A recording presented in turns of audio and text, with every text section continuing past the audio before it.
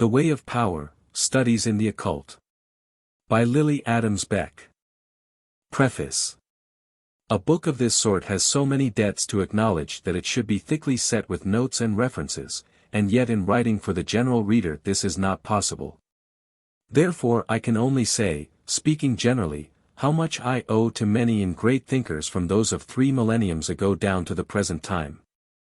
I am often asked to recommend books on these subjects, but it is difficult to do so, for with regard to many of the Indian thinkers on whom so much depends their invaluable writings, even when translated, are hampered with Sanskrit terms very difficult for those in use to them, and modern writers sometimes assume more patience and perhaps knowledge than the average man with all the preoccupations of life has time to possess. Yet he may wish to know. This book is therefore an effort to interpret, to suggest, and no one knows better than myself what a contracted statement it is of what a great subject. Yet I venture to hope there are those to whom my experiences and conclusions, as I felt my way, may be of the same value that they have been to myself. And this is why I have stated them in a detail which may be misunderstood as egoism. L. Adams Beck. E. Barrington. How do you find this book? Any thoughts about the book or the author? Any suggestion for improvement? Please take a moment to share your thoughts in a comment. If you like it, share it with your friends who might enjoy it as well. Subscribe to keep in touch. Visit CompleteAudiobooks.com for more quality content. Chapter 1. The occult of today is the science of tomorrow. I have chosen this motto for my book relating to the occult. For it is an attempt to describe the, at first, very small experiences and knowledge which led me to see the reality of the true occult world lying like an almost uncharted country behind the thick jungle of fraud and charlatanry. And which have led me also to state in comparative detail what I found on my journey and the conclusions it compelled. I use the illustration of going through the looking glass for 2 excellent reasons. Firstly, everyone knows that remarkable story of Alice, dear to 2 or 3 generations, and how she passed through the looking glass to the queer upside-down sort of country behind it. Secondly, few people realize that the book is a wonderful parable of how you can get through the mere reflections of things into the reality behind them if only you know the way. Carroll, who was a great mathematician, knew of the undiscovered country from that point of view. I found a very different road, and as a matter of fact there are almost as many roads as there are people. The country behind the looking glass, generally called the occult world, is reality, and the daily world we live in is shadowland, though the reflections look so hard and bright and real that they take most of us in. The world is a great mirror. A man sees himself in it as the foremost figure, and around him the persons and things which make his surroundings. The Japanese have called it the mirror of the passing show, an uncommonly good name. Seeing it with our eyes we take this reflection for reality and are quite content to believe our senses and go comfortably or uncomfortably on our way. Very few people know what blind feelers the 5 senses are: feeble, faulty, mistaken, and yet, until we know better, our only means of approach to anything outside the prison of ourselves. We pity a blind, deaf, dumb man, but are much in the same case ourselves. It is only a question of degree, and the microscope, telephone, and so forth carry us a few steps farther into the dark. They are simply extensions. That is what makes the occult world so amazingly interesting. We see, no longer blinded by our eyes. And hear, no longer deafened by our ears. Which is distinctly good business in such a fascinating universe. Like others, I lived in perfect satisfaction with the gay ordinary reflections in the looking-glass world until the first doubt overtook me in childhood. My mother, who had trained me to be perfectly fearless in matters of the imagination, told me a strange experience which had befallen her and her sisters, and it set me thinking. Her father owned many ships. A little dance was to be given, and she and her sister were practicing some dance music 2 evenings before, with a 3rd sister to turn the leaves, 3 happy girls. The drawing room was a very large one with dividing folding doors thrown back. As they played, the standing sister suddenly caught my mother's hands and the tune crashed in discord. Leaning round the folding door was a man roughly dressed in a thick short coat. He called out authoritatively, "Stop the music," and, as they thought, drew back behind the folding doors and was gone. I should explain that only 2 of the 3 saw. One saw nothing, which is curious but not unusual in such cases. 2 saw and heard. My mother said that no thought of what is called the supernatural struck them, but they were frightened because a strange sudden man in the house when it is shut up for the night is not altogether a pleasant visitation. Still, it might have been someone to see their father on business. The 3 rushed into the dining room with their tale, and behold, their father was dozing in his armchair at the head of the empty table after dinner, his glass of punch beside him. When the house was searched and nothing found, they could not explain the man, though they could not dismiss him from their minds, and the dance arrangements went on until next evening. Then, as again they were rattling off their music, came interruption. My grandfather put his head round the folding doors exactly as the stranger had done. "Stop the music," he said. "One of the ships has gone down with all hands. There can be no dance tomorrow." The man they had seen sounded, he thought, very like the captain of the lost ship. They could get no nearer to a clue, but the thing was as certain to the 2 from whom I heard it as the sight of each other. Now when one hears a personal experience like this from people one knows do not lie, it is either dismissed as hallucination, or makes an impression coloring all opinion. I turned it over and over in a very young mind and accepted it as what people called a ghost, but that did not last. A ghost is only a symptom. Why did ghosts come to some people and not to others? And, if they came at all, from where and for what purpose? Was their country far or near? I had no fear, but deep curiosity, and from that moment knew that the shining surface of the mirror of the world may be jarred by quite other reflections than those one reckons on. But the question in my mind was, where do they come from? Is there another world beside this which is their domain? Even then, I did not think this covered all the ground. My next experience, a personal one, was startling. My grandmother was strongly clairvoyant. Though I did not even know the word then, I knew that when she dreamed a thing it had an odd way of coming true, and always in the disagreeable things no one likes to face. In particular, she had an ominous recurrent dream which was followed by the unpleasant as surely as a dog follows his master. I hated that dream, but set it down to some crank in grandmothers from which young people had nothing to fear. It coincided more or less. That was all, but it had a kind of interest difficult to escape. I was very young and in the rather conceitedly skeptical stage of that youth of whom the great master of Trinity, Cambridge, remarked, "We are none of us infallible, not even the youngest of us." However, one morning she came down to breakfast with a very grave face and began at once. "A very curious thing happened last night." "No, not a dream. I was awake, and I saw in my room a tall man in a turban and a sort of robe. He knocked 3 times on the wall. I saw him do it, and somehow I knew it meant the 3-syllabled name of a place and that some terrible misfortune had happened there. Mark my words, we shall hear something from Bermuda.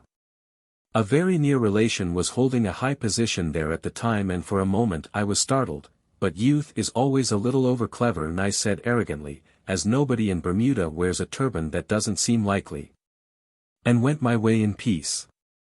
She said no more, and letters came from Bermuda and all was well and I triumphed. But we had not done with the gods. At the earliest possible moment news came that her nephew, a young officer in the army, loved by her as a son, had been stabbed to death in the bazaar at Kandahar by an Indian lunatic. The man, who had apparently never seen him before, came up behind and drove a knife deep down between his shoulders, and so an end. Then indeed I began to think, for I had known my cousin well. He was a real person to me, and here was a thing done before my eyes. How had this strange message fled overseas from India, for the time matched? Why had it not come to his mother? Why had my grandmother misread it? Why, when my cousin had been promoted and we all were glad, had that news come in a slow letter? Why had the murderer, for it seemed it must be he, announced it to a woman he had never heard of? Then there must be some natural affinity with misfortune in this mysterious kind of intelligence. And had God or the devil anything to do with it? And what good did it do? Youth can think when it chooses, and no answer given by the elders to the questions I propounded met the facts to my satisfaction. They didn't know. They retired on coincidence, but I reflected that a world where such coincidences happen would really be such a miracle in itself that it only brought the difficulty a step nearer. And again when, not long after, another case happened which I could verify, the mother of a sailor hearing his voice crying for help. And finding that that night his boat had been overturned on the way to his ship and his life all but lost, it was clear to me that behind the well-polished mirror into which we all look for our impressions of the world was a dark hinterland where very strange forces played or worked on lines of their own. Having no relation at all to anything we know, and yet with a queer wireless which they used with people whose aerials were ready to tune in. How and why? But I called it the private telegraph wire, for wireless had not yet been reflected on the mirror of the passing show the world we lived in. So then I began to read hungrily, untiringly, and for years such books as those of Podmore, Myers, Flammarion, and many more, the adventures and experiments of Sir William Crookes and the leading men of the Society for Psychical Research in England, deserving special mention because they were so flawlessly honest and possessed by the desire for truth. They led me gradually into divergent paths, the magic of the ancient world and of the medieval times, and still I got no light. The more I studied the subject, the more impossible seemed any theory that the spirits of the dead should return to communicate with the living for the purpose of uttering the platitudes attributed to them.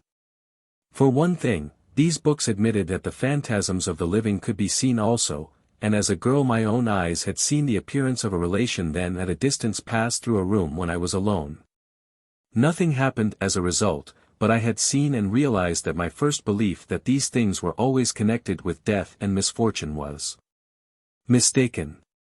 And as to any instruction from departed spirits worth the paper it is written on, from that day to this I have never heard of or read any remark from a supposed departed spirit which is not platitude pure and simple.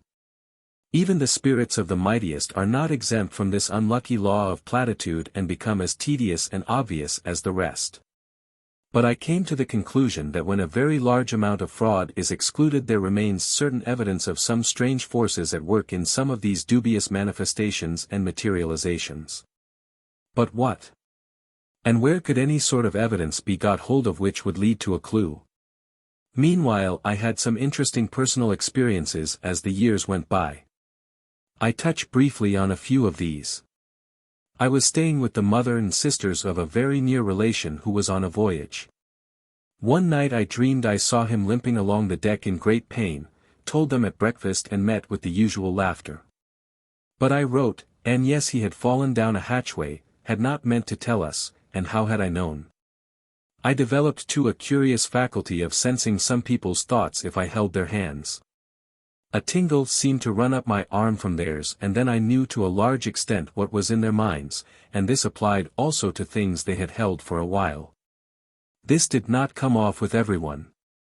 There had to be some underlying connecting force, and one might find that in a stranger and miss it in people of one's own blood. It was interesting, but I gave it up very soon, for physically it was wearying and I dislike playing about with forces I do not understand. At the entreaty of a friend now dead I attended one séance, saw what was considered an extremely fine program of materializations, voices, and so forth, heard the usual explanations, recognized glimpses of the unknown force. But that approach I considered neither scientific nor spiritual. A good deal of it seemed grotesque. I never went to another. There were things I could not explain, but it carried no conviction whatever and the semi-religious flavor was unpleasant. But still, behind all these changing scenes lay the belief in power, uncharted, misunderstood, played with, but power. And such experiences brushed me here and there with passing wings as if on their own errands and left me startled but ignorant. Then on a day very memorable for myself I stumbled on books relating to the thought of Asia, but especially India. But does one ever stumble? Is not everything that befalls a man the direct, inevitable result of his own deeds and thoughts? I read in astonishment, realizing that here was a nation which had made what we call, the other world, its chief and engrossing study. In other words, the wise and great among the Indian people moved with ease in the mysterious world behind the looking glass and found it so much more interesting than the mirror of the passing show that they really concerned themselves very little with the latter and gave its prizes the go-by. They had for 3,000 years and more devoted themselves to the study of the soul and its powers as, let us say, the Western nations have devoted themselves to the literature of love. And they had done this to the exclusion of the dreams and delights which tempt us in the West and engross us in that polished surface reflecting us and our doings in home and mart as the be-all and end-all. Until we never dream that anything lies behind the looking glass which can interest or concern us. And that belief is the state of mind called by wise men materialism, and when it possesses a nation it points straight down the road to national and individual ruin. Then for the first time I began to see glimpses of light on the horizon. For I saw that these Indian people spoke of a law which could be tested and followed and that the occult, like all the rest of the universe may have its being within the limits of law. Their book said, yes, there are mighty forces at work all round us, and by obeying certain rules some of us know how to bend them and make them obedient. When you understand how to make the wheels go round, then these things are no more wonderful than telegraphy. As a matter of fact there is nothing supernatural. There are only things which don't happen commonly because the rules are not known. Here was an astonishing thought to meet at large. I resolved to begin at the beginning and study some of their doings before I probed their reason. Fate threw in my way a connection by marriage, a naval man, who on board his ship at Bombay had had a visit from a wandering Hindu who offered to show a sight the sahibs could never have seen before. He agreed, and standing a great brass vessel of water on the deck the man stood off at a great distance and in the sight of many people beckoned. And the water rose snake-like in the jar and crept over the edge and slipped down the side a bright snake of water, and so along the deck until he halted it with a sign, released it with a beckon. And so on until it crept to his feet and there dissolved into a pool of common water, leaving the jar empty. I asked, how did you explain it, and the captain answered, I couldn't. It couldn't have happened, but all the same he made a lot of us see it. But that kind of mass hypnotism could be almost as wonderful as the reality, I suggested. A really terrible power for good or ill. And besides you saw the empty jar. What about that? He laughed and gave it up. But I pondered. What was the law? My own turn came to go to India, not credulous at all in the ordinary sense of the word, quite prepared to meet with fraud and the sleight-of-hand man. But still confident that behind the looking glass lies the world where things happen not at all according to our logic but on a very different logic of its own. You can see that in the brilliant, through the looking glass. First comes the punishment, then the crime. The White Queen begins to scream and cuts her finger afterwards, and the part may be greater than the whole. I saw that our little maxims end with the looking glass and have no currency behind it, that it has its laws. There was at one of the most sacred towns a man who was said to perform the mango trick extremely well, and we invited him to sit on the veranda of the little hotel and there, under my very eyes, to show his skill.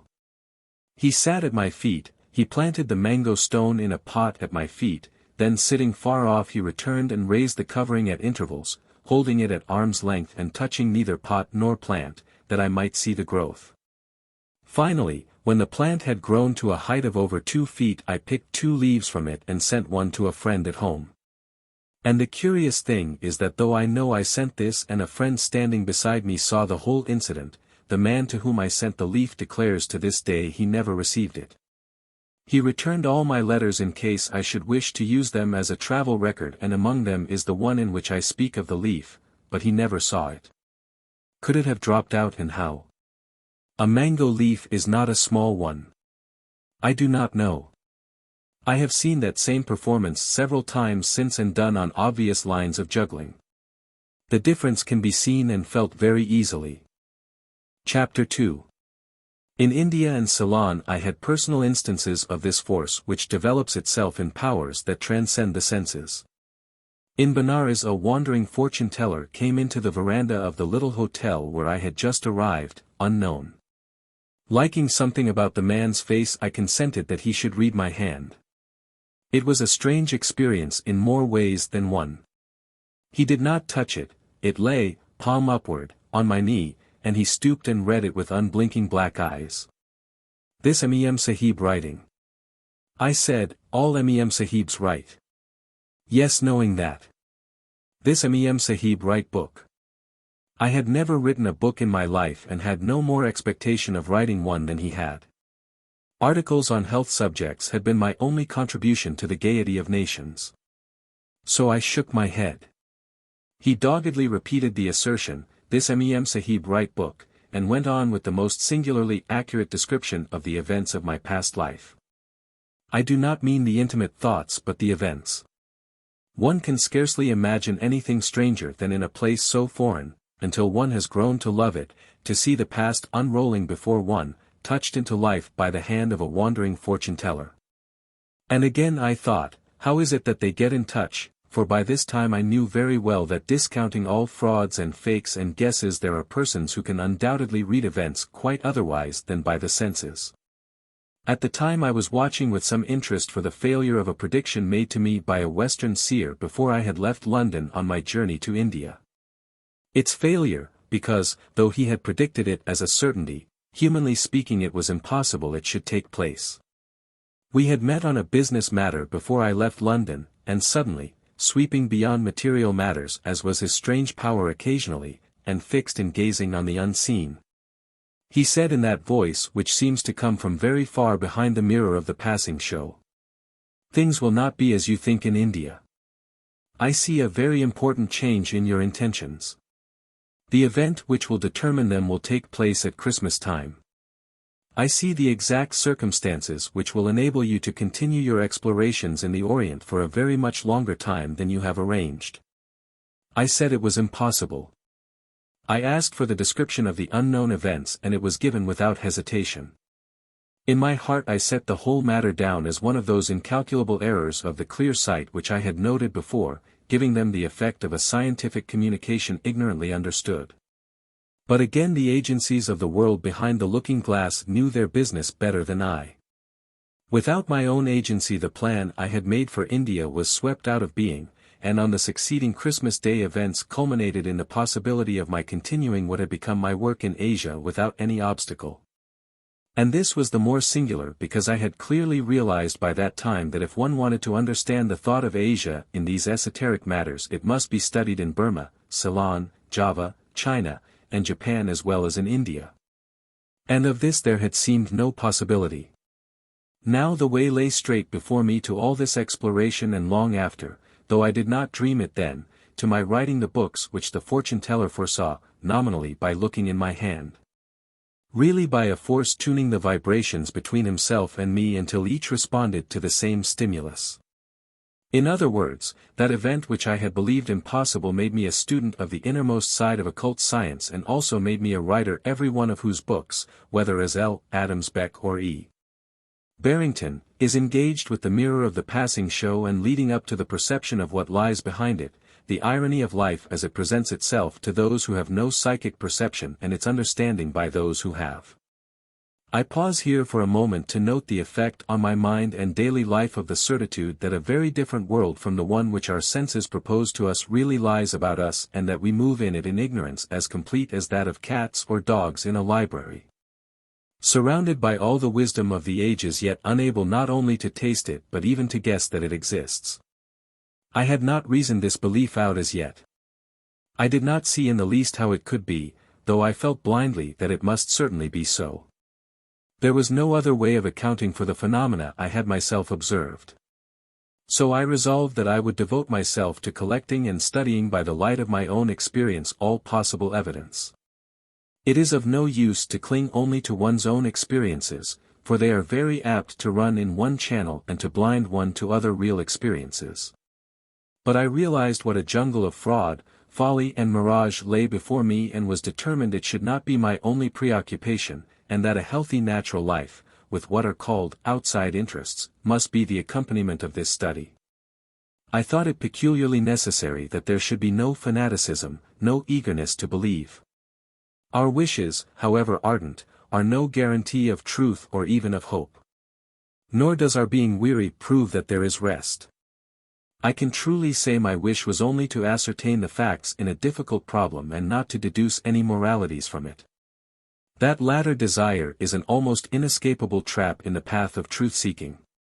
But I saw that one must read, mark, learn, and inwardly digest with keen alertness of brain in a something beyond, which as yet I did not understand. Thus I had no axe to grind. I did not wish at all to assure myself of immortality or to console anyone else by promising it to him. I was by no means sure from Western teachings as to immortality that any sensible person need desire it, and though I believe in it now it is on very different grounds. Thus my attitude was much the same as when, a child, I studied Euclidean geometry. It was a fascinating game.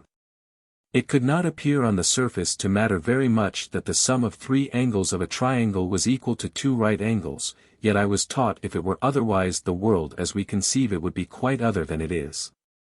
Might not something of the same be argued of what interested me now? I still think this was a fortunate attitude for beginning my investigation, though I now know that more is needed at a later stage. But I certainly thought that if I could trace these facts to their source some conclusions as to life and death would need revision, and that the logical conclusions accepted as basic facts might be thrown seriously out of gear. Though how I could not tell. It was clear that many people who possess these powers in a small way use them quite carelessly and indeed unconsciously.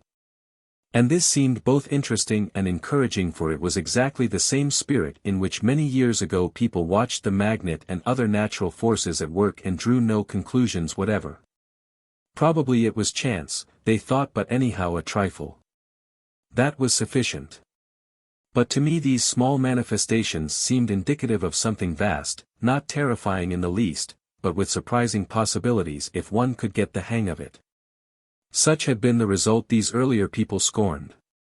So I began to collect evidence from the people with whom I came in contact in India and resolved that this should be my special study, little foreseeing to what conclusions it would lead me. And here I must mention another factor which I believe has a most important bearing on these problems, though many people will laugh the suggestion to scorn. Early in life instinct had pushed me to the relinquishing of many foods in common use among them, meat of all sorts, fish, soups, puddings, cakes, richly flavored foods and such drinks as tea, coffee, cocoa, and of course anything alcoholic. I find it difficult to say whether this instinct is a cause or effect of what I will call the psychic temperament. It may be a little of both. I believe now that the tendency occurs at a certain stage of development in psychic evolution and has some strongly marked results. Be that as it may, it will be found that in India, which may be regarded as the very fountainhead of the cities or occult powers, it is thought a necessity for the serious student that the foods should consist of the simplest and the most natural things that can be had, and the less cooking the better. For myself, for many years I have lived upon fruit, salads, cheese, eggs, and milk or water with or without fruit juice as drinks, and I sincerely believe that this simplicity of life has helped me enormously physically, intellectually, and in spiritual perception. And I may say this with more courage because to bring the body to heal is the counsel of all the highest forms of religious belief. I own I am a little inclined to doubt the perception of those who profess to be authorities in matters psychic and spiritual and yet drug themselves with substances which cloud the brain and body. The subconscious self is independent of brain sight, I know, but yet the body and brain are instruments through which we are obliged to register the conclusions of the subconscious, and for excellent reasons.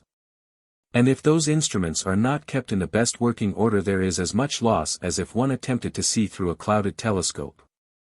I regard the simplest forms of living as being undoubtedly best for the health of the body and therefore necessary for the brain, which is the registering instrument of the psyche in us.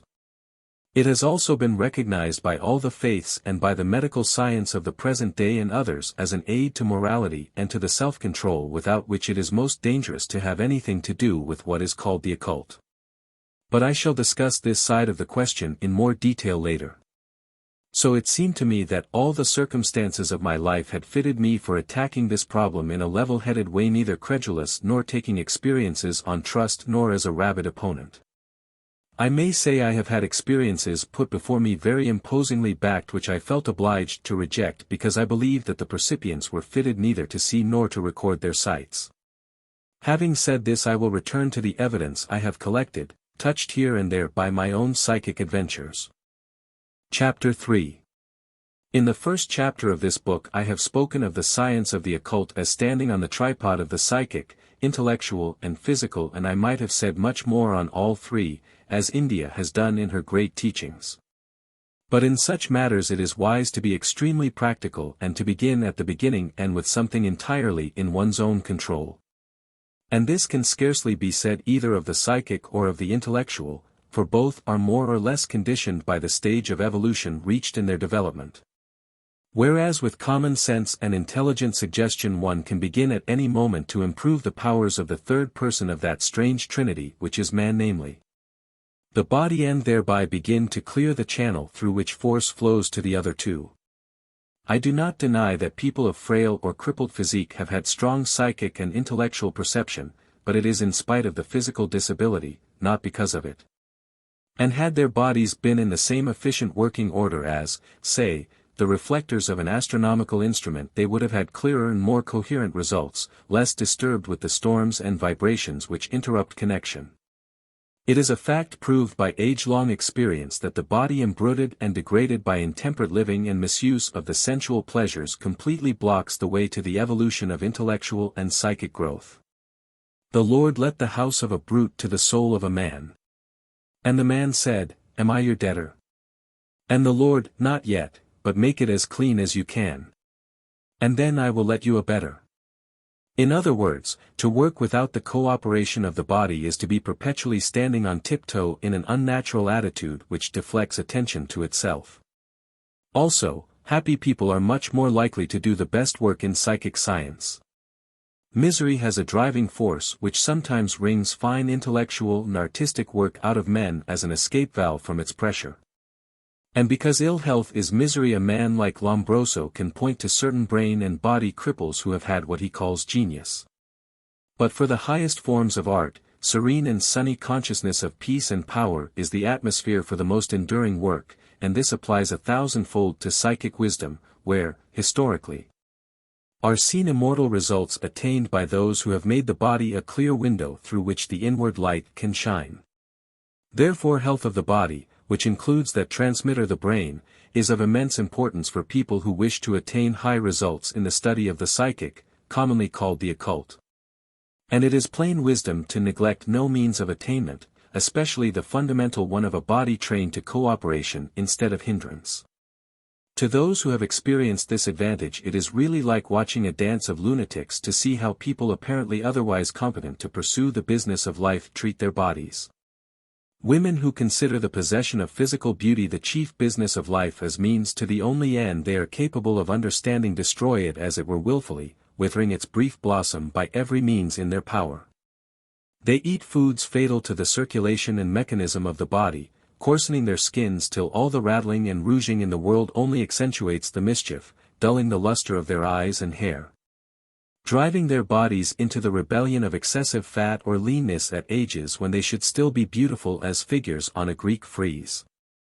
Men to whom pellucid clearness of brain is wealth or power, vital to all their hopes and interests, cloud it with nicotine and alcohol, darken it with gross and mistaken feeding. Since the brain is part of the body and the nervous system is the first to cry out against such usage, one may safely say that men and women suffering from the results of such folly are very ill qualified to run the world's business.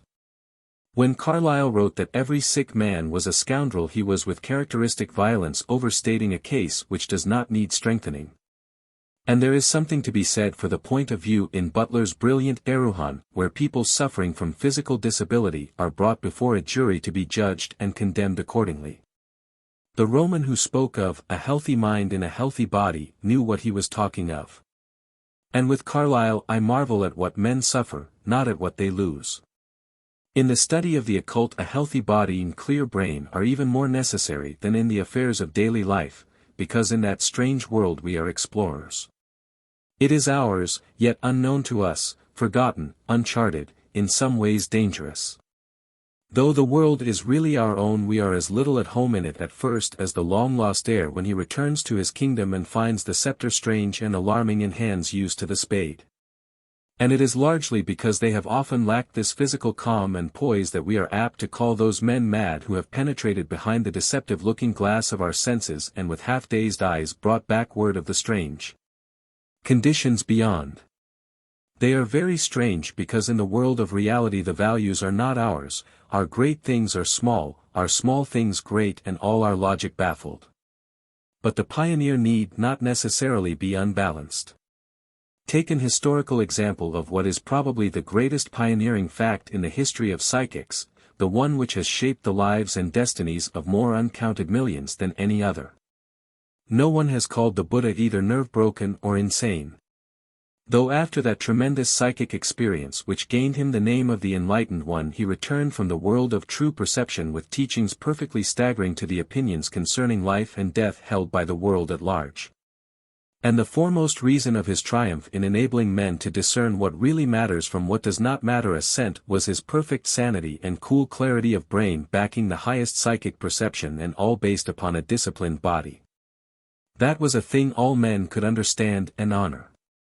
He had tried luxury and had renounced its poisons. He had tried a cruel asceticism and had cast aside its follies, and so experienced he taught a wise temperance that the body attaining perfect poise may not thrust its revolt in the face of the spirit. According to his doctrine the psychic powers are sooner or later within the reach of every man who follows a certain plainly defined path. They come as inevitably and normally as breathing, but like all other powers are to be used with caution and wisdom and by no means as a show-off or an end in themselves. This wisdom he had learned from the ancient Indian teaching and his own great experience. It is the art of seeing life steadily and whole both within and outside the perception of our physical senses, and it cannot be completely mastered until the subjugation and cooperation of the body are made part of the coherent scheme of things. Real life cannot be treated as a thing of little colored patches. It must be seen in its entirety. I know that to acquire a perfectly working circulation of the blood and mastered appetites may seem a lowly beginning for a great quest, but there is an Indian parable which illustrates the value of the infinitely little.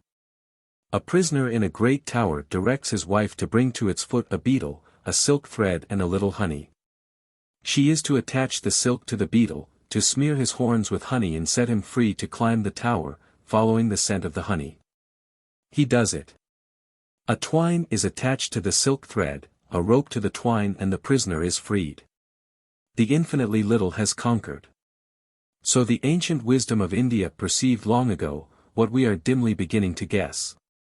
That if a man desires to storm the strange world of psychic attainment safely he must lay his foundations on the earth as he sees it and make the body his cooperator and not his trampled or pampered slave. For, as says one of the greatest of the ancient books, he who fasts and he who eats too much, he who does not sleep and he who sleeps too much, he who works too much and he who does not work, none of these can be adepts. In other words, one cannot acquire discrimination, insight and instinct without making a scientific study of the means to that end. I gained the beginning of this knowledge by experience years before I knew anything of the way charted out in Asia. Fortunately for myself I suffered in youth from violent headaches which obliged me to consider whether there was no means of escape from facing life with such a miserable handicap. Doctors failed in finding their cause or cure, and at last I resolved I would give up one food after another in hope of tracking down the offender. I did this and have never had a trace of headache from that day to this, though with as many opportunities for it as most people can boast of. I was groping blindly for escape from bodily suffering and had not the faintest notion that this change would influence my life psychically and intellectually. It would be handsomer if I could say I had done it from the most exalted motives. But it is perhaps more impressive as showing the colorless and impassive action of law in these matters that such a very ordinary impulse should lead one into such unforeseen paths. For when I came in touch later with the wisdom of the Orient I knew that by a very little hole I had crept in through the thorny hedge that guards the ancient wisdom. It was a tiny beginning, but a beginning. I do not say for a moment that the world of true wonders lies open before one who has so entered. Life is not like that in any of its spheres. Physically, intellectually and psychically it is always a case of evolution, and in evolution you cannot jump any of the links. I will try to tell as simply and truly as I can exactly what the process seemed to me to be as it worked itself out. First there was the relief from a crippling disability. That is always joy. Indeed it has been said there is no joy in the world so great as the relief from suffering, which though it may be an exaggerated statement represents a common experience. I knew at once that a problem was solved and had left me free to grapple with others, and realizing that the body is like a boat obedient to the rudder I had a passionate desire to see how much could be done with it by wise steering. It was more difficult then than now because within the last few years the doctors have begun to pay some attention to the preventive aspects of disease and one can have advice. For me it was a case of pioneering, but I did not turn back for a moment. Here I may be asked what I did. I gave up in one gesture, so to speak, meat of every kind, including poultry and fish. I also surrendered tea, coffee, and cocoa. Alcoholic drinks I had never used. I was ignorant that this sudden change of habit was a risk and it did not hurt me, but I should always advise against any but a very gradual change. For a time I lived on cooked vegetables, much cereal, and an abundance of milk, a mistaken diet though infinitely better than the one I had left. But gradually the mysterious wisdom of the body asserted itself and I evolved a diet of raw fruit, salads, nuts, a little cheese, eggs not abundantly used, and for drinks water and sometimes milk. Everyone cannot take milk, so I may mention that with lemon juice dropped into it and stirred while dropping, in the proportion of about half a lemon to a tumbler of milk, it is a very refreshing and digestible drink. I took very little cereal, and gave up cakes, puddings, pastries and all sugared foods, and I have lived ever since in this way, eating only 2 or 3 times a day and never between meals. I tried twice in view of going to a country where it is dangerous to eat salads to substitute a little fish, but it was such a failure from every point of view that I gave it up. I may say I have no use for the so-called simple feeding, which demands all sorts of meatless dishes, elaborately cooked, and continues the drugs of tea and coffee. It is better to get down to bedrock if you really want to make a success, and one gets to like these simple foods so much as to think it strange that everyone is not content with them. And now I will say what these did for me. I had rather an inclination to overweight. That disappeared and I touched the normal weight for my height and have kept to it. With this carnactivity and energy of mind and body which have never left me. I had been a little inclined to drowsy and lethargic reverie. Doing now became more interesting, but it was doing with a clear purpose ahead, for I realized that I was gaining weapons and sharpening them for the adventure of life. My circulation was clear. I no longer suffered from cold hands and feet, and instead of pallor, developed a healthy color. I noticed that even my hair gathered luster, as one may see a sick dog's rough and staring coat smooth itself and shine, with wise treatment. I could walk distances almost incredible when I remembered how the least fatigue had ended formerly in sick headache. The next result was that I began to realize in natural sequence that though cutting out certain food poisons is the foundation stone of the palace of health, the building asks for such tools as right exercise, right breathing, right use of hot and cold water for drinking and baths, pure air and sunshine, and all these things I studied and practiced patiently and for a while believed this bodily health was all that mattered for life. That was natural, for I saw clearly the instant advantage it gave over people who had not sufficiently grasped its value to make sacrifices for it, sacrifices which one can afford to laugh at in view of the gain.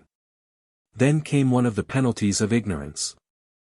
I lost strength and discovered I had been living on capital instead of income. In other words, I had not been eating the necessary ration of the tissue-forming foods. This may sometimes be an excellent beginning, for it runs off the poisons accumulated by wrong feeding, but it is always risky and should be closely watched. So it became necessary to take the thing as a serious study that I might understand food values and their relation to sedentary and active occupations. All this can be done for one now, but I have never regretted that I had to work through it myself. The knowledge was driven in and has been most useful. I recovered strength in a few weeks and then had the luck of meeting a famous doctor, now dead, who blazed a trail for many through the jungle of ignorance in such matters. With his help I cleared up the only remaining difficulty, that of suiting generalities to my own especial needs, a question always important in every diet. I achieved that and had no further difficulties. I fear all this sounds very egotistical, but I have been asked to give details in case they should be useful to others. Having now a fixed center to work from, I had leisure to notice what a surprising change was taking place in my intellectual equipment. I could measure that growth almost daily also. First, in my memory. That had always been good, but now it became unusual, and I noticed it was growing by a process which I called inward sight. That is to say, I saw things rather than remembered them in the ordinary way, and just as when one knows a place the picture is hung once and for all for reference in one's brain. So with anything that interested me. I had not to call anything to mind. It was as it were flashed upon me the instant I needed it, like a vision. I memorized nothing, but it was always there when I wanted it. And to this day this is so true that I write a whole historical story without doing much more than verify my references and seldom find them mistaken. Perhaps this may be a more common case than I think, but it is a very useful thing, and from another aspect provides me with what I call a traveling library of prose and poetry, which I have not memorized but which is always there for use or pleasure. I see a book as a picture, see the printed page and the very paragraphs, and can then repeat almost anything I have liked, whether for use or for pleasure, things practical as well as things beautiful, if there is a distinction. And this includes the spoken word. This was the first thing that made the question of clairvoyance clear to me. Memory. I said to myself, if what we call the past can be instantly present to one by inward sight, whether intellectually or in the perfect vision of memory, calling up and transporting one to a place trodden no more by one's earthly feet, why may not this strange faculty of presentment stretch forward also into what we call the future and present it as clearly to those who have developed along that line? To memory time and distance offer no barriers. Why may it not work forward as well as backward? The contra-argument will be, because you have not yet seen the things which are to happen. The impression is not yet made on the brain. But what of foretelling dreams and prophecies, with which I might fill this article?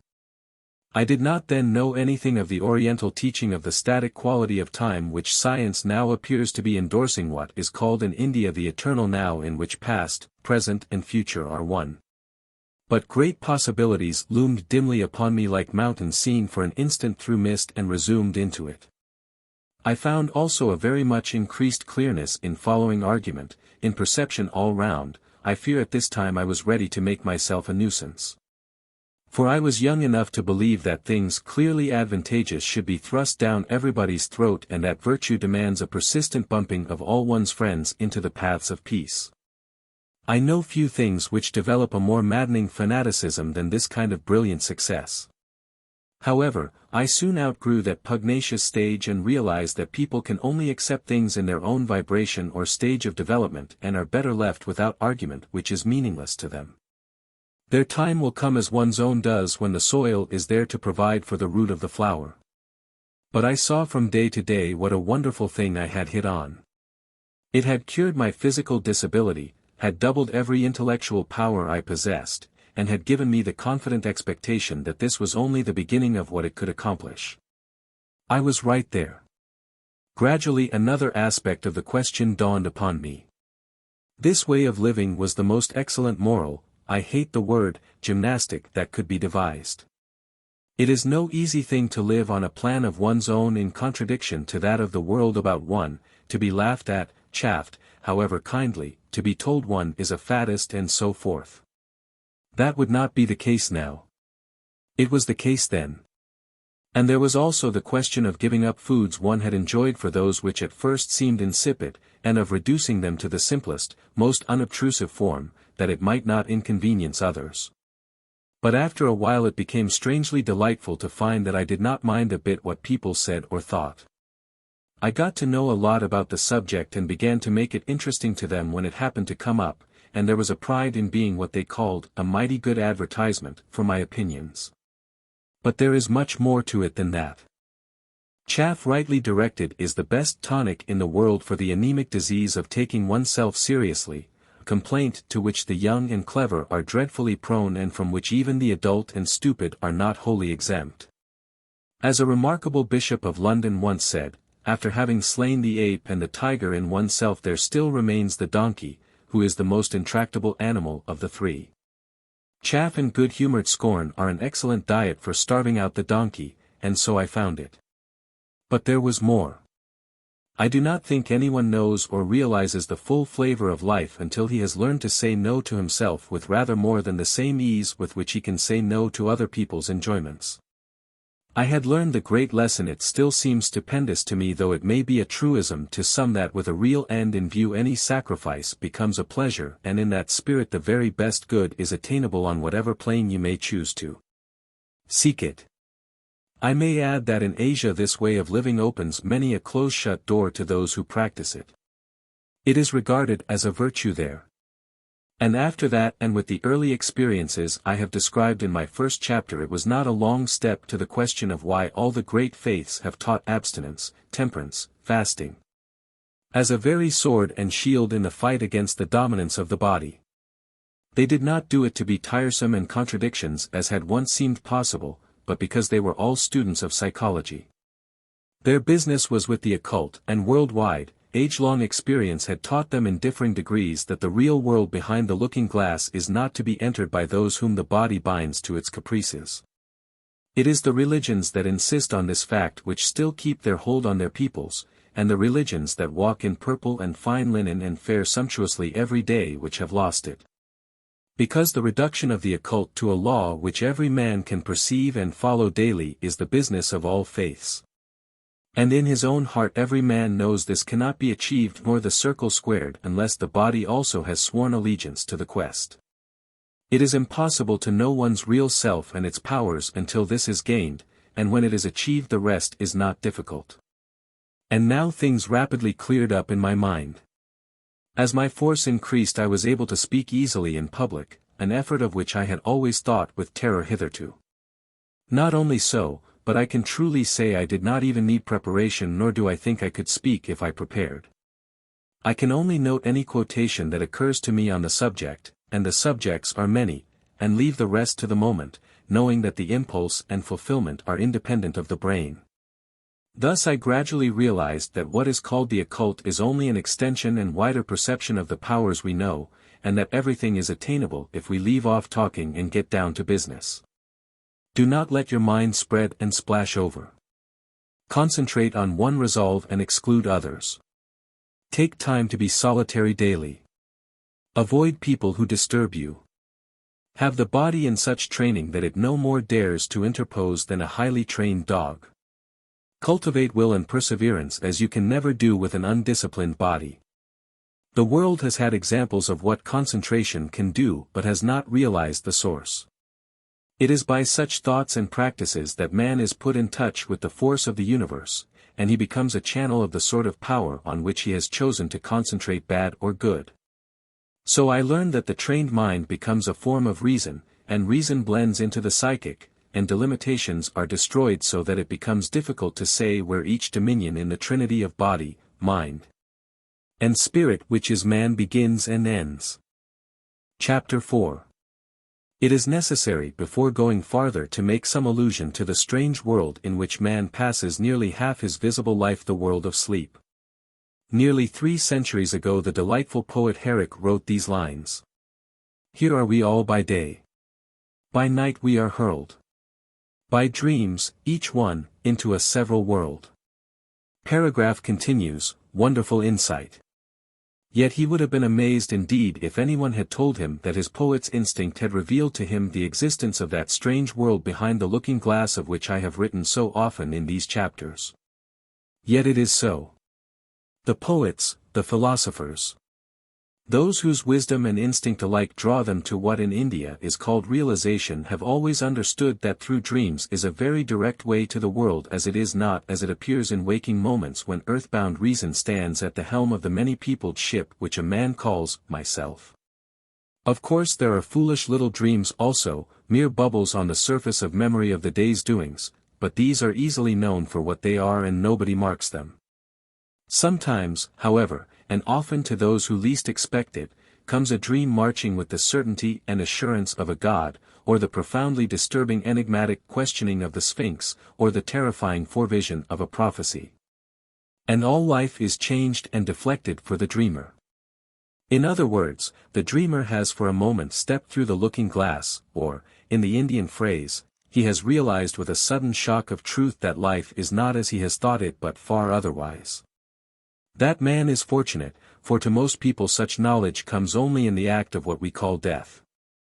It may then be guessed by the look of helpless surrender, of awful recognition on the faces of the dying as their true selves look into their hearts. Very happy are those who have seen glimpses already through the eyes of death's younger brother, sleep. And this is one of the many reasons why some knowledge of the world of dreams is desirable. So strongly were the Greeks impressed with the haunting mystery of this state of consciousness that they offered divine honors to the triad of brothers, Hypnos, Oniros, Thanatos, or sleep, dream, and death. And looking upon their dark brooding faces yearned for the knowledge to which each is in turn a gateway. One of my own first steps through the looking glass of early perception into the true world behind it was in the revelation of a dream. I can tell it only in part, and it is inherent in the mystic nature of dreams that they can never carry the conviction to others that they do to oneself. That is inevitable, springing as they do from roots deep set in long past experiences of personality. I was going on a very long journey, full of doubts and loneliness, leaving much behind. It was hard to go. I think death must have that same bitterness on the cup's edge from which all must drink excepting those who know that death is nothing a mere link and by no means the most important in the chain of psychic evolution. But one night far out at sea, a dream came walking the water.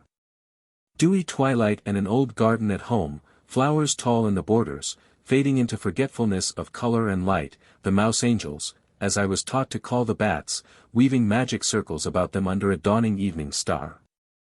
So far, all familiar, but in the shadows a personality not to be bound in any earthly words I know, unseen but in the deepest sense of the word absorbing my being into what was far beyond my understanding. I found myself, it was long ago, pleading for the right to grief.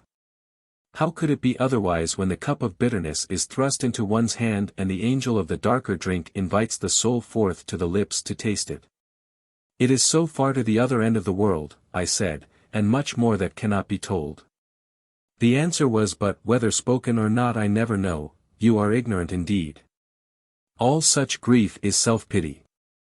And furthermore in the real world there is no far or near only states of mind. Step out from it into the light. Even here, when you know a very little, everything is just round the corner. If you try with all your might you cannot lose touch when you know the truth. Everything is here and now. And suddenly I knew, and the shock of delight which woke me forever destroyed in me the fetters of far and near, or any vestige of belief in parting made by time, distance or death. There was more than that, and how conveyed I cannot tell for I despair of repeating the assurance which freed me from one of the most painful maladies of ignorance. India has always recognized three planes of consciousness connected with sleep, waking, dreaming, and deep sleep. The first they class as the gross, the second as the subtle, the third as the pure. From deep sleep are brought back the incommunicable dreams often completely forgotten by oneself which bring us in touch with the eternal self. The subtle states of consciousness with the one hand lull and numb the obstinate perception of the senses and with the other free that huge submerged subconscious self. In relation to which man's everyday consciousness has been compared with the vastness of the submerged area of an iceberg in comparison with that part which appears above the surface. When this takes place many very singular things may and do happen. Men may easily remember acts and scenes of experiences in former lives. Not infrequently the strangest, most educative type of dream springs from this source, and it should be regarded with deep interest for obvious reasons.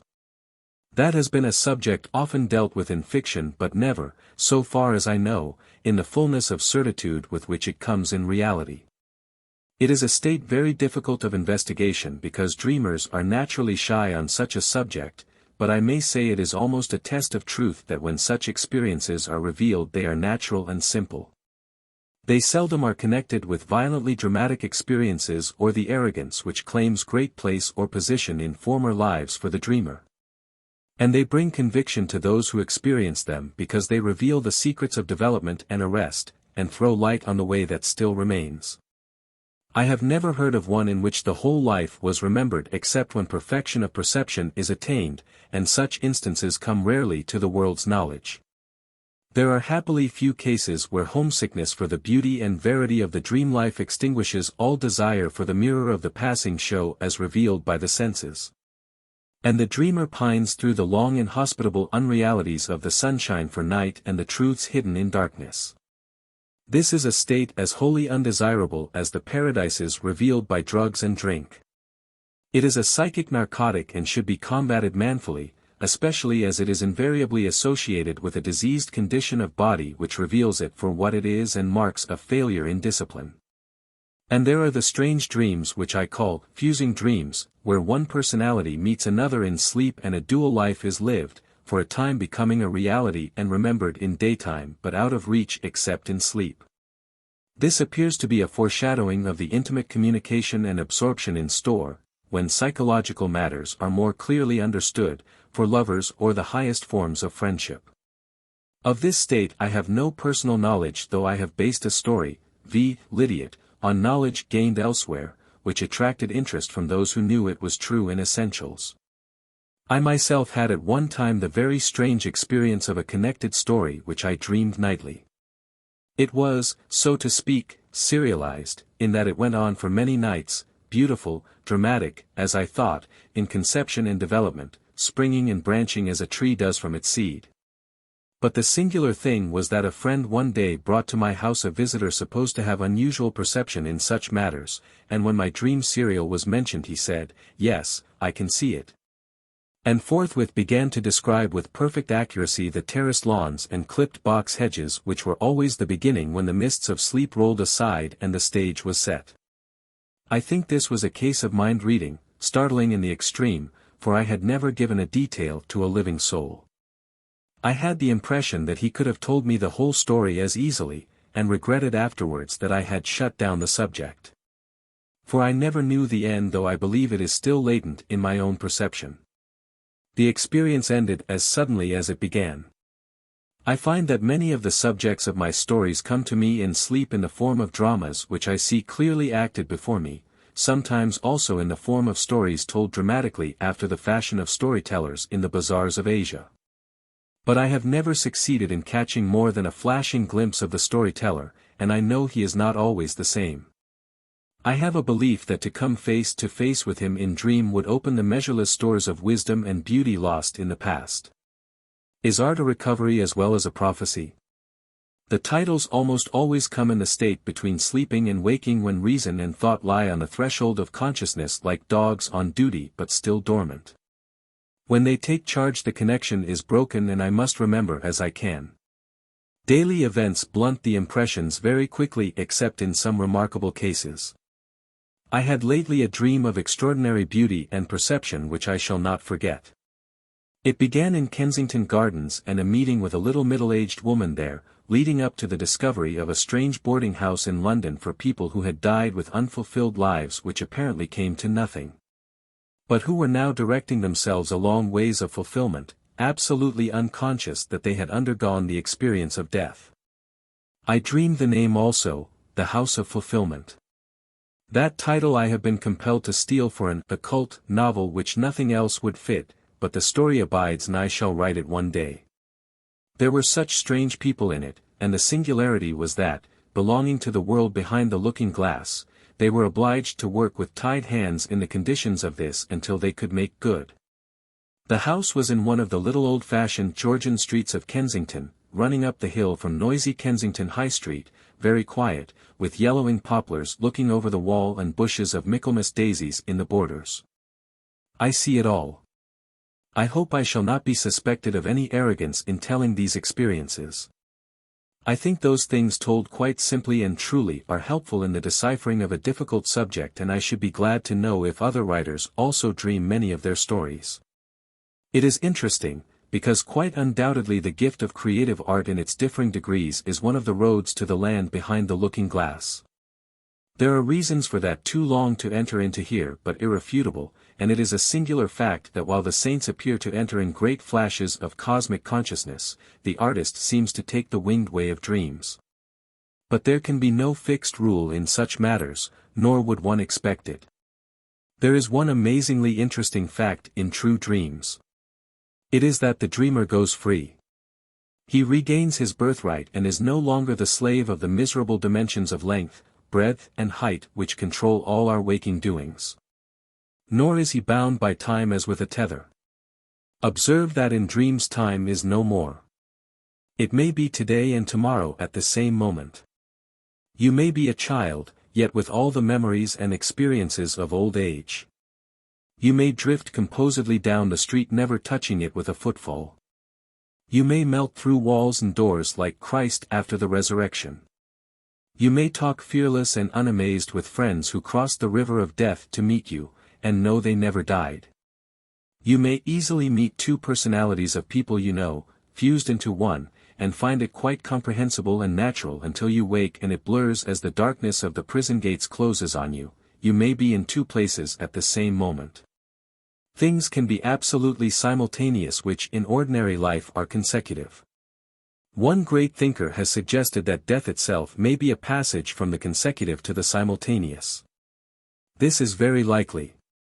He had had in dreams a glimpse into the world behind the looking glass. Profoundly beautiful subconscious revelations sometimes take place in dreams. Here is one which carries a meaning not negligible. I knew two men who had once been close friends. The one had done the other a terrible injury and its consequences had completely estranged them.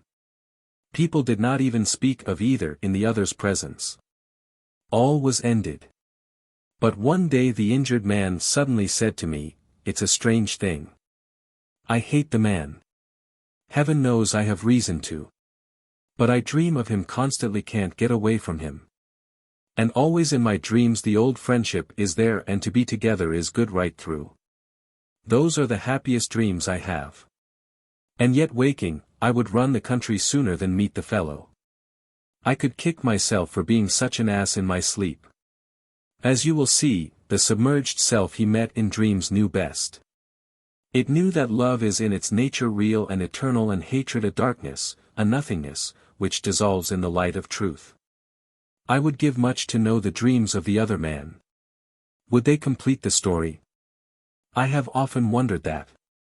The first was, at all events, compelled in the dream world to reality.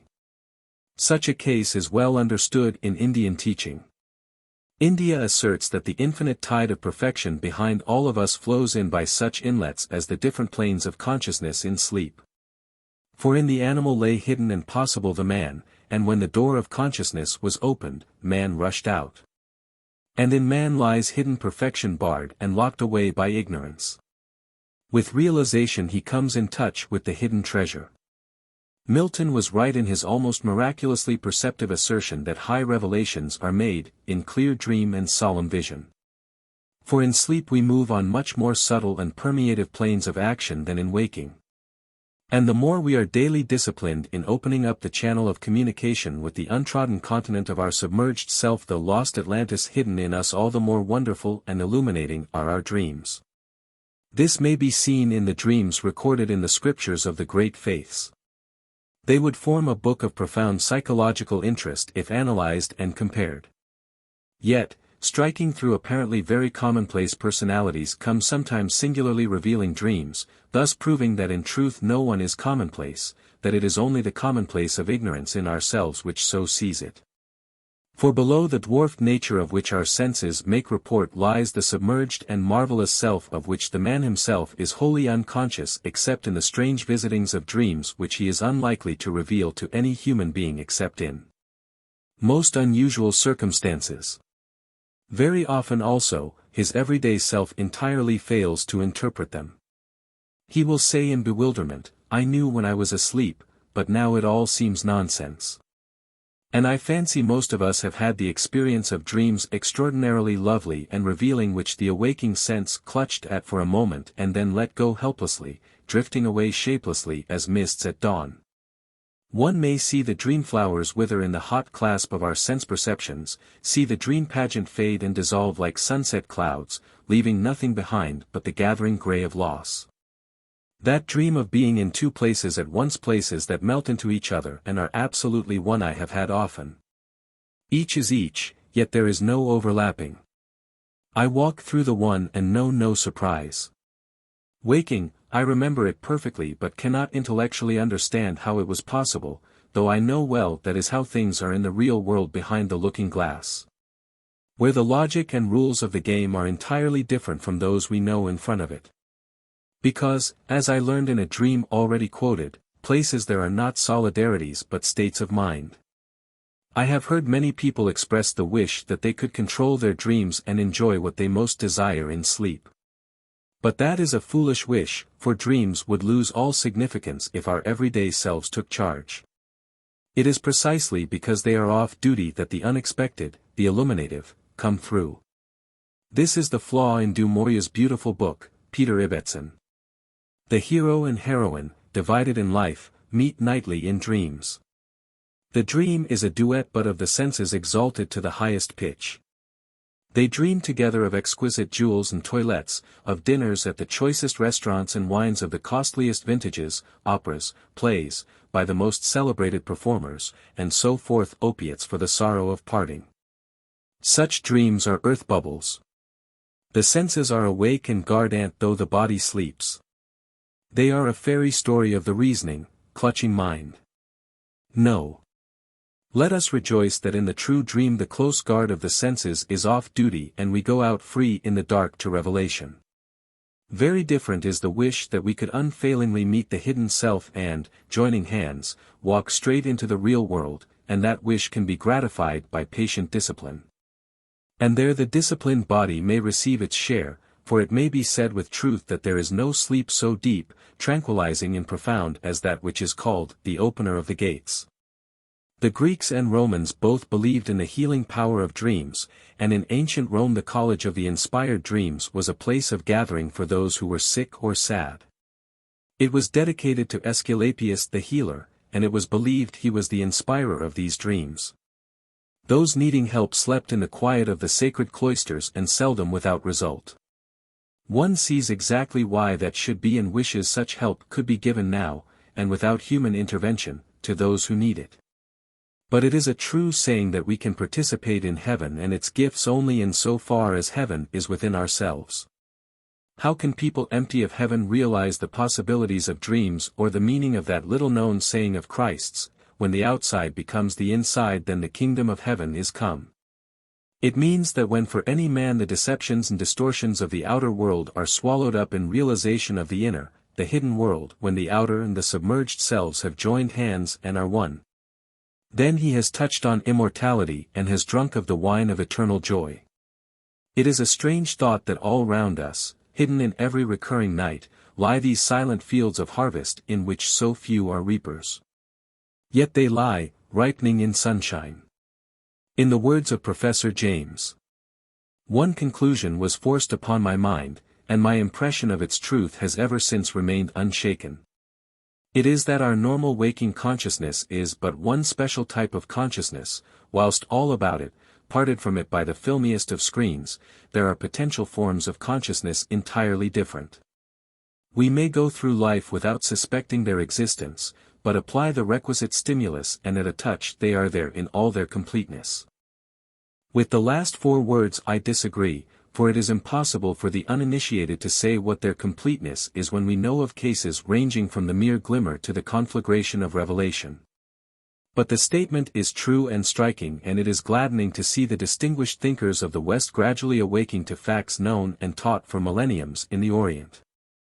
Professor James added, "The whole drift of my experience goes to persuade me that the world of our present consciousness is only one out of many worlds of consciousness which exist. And that these other worlds must contain experiences which have a meaning for our lives also. That statement is clear and concise, but how far does it fall behind the statement of St. Paul, with direct experience to back it, struggling with the futilities of words to express what eye has not seen nor ear heard, but nevertheless what he had known for truth in ways far beyond mortal senses. I condense. I knew a man above 14 years ago, whether in the body I cannot tell, God knoweth. Such a one caught up into the third heaven, how that he was caught up into paradise and heard unspeakable words which it is not possible for a man to utter. In our version, possible, is translated, lawful, but the former is said to represent the meaning more closely. And again he says, using the very illustration of the looking glass which I have used so often, for now we see through a glass darkly, but then face to face. Yes, there are indeed many states of consciousness, and such a man could have taught, can teach, modern investigators much about the varying degrees of consciousness in dream and trance. In India is the wellspring of knowledge of these states and their powers, and it is clearly stated by those who know that there are dangers. In the world behind the looking glass are no guides. There a man must depend upon the essential in himself and on nothing else. I have written a story about that side of the world of dreams which came to me so actually as a dream that though my hand wrote it I could never say my objective self created it.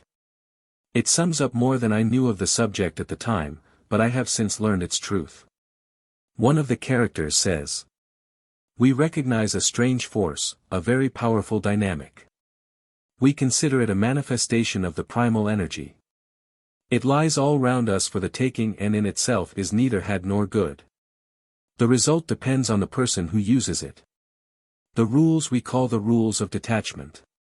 Certainly this force may be used for a very high kind of spiritual adventure, but in itself it is neutral. It is a sword. Now a sword may be used by a god or a devil or any of the grades between. The rules of detachment are given. This force is of course related to the world of dreams, and the hero persists in projecting himself into this state of consciousness without knowledge of where safety lies. The story is concerned with his neglect of the rules of safety and the terrible consequences and final extrication. The point is that what you will meet in that world is what you deserve to meet and what your own thoughts and life have invited.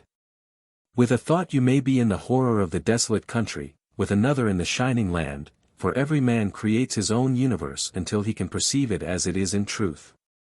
Indeed, one must not walk unguarded among dreams. There are many people whose degradation, slow but complete, has been consummated by what they have met there. There are people in madhouses who could testify to this and more, and would not be believed if they did so. We do not understand. We play with the unknown and wreathe it with flowers, and one day it rises and petrifies us with a deadly stare. There are thoughts and deeds which should make any man who is their slave fear to sleep. Shakespeare knew this as he knew most other things. Look at his Lady Macbeth crawling against the castle wall and shuddering at the very thought of night and what it brings in hidden hands. Sleep is so imminently near to the reality which brushes away illusion and reveals our true selves. Does any man of that order need a more burning hell than to meet himself and see the truth? It has been said that the most appalling experience in ghost stories is that of the man who meets the doppelganger, his own double. And I recall a terrible picture of Rossetti's, how they met themselves, where fear stares at you from two ravaged faces. But what is the experience of meeting one's outward semblance to that of meeting one's inward verisimilitude? Many dreams visit us of which we miss the importance. The waking self has not the knowledge to interpret them. The counsel is needed then of one instructed who can divine, as it says in the Bible. The Old and New Testaments are very wonderful dream books, as they are also in all the psychological matters in which the West begins to explore. It will be remembered in Joseph's adventures in Egypt, that land of ancient mysteries, how the two servants of Pharaoh and Pharaoh himself dreamed dreams which they knew instinctively were important but could in no way decipher until Joseph divined for them. If an adequate study were made of these and the many allied cases of abnormal consciousness, we should realize the treasures of knowledge hidden for the seeker. Many thousands might be helped to realization if their dreams could be divined for them. Not indeed after the methods of the modern psychoanalyst, but by one who understands something of the conditions of that world where the subconscious meets us with face unveiled according to our capacity of understanding. Let it be understood that the enjoyment of life as presented to us in the mirror of the passing show is by no means hurt or hindered by comprehension partial or complete of its illusions, and is neither stilted nor highbrow, nor tinged with puritanism. We can afford to love what can no longer deceive or hurt us, and every step onward reveals more and more of the joy that is based on this understanding. Do we enjoy the theater less because we know the show is only a shadow and reflection of life as it seems to us? Is it of less interest because we know that presently the actors will have laid aside their assumed characters with their dresses, and the lights will be extinguished and the stage remain empty and echoing until the next troupe of actors bounds on in the glitter of lights and watching intent faces? Eyes that are unblind perceive all the more clearly the beauty, irony, and pathos of the show because they know that it must pass, that it dances before them veiling from its actors and most of its spectators the utterly lovely, the wholly desirable, which at times it attempts to shadow forth. In India they call this glittering, shifting, changing spectacle the Lila or sport of God, a conception that has meanings too profound to be touched on here, though some minds will see the implication for themselves.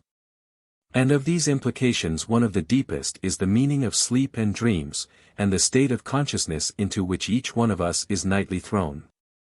It is as though the evolving power within cried to the most crass and materialistic of us all, "You shall not wholly forget your true self and its origin. You bury it in the day with schemes and fancies that heap the earth above it, blinded, deafened and dead. But the night is mine and yours. Then, be you what you will, sot, dollar chaser, prostitute, thief, blinded with frivolity or with earthly wisdom, drunken with the pleasures of the passing show, I take you by the hand and lead you into the ancient dark, forcing you to the sight of things lovely, terrible, grotesque, deadly, foreshadowing, and thus compel you to remembrance of that which abides when the fashion of this world passes away. It is well to take the reminder of sleep and dreams. In that world those who know carry the lamp and sword, and the universe is theirs." Chapter 5. Scattered through ancient books of all the Eastern countries, including the scriptures we ourselves accept as canonical, though at present the so-called miracles which they record do not enjoy a very high reputation, are events so unusual and alien to everyday experience that the witnesses incline to attribute them to the manifestation of supernatural interference and there leave the subject without further explanation. They have been dismissed as a whole in a summary fashion with the apparent conclusion that until our own favored 19th and 20th centuries people were incapable of weighing evidence, were shining examples of mendacity, and were as easily deceived as children. Certainly there were and are many people of this description even in the present day, but it is very difficult to suppose even in connection with the Bible that one or other of these was invariably the case. For my part, in my quest, I have thought it worth while in an extended course of reading to consider these instances and endeavor to relate them to what I have learned further on my way and to note some of them for consideration.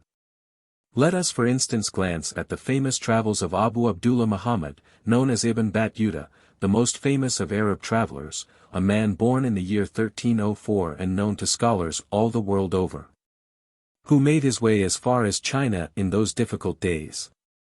The editor who set down the travels, 70,000 miles, of Ibn Battuta from his own lips concludes thus.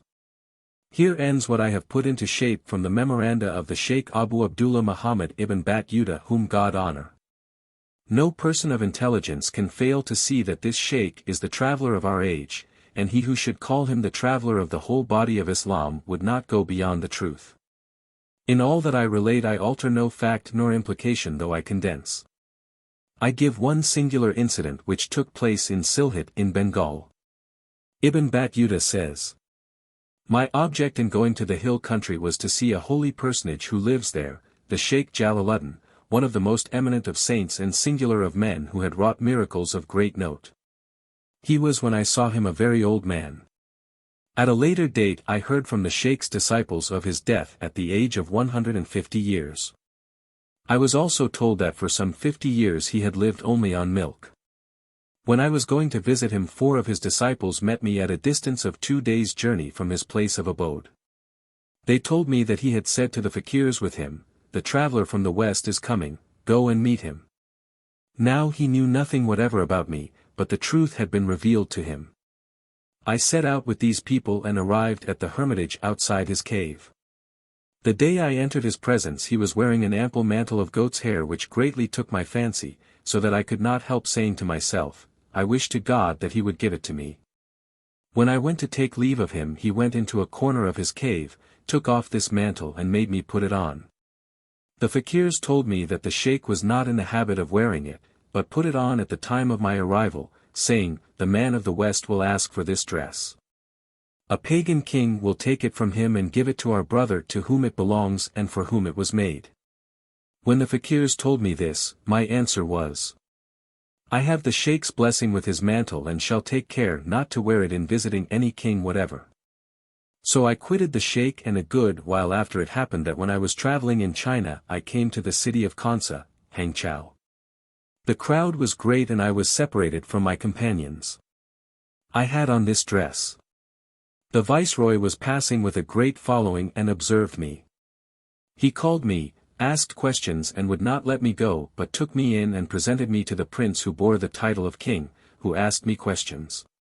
While I answered his eyes were fixed with admiration on my dress. "Take it off," said the viceroy, and there was no possibility of disobeying, so the prince took the dress and gave me 10 robes of honor, a horse caparisoned and a sum of money. I was vexed, but then came to my mind the saying that a pagan king would take my dress, and I was greatly astonished. The year following I came to the residences of the King of China at Cambaluc, Peking. I betook myself to the hermitage of the Sheikh Burhanuddin. He was reading and had on my very dress. "This," said I, "is the mantle the king of Hangzhou took from me."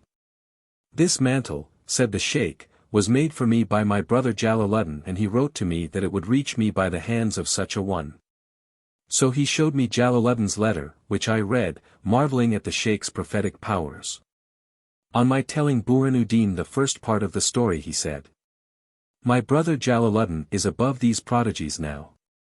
He had indeed supernatural resources, but now he has passed to the mercy of God." Now this, even if the story could be proved to be unreliable in some details, is an interesting example of what was believed of clairvoyance in a remote time. The shrine of this sheikh is still venerated in India. Ibn Battuta gives also an interesting account of what we call hypnotism. A friend of his in discussing events of this kind tells him, "I went once to see the sheikh, or Khan, in his cave. He took hold of my hand and all at once I imagined myself to be in a great palace where this sheikh was seated upon a throne. I thought there was a crown upon his head.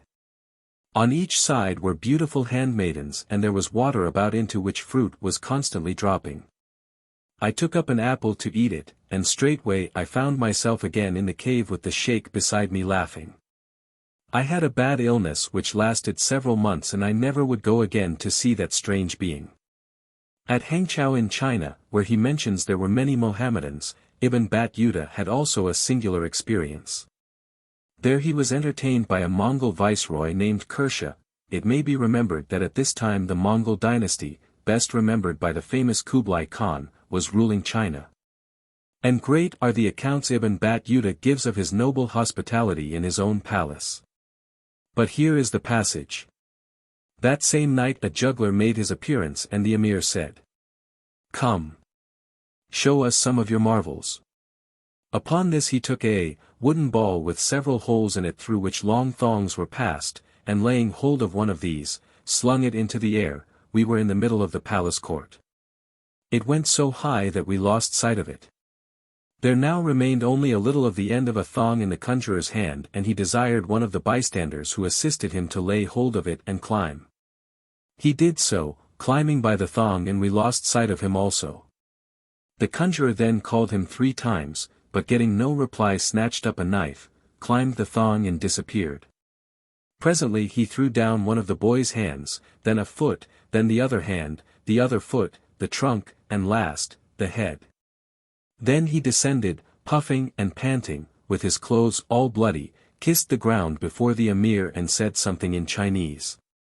The emir gave an order, our friend took the lad's limbs and laid them together, gave a kick, and there was the boy who got up and stood before us. All this astonished me beyond measure, and I had an attack of palpitation like that which overcame me in the presence of the Sultan of India when he showed me something of the same kind. They gave me a cordial.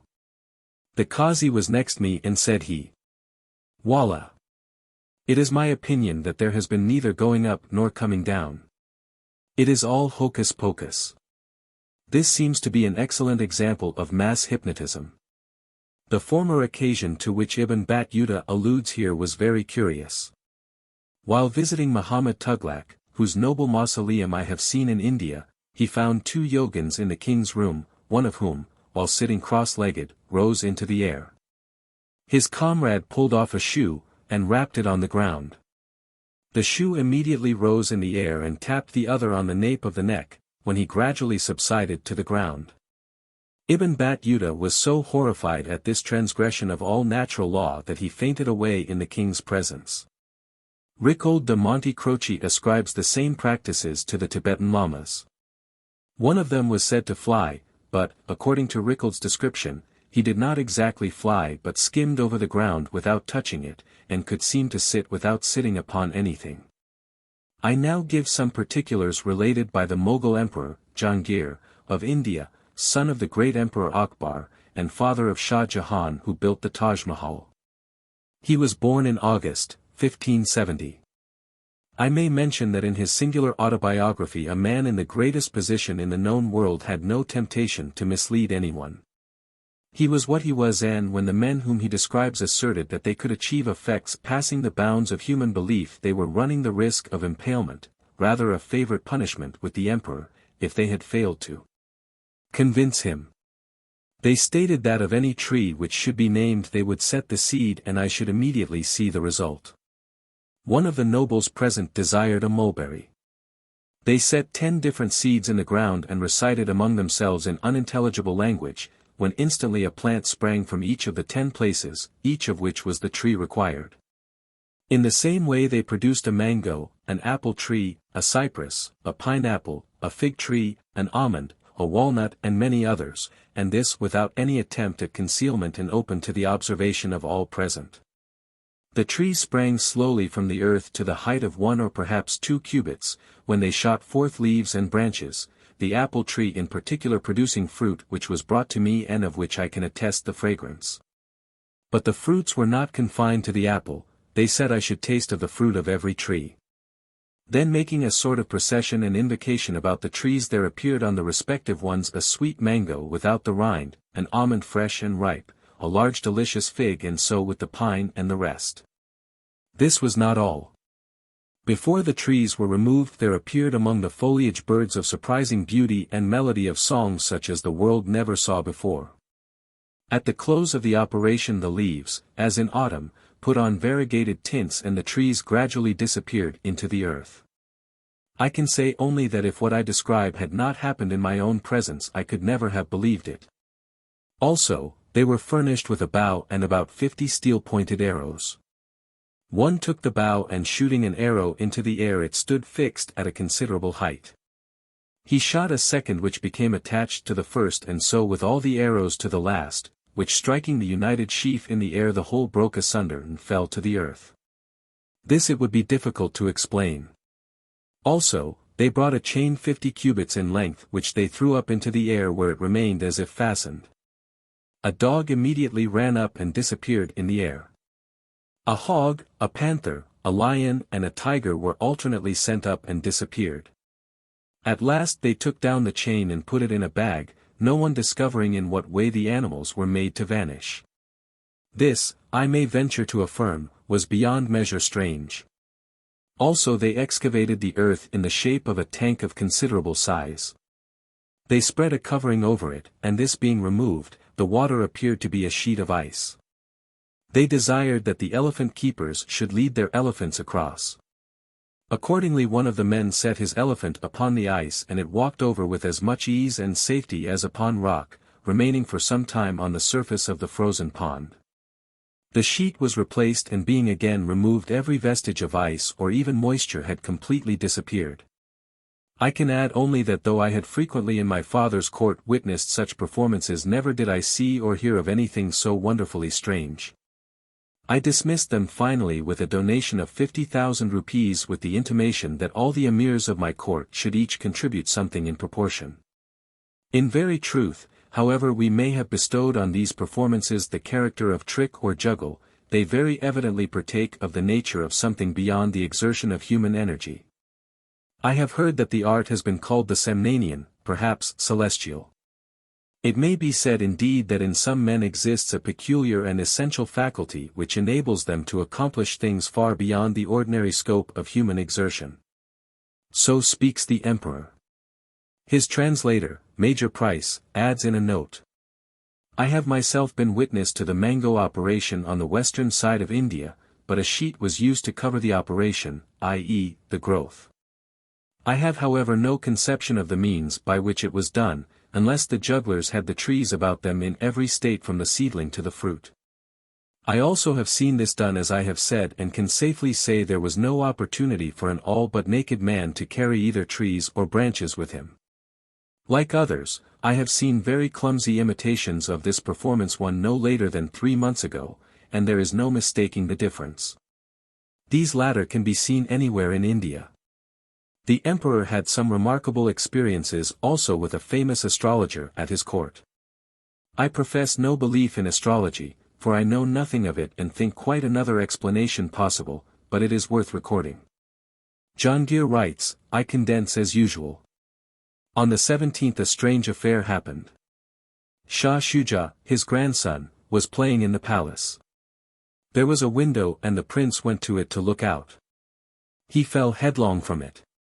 By chance there was a carpet below and a carpet spreader sitting on it. The child's head fell on the carpet and his feet on the back and shoulders of the man, and though the height was 7 yards the compassion of God came to his aid and the carpet and the man saved his life. He was unable to speak. I ran out in a state of bewilderment and holding him in my affectionate embrace was distracted with this favor from Allah. A strange thing was that 3 or 4 months before the royal astronomer had represented to me that it was predicted from the prince's horoscope that these 3 or 4 months were unpropitious to him and it was possible he might fall from some high place. But that the dust of calamity would not settle upon the skirt of his life. This dread dwelt on my mind and I was never for a moment forgetful of that nursling of fortune. When I arrived in Kashmir this unavoidable catastrophe occurred. Again. On Tuesday the 21st Padshah Begum Banu, one of the ladies of the harem, died and grief for this heart-rending event laid a heavy load on my heart. A strange thing is that the astronomer royal 2 months before this had informed some of my servants that one of the chief sitters in the harem of chastity would hasten to the hidden abode of non-existence. He had discovered this from the horoscope of my destiny. Again. In these days Shah Shuja had an eruption so violent that no water would go down his throat and his life was despaired of. It was recorded in his father's horoscope that his son would die this year. All the astronomers were unanimous that he would not live, but the astronomer royal said on the contrary that he would live. I asked, by what proof? He said that in the horoscope of my destiny it was recorded that in this year no trouble would find its way to the royal mind, and as I had a great affection for him no harm would befall him and some other child would die. It came to pass as he said. Shah Shuja carried his life out of that deadly place, and another son of my sons died at Burhanpur. Besides this many judgments of the astronomer royal proved correct. This is not without strangeness and therefore is recorded in these memoirs. I ordered the astronomer royal to be weighed against money and the weight came to 6,500 rupees. This was given him. It is a singular fact that though a devout Moslem the Emperor Jahangir, like his great father the Emperor Akbar, was fond of discussing the highest flights of Indian thought with the saints of that faith. His first notice of one of them, known as Jadrup Gosain, is as follows. When I arrived in the neighborhood of Agra I went on foot to see him. He has thoroughly mastered the science of the Vedanta. I conversed with him. He spoke well, so much so as to make an impression on me. My society also suited him. My revered father saw him in the same place and always remembered him very well. The science of the Vedanta includes yoga. Jahangir then goes on to describe the initiation of the Brahmins with much accuracy. After a later interview he adds, "Certainly association with him is a great privilege."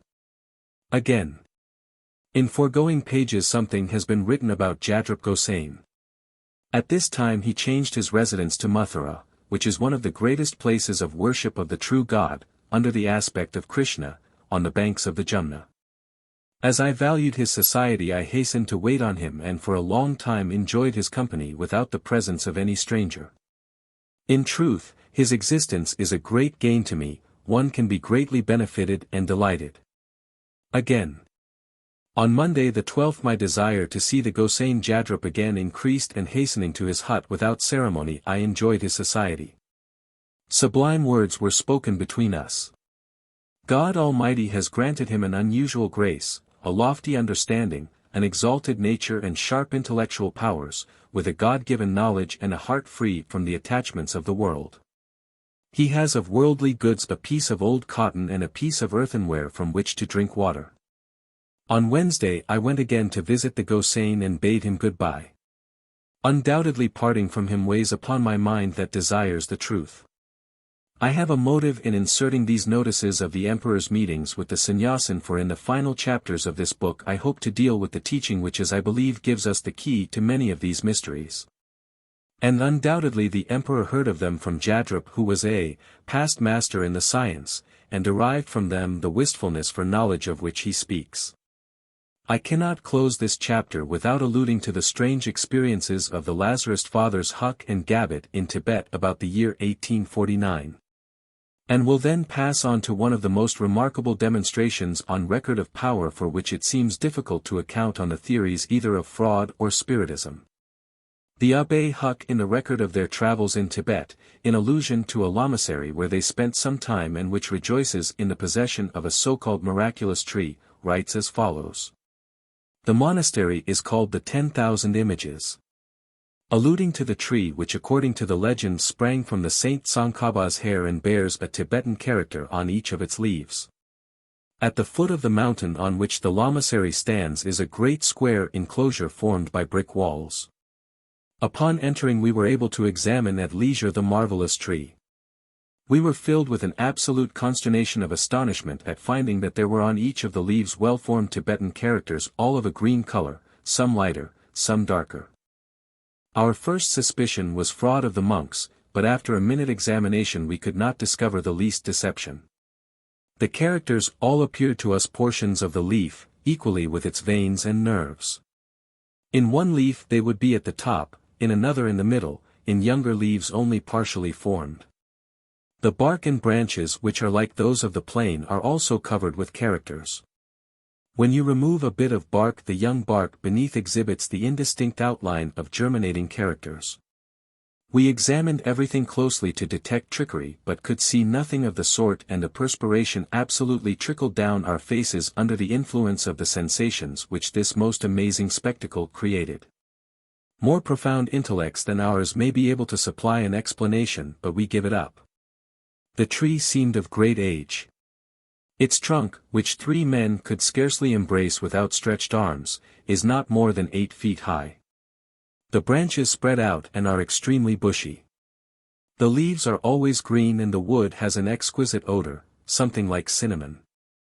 The lamas told us that in summer the tree produces beautiful large red flowers, also that nowhere else exists such a tree, that many attempts have been made in various lamaseries to propagate it by seeds and cuttings, but in vain.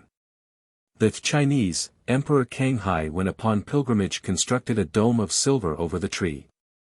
Again, on an occasion when they met with many pilgrims in the wilderness the Abbé and Father Gabbett spoke to one. Doubtless some great solemnity calls you together. Yes, tomorrow will be a great day. A Lama will manifest his power. He will kill himself yet not die, the father continues. This spectacle is very common in the lamaseries of Tartary.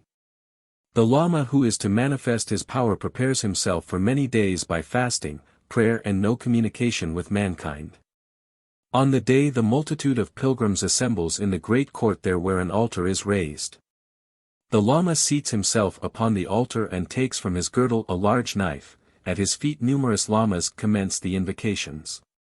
He suddenly throws aside his scarf, unfastens his girdle, and with the knife slits open his abdomen in one long cut. While the blood flows the multitude prostrate themselves and he is questioned about all sorts of hidden things. The replies are regarded as oracles. The recitation of prayer is resumed. The Lama takes blood from his wound, breathes thrice upon it and throws it into the air. He passes his hand over the wound, closes it and everything resumes its pristine condition. He recites a short prayer and the multitude disperses. We do not believe there is any deception. We are persuaded the devil has a great deal to do with such matters. There are other famous supernaturalisms. They heat irons red hot and lick them. They make incisions in various parts of the body which an instant afterwards leave no trade. All these things are preceded by prayer. I think these cases of mass hypnotism very interesting. It is obvious that it is a most extraordinary force and power. These two men were students of the Tibetan languages and such earnest missionaries that they risked their lives daily in Mongolia and Tibet on their successful journey to Lhasa. It is difficult to believe they lied. They recorded many other matters of the same interest, attributing them to the machinations of the devil. In considering such things with an inclination to ridicule them as impossible, it is interesting to remember the words of Galvani, that man who made the earliest experiments in electricity, and used frogs at first for the purpose. He said, "I am attacked by two classes of people, the learned and the ignorant. Both of them treat me with ridicule and say I am only fit to be a dancing master for frogs. And yet I think I have discovered one of the grandest forces in nature. A conclusion which none would question.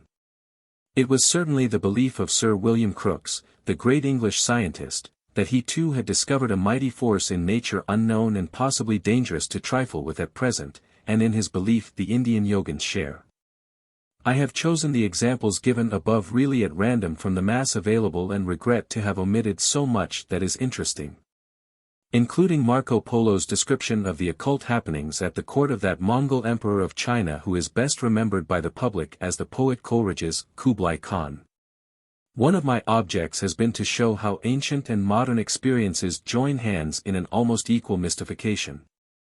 And I especially regret not having had space for the extraordinary and yet proved fact of the power of certain yogins to suspend animation and the heartbeat and in that condition permit themselves to be buried. One case, supported by credible eyewitnesses, is that of the yogin Haridas, who, falling into a self-induced trance in the presence of the Maharaja Ranjit Singh in his court, was buried in a garden outside Lahore. For 40 days strict watch was kept over the grave, and when they ended he was exhumed, cold, stiff and unconscious, and restored by applying warmth to the head and friction to the body while forcing air gently into the lungs. He was buried in the presence of the Maharaja and Sir Claude Wade. Dr. Honigberger was also at the court at the time and cites this case. But I must pass on. Chapter 6. I might of course fill volumes with modern records of this kind, and I therefore have chosen only a few witnessed by men celebrated for one reason or another and certainly not lacking in perspicuity. I now turn to one of the most remarkable of modern times. I do not know what others may think of it, but it seems to me worth attention, and I have chosen it because though the events described were in India and the performer was Indian, the observer was European. And writes with the necessary suspension of judgment. His name was Jacaliot. He was Chief Justice of Chandernagore, one of the portions of India which still remain French. The events took place, roughly speaking, about 60 years ago. This man spent much of a long residence in India in looking into the question of the occult. You may live all your life there and never come up against anything of the kind, but if you are interested and evince sympathy and understanding along the right lines you will have plenty of food for reflection. Jacaliot seems to have been profoundly interested in comparative religion and a student of the Kabbalah, in which he asserts he found many resemblances with the doctrines of the Brahmins. It must be understood that I condense but never alter. He describes himself as no partisan but a man who records what he saw, adding, "An ardent partisan would have been too credulous and have taken all on trust. A rabid opponent would have made it his business to disparage and discredit.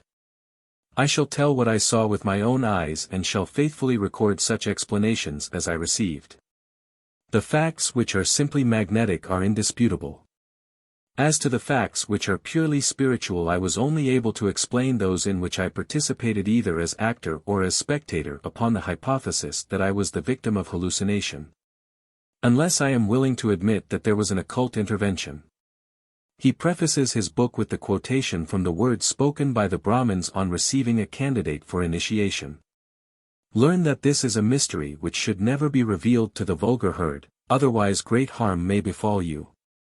Into his long and interesting comparisons of the teachings of Zoroaster and the Kabbalah with the books of the Brahmins I will not enter, except to say that he describes the Brahmin teachers of his time as holding the doctrine that these strange powers were manifestations of the powers of the Pitris, that is, the ancestral spirits.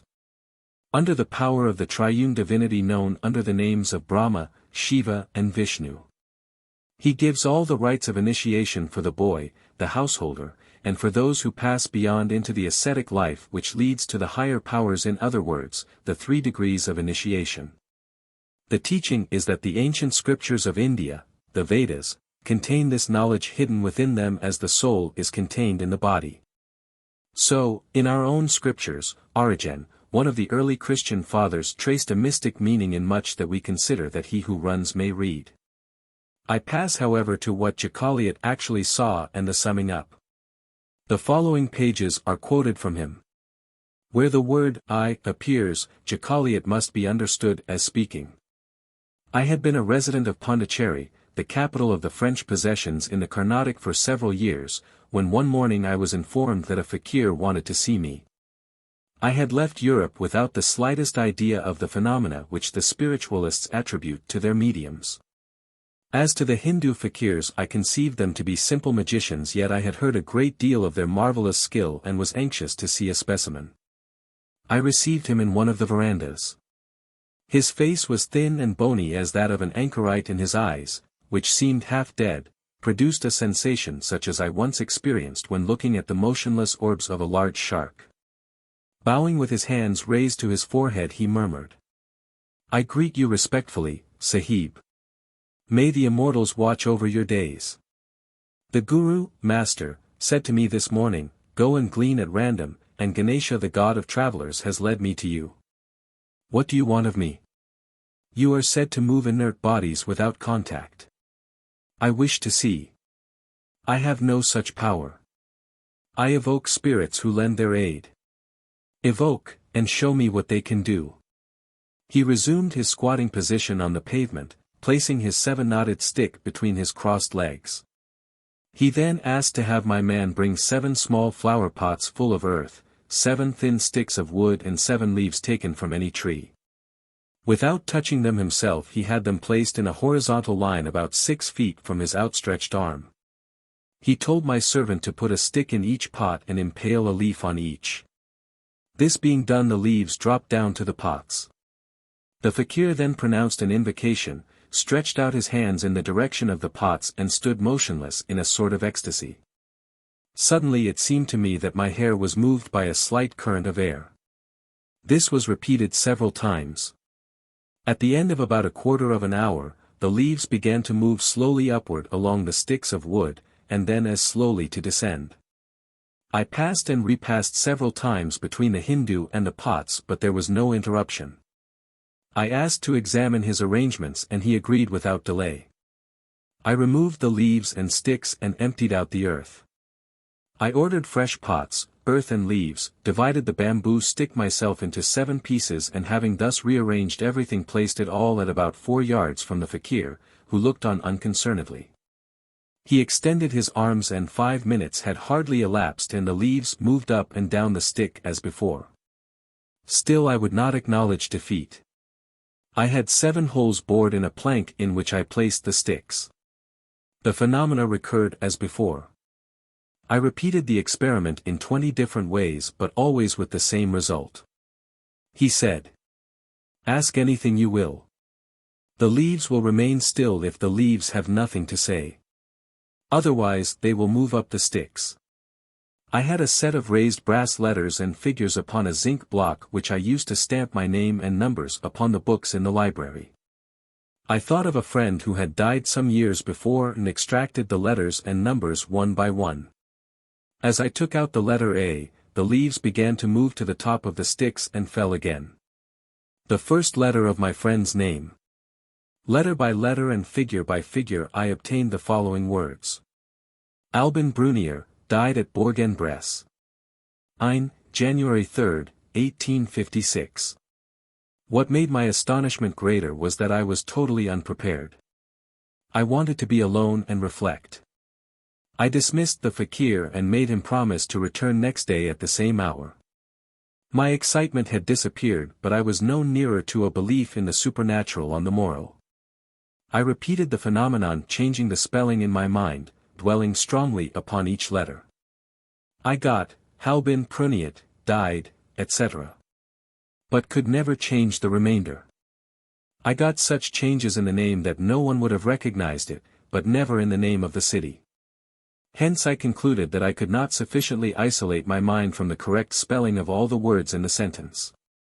Here I think we have an interesting case of mind reading. In the last sitting the fakir gave, he lowered one balance of a pair of scales with a peacock's feather while the other contained about 170 pounds. By the mere imposition of hands he made a crown of flowers float in the air, the atmosphere was filled with vague and indistinct sounds and a shadowy hand drew luminous figures in space. At the time I considered the two latter simply as phantasmagoria. I did not even give them the benefit of a doubt nor note them. But in regard to the purely material facts I applied the severest tests. Such were my first observations at Pondicherry. My judicial duties and special studies concerning ancient India did not give me time to continue them. From this time forward I made notes of all the material phenomena by which the fakirs seek to prove the existence of the powers they claim. I am convinced there are in nature and in man, who is a part of nature, immense forces the laws of which are yet unknown to us. I think that one day man will discover these laws, that things we now regard as dreams will appear as realities, and that we shall witness phenomena of which we have no conception. Who knows whether this force of the ego, according to the Hindus, may not be shown to be one of the greatest forces in nature? Among ourselves have we not seen scientific societies regard the telegraph as a toy fit only for sending messages from one room to another? In the open air the wire was not to be relied on. As I have been led to speak of my own views, I will say that the conclusion I have drawn from what I have seen in India is that aside from the claptrap by which it is surrounded and of which the Hindus are very fond, there is in man a special force acting in an unknown direction and often intelligently, the laws of which require to be studied by unprejudiced and liberal-minded specialists. I lost no opportunity of attentively observing any manifestations that bore any relation to the subject. Leaving Chandernagore on January 3, 1866, I arrived at Benares. I intended to remain there a couple of months. The Peshwa, a Maratha prince at Benares with whom I had become acquainted through the Raja of Chandernagore, hearing of my arrival sent to offer me apartments in his magnificent 7-storied palace on the banks of the Ganges. Here I met the most extraordinary fakir, perhaps, that I had ever encountered in India. He came from the extreme south of India and his mission was to take charge of the remains of a rich Malabar man. The Peshwa, who was in the habit of extending hospitality to pilgrims, had found lodgings for him in a small thatched cottage upon the very banks of the river in which he had to perform his ablutions for the next 3 weeks in honor of the dead. His name was Govindaswamy. I had him brought to my apartment one day at noon. The room in which I received him looked out upon the terrace which in turn overlooked the Ganges. In the middle of the terrace was a waterspout which fell in a fine shower into a marble basin. I asked him to go out upon the terrace, which was much lighter than the room and where I could better watch him.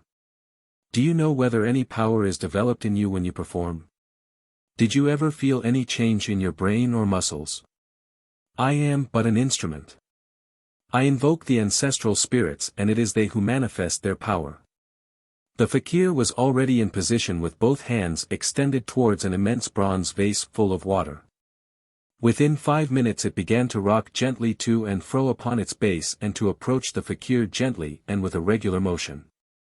As the distance lessened, metallic sounds escaped from it as if someone had struck it with a steel rod. I asked if I could give directions. He consented at once. The vase advanced, receded, or stood still, according to my request. At one time at my command the blows changed into a continuous roll like that of a drum, at another they had the slowness and regularity of a ticking clock. Upon the table of the drawing room stood a musical box. I had it brought to the terrace by my servant and I asked the force to tune the blows struck upon the vase to accompany any air on the instrument. I wound up the box and a whirlwind of notes was the result. Quick sharp strokes accompanied the time like the baton of a conductor. All this was done without fuss, parade or mystery upon a terrace a few yards square. The vase could hardly, when empty, have been moved by 2 men. It received the falling jet of water from the fountain and was used for the morning ablutions. What was the force which moved this mass? The fakir, who had not left his place, then rested the tips of his fingers for a short time upon the edge of the vase. It began to rock to and fro in regular time, gradually quickening its speed. But what surprised me most was to see that the water was stationary as if there were a strong pressure which prevented its regaining its equilibrium. 3 times during these oscillations the vase rose to a distance of 7 to 8 inches completely from the ground, and when it fell to the pavement again it did so without perceptible shock. The performance lasted several hours, during which I took copious and careful notes and also took the precaution of having each phenomenon repeated in a different manner. The fakir promised to return every day as long as he should remain at Benares. He was glad to have met me. I had lived for many years in the south of India and knew the beautiful language of the Tamils. I should mention that the French in India appear to use the term fakir alike for the Hindu and Mohammedan ascetics. This man was of course a Hindu. His name indicates one who has a special reverence for the divine in the aspect of Krishna. He returned next day and resumed his experiments with the great vase. He asked me to lend him a small stick. I handed him an unsharpened lead pencil. He placed it in the water and by the imposition of his hands, upon the surface of the water, made it move in every direction like a magnet in contact with an iron bar. When he placed a finger quietly on the middle of the pencil so as not to affect its position on the water, I saw it slowly sink beneath the surface until it had reached the bottom of the vase. I state the facts without further comment. His 3rd visit was short. At my request he consented to perform a phenomenon of levitation which I had already seen others successfully accomplish without taking any particular notice of how they did it. Taking an ironwood cane which I had brought from Ceylon, he leaned heavily on it, resting his right hand on the handle with his eyes fixed on the ground. He then uttered incantations. Leaning upon the cane with one hand, the fakir rose gradually about 2 feet from the ground. His legs were crossed beneath him very like a bronze statue of the Buddha. For more than 20 minutes I tried to see how Govindaswami could thus fly in the face of all known laws of gravity. The stick gave him no visible support and there was no apparent contact between that and his body except through his right hand. On his next visit, at night, he resumed his performances. Taking a small bamboo stool he sat upon it with his legs crossed and arms folded on his chest. The terrace was lighted like day. At the end of a few minutes the stool began to move noiselessly along the terrace by short jerks. The Hindu was motionless. The terrace was about 7 yards long and as many wide. It took about 10 minutes to traverse it. The fakir's legs crossed beneath him were distant from the ground the whole height of the stool. 3 vases of flowers so heavy that none but a strong man could have lifted them, and he only with an effort, stood at one end of the terrace. He touched the edge of one with his fingertips. It began to move to and fro and left the floor. It appeared to me to be floating in the air, going from right to left at the will of the fakir. I have always regarded this as caused by an illusion of the senses. On his next visit, Taking a small stand of teak which I could lift with my thumb and forefinger, I placed it in the middle of the terrace and asked the fakir if he could fix it there so that it could not be moved. He imposed both hands on it for a quarter of an hour, at the end of which time I approached the table and took hold of it. It would not stir from the ground. I struggled harder, with the result that the fragile leaf came off in my hand.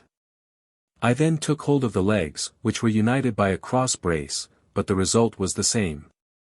A thought then crossed my mind. Suppose, I thought, that these phenomena are produced by the fakirs charging objects with some kind of fluid, and a natural force is thus developed, the laws of which we do not know. The supply with which they are charged must gradually lose its efficiency unless renewed by the operator. I asked the fakir to go to the other end of the terrace, which he did. At the end of a few minutes I could handle the stool without trouble. The Pitris, ancestral spirits, have gone, said the Hindu, because their means of earthly communication was broken. They are coming back. He imposed his hands above an immense copper platter inlaid with silver, and almost instantly came such a rapid and violent succession of blows and knocks that it might have been taken for hailstones on a metal roof. And I thought I saw a succession of phosphorescent lights pass to and fro across the platter in every direction. Among the Peshwa's possessions was a small harmoniflute. With a small cord tied round the square forming a portion of the bellows, I hung it from one of the iron bars of the terrace so it swung about 2 feet from the ground. I asked the fakir if he could make it play without touching it. He seized the cord by which it was hung and stood motionless. Soon the harmoniflute began to be gently stirred, the bellows to contract and expand, and it emitted sounds perfectly plain and distinct. Cannot you get a tune? I will evoke the spirit of one of the old pagoda musicians. The instrument first played a series of notes, it then bravely attacked one of the most popular Malabar airs. He stood perfectly still. He merely held the cord by which he communicated with the harmoniflute. I kneeled down to see the various movements of the instrument, and I saw, unless misled by illusion, the up and down motion of the keys. Another time. He brought with him a small bag of sand, emptied it on the floor and leveled it with his hand. He asked me to sit opposite with paper and pencil. I gave him the handle of a penholder which he placed on the sand. I am about to evoke the Pitris. When you see the object you have just given me stand upright, one end only in contact with the ground, trace on the paper any figures you please and you will see a copy on the sand. He then extended his hands and repeated the formula of evocation. The wooden rod rose gradually, and at the same moment I moved my pencil, tracing the strangest figures at random. The piece of wood imitated every motion and I saw my figures appear successively in the sand. When I stopped the penholder stopped, when I went on it followed me. Wishing to know if he could see from his position the movements of my pencil, I left the table and placing myself in a similar position to his, satisfied myself that it was impossible for him to see what I was doing. Having leveled the sand again, he said, "Think of a word in Sanskrit."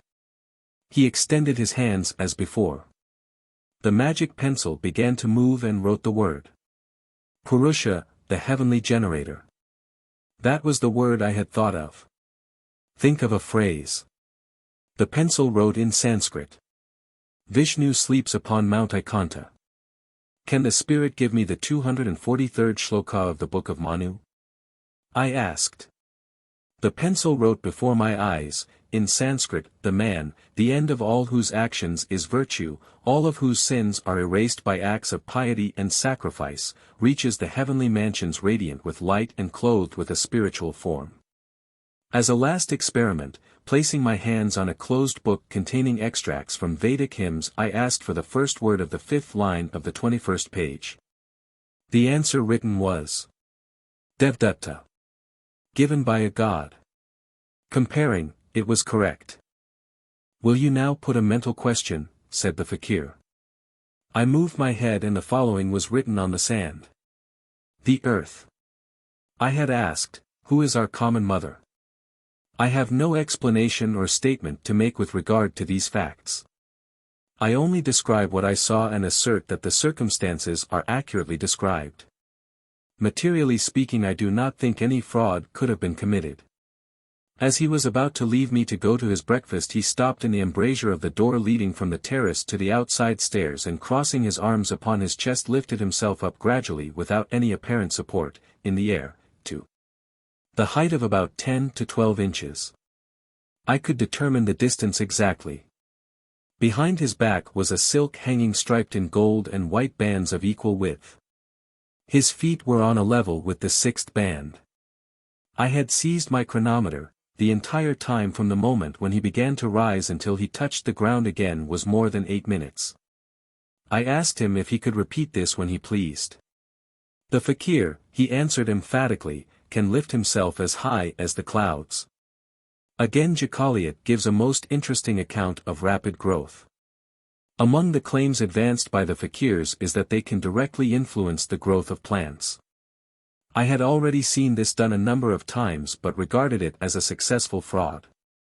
On his arrival I told him what I intended.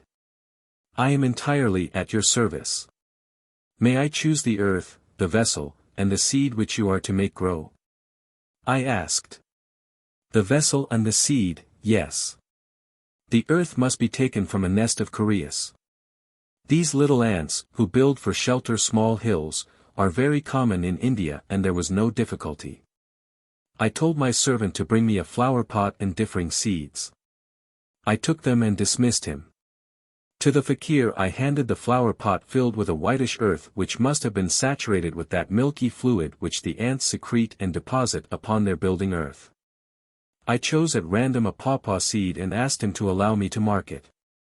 I made a slight cut in its outer skin, and gave it to him with a few yards of mosquito cloth. This of course is a kind of muslin. I shall soon sleep the sleep of the spirits. You must promise you will neither touch me nor the pot. I promised. He then planted the seed in the earth, now like liquid mud, thrusting his 7-knotted stick into a corner of the vessel, using it as a prop to hold up the piece of muslin. He sat down upon the floor, stretched both hands horizontally above him and fell into a deep cataleptic sleep. At first I could not tell whether his sleep was real, but when at the end of half an hour he had not stirred I was forced to believe no man was able except in that condition to hold both his arms stretched horizontally before him. An hour passed by. He looked like a bronze statue of evocation. At first I took my place opposite him, but that soon became unendurable. His eyes seemed half dead but full of magnetic influences. Without losing sight of him I took a seat at the end of the terrace. I had been waiting for a couple of hours when a low sigh startled me. He made signs for me to approach. Removing the muslin that hid the pot he pointed to a young stalk of pawpaw fresh and green and nearly 8 inches high.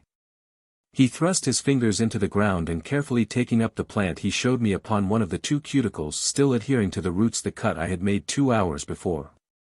Was it the same seed and the same cut? I noticed no substitution. He had not left the terrace. I had not lost sight of him.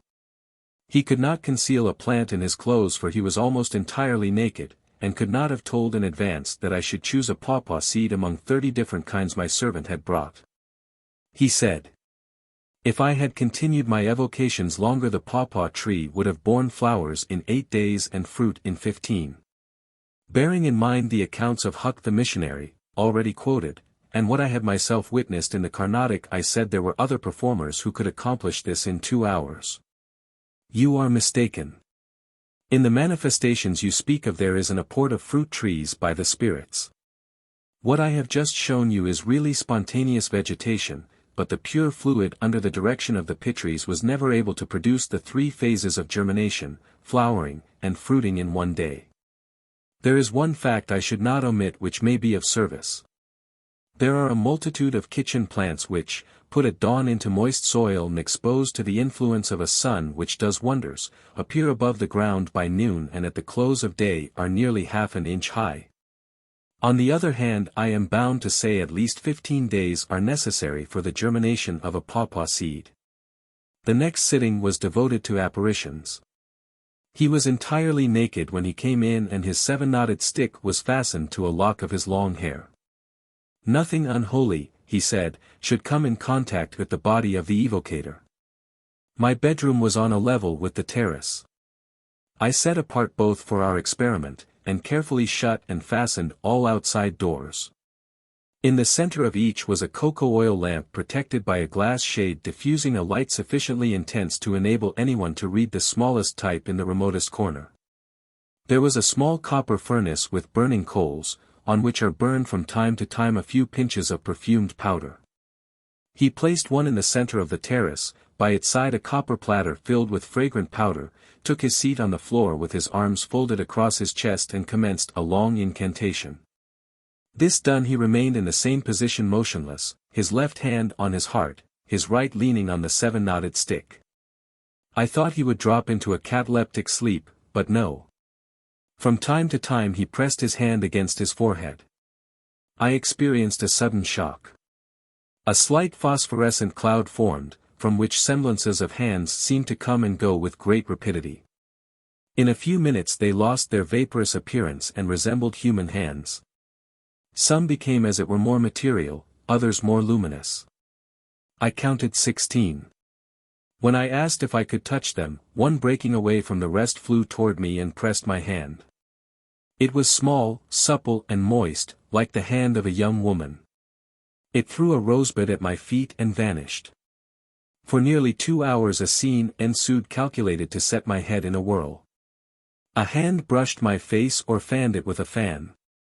It would scatter a shower of flowers or trace in the air characters of fire. Words which vanished as the last letter was written.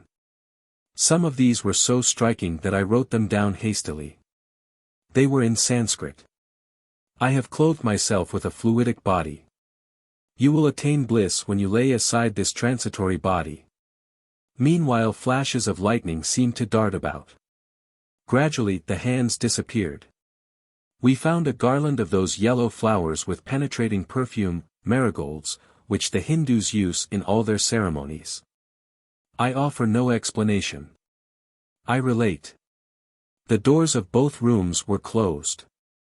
I had the keys in my pocket and the fakir had not changed his position. To these succeeded 2 others. A cloud hovered near the little brazier, which at the Hindu's request I had fed. It assumed the human form of an old Brahmin priest kneeling. The sign of Vishnu on his forehead, girdled with the triple cord. He seemed to pray. He took a pinch of perfumed powder and threw it on the coals. It emitted a thick smoke. When it dispersed I noticed the spectre less than 6 feet distant. It held out its hands, I took them in my own and found them warm and human. Are you, I asked, a former inhabitant of the earth? The word yes, am, appeared and disappeared in letters of fire on his bosom. Will you leave me something as a token? He broke the triple cord, gave it to me and faded away. I supposed the séance was over and was going to raise the movable curtains which shaded the terrace, for the heat was suffocating. Suddenly I heard a strange tune. I saw the phantom of a musician gliding along the wall. He held a harmoniflute, which appeared impossible, as the Peshwa had sent for his the day before. When he had made the circuit of my room and the terrace he disappeared and I found the instrument where he had vanished. It was actually the Raja's harmoniflute. Govindaswami then rose. He was covered with perspiration and seemed exhausted. He accepted my presents, made the parting salam and disappeared. I threw myself on a hammock for a few hours' rest. When I woke and remembered, it seemed a dream. Yet there was the harmoniflute. The floor of the terrace was still strewn with flowers, the garland lay on the divan and the notes I had written had not vanished. Jacaliot in an interesting passage gives the conditions in which the true yogins operate. These should be noted. They are as follows. They are accompanied by no assistant or confederate. They are completely naked save for a small piece of linen about as large as the hand. They are acquainted with none of the apparatus our European jugglers need. They have nothing in their possession but a small wand of 7 knots of young bamboo as big as the handle of a penholder, which they hold in the right hand. And a small whistle about 3 inches long which they fasten to one of the locks of their long straight hair, for, having no clothes, they must otherwise hold it. They operate as the person they visit desires, either sitting or standing or on the marble, granite or stucco pavement of the veranda or the bare ground. When they need a subject for magnetic or somnambulistic phenomena, they take any of the servants you may choose, or a European if he is willing to serve. If they need any article such as a musical instrument, a cane, a paper, a pencil, etc., they will ask you to furnish it. They will repeat any experiments in your presence as many times as you require and will submit to any test. They never ask any pay, merely accepting as alms for their temple whatever you choose to offer. I have traveled in every direction for many years and can truthfully state that I have never seen a single fakir who was not willing to comply with these conditions. Jekyll is no believer himself in spiritualism in the ordinary sense of the word. It is true that many of the performers claim, as above, that these supernormal feats are done by spirit force, which they some of them, as above, interpret as the power of the Pitris, the ancestral spirits. Jekyll, however, writes, "I will say what I mean by the words spirit force. I mean the alliance between the intellect and the spiritual in order to act upon inanimate objects, without predetermining in any way the cause which sets this force in motion. The supreme cause of all phenomena according to the Brahmins is the pure akasha fluid which is diffused through nature and puts animate and inanimate beings in communication with each other. Heat, electricity, all the forces of nature are but modes of action and states of this fluid. The being who possesses an excess of it acquires a proportionate power over animate beings not so highly favored and over inanimate beings. Spirits themselves are sensible to this influence. According to some Brahmins, Akasha is the moving thought of the universal soul directing all souls, who would be in constant communication with each other if the gross envelope of the body did not in a measure prevent. Thus the more the soul disentangles itself from the body by contemplation, the more sensible it becomes to this universal fluid by which all beings, visible or invisible, are united. I confine myself to the role of an interpreter and nothing more." So writes Jekyll. He adds, "As to the last class of cases, apparitions and the production of material objects, I should have omitted them altogether from the present work. As shunning scientific investigation if, remembering that all religions with Christianity at their head included such phenomena in their mysteries and miracles, I had not thought it would be at least a matter of historical curiosity to set forth the nature of these singular practices in common use in India at the present day, which are so well adapted to influence the popular mind and which formed the basis of all the ancient superstitions." It will be observed that Jekyll is very cautious in his manner of statement, and rightly so. He calls however for investigation, and I believe he would have done so more loudly had he lived in the present day and seen the advance of science along lines which would have appeared to him equally miraculous with those which the fakir developed before him in the palace of the Peshwa in Benares. I recommend all to read his book, Occult Science in India, the first and longer part of which is devoted to examining the resemblances between supernormal beliefs in various parts of the world. All must draw their own conclusions, but I think myself justified in describing him as a believer in the existence of some powerful and universal force which can be used by certain people and in certain conditions to produce results which the uninstructed would describe as miraculous. Chapter 7. Hypnotism has been mentioned in connection with some of these phenomena which I have quoted. What is the object of connecting hypnotism with the occult, since it is known to be allied with certain physical processes? It may be said, yes, hypnotism was once considered occult but is now transferred to the domain of science. Why consider it in such a book as this? My answer is that I think every manifestation of the true occult is on its way to recognition in the domain of science, and by science I mean the knowledge which understands causes and processes and can therefore use them to its own ends. But because it is obvious that this definition applies very partially to the science of the present day, which is ignorant as a child in presence of the matters that most seriously concern us, I believe the science of the future will be placed on a very different basis from that of today. It will be based on the consciousness of man rather than on his sense perceptions. But there is another reason why hypnotism should be discussed in a book on the occult. It is a fact that anything which lulls the reason i.e. the objective guardian of the ordinary ego to sleep, may be and often is a straight way to the land behind the looking glass. Only a temporary way, be it understood. The path vanishes as the sleeper wakes. He may never find it again unless under the same condition or further along the path of evolution, but for the moment the mirror on which the senses project their show is cracked and he sees through it. And here also we touch one of the differences between the East and West, which is very material to the subject in hand, though of course in each case there are exceptions.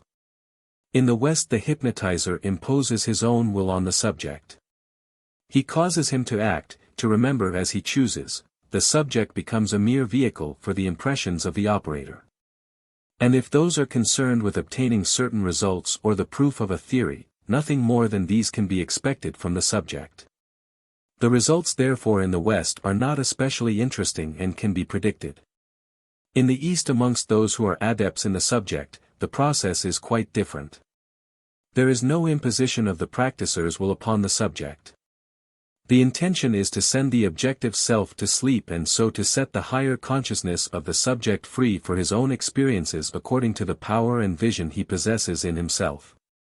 The word of power is, I loose you. Go.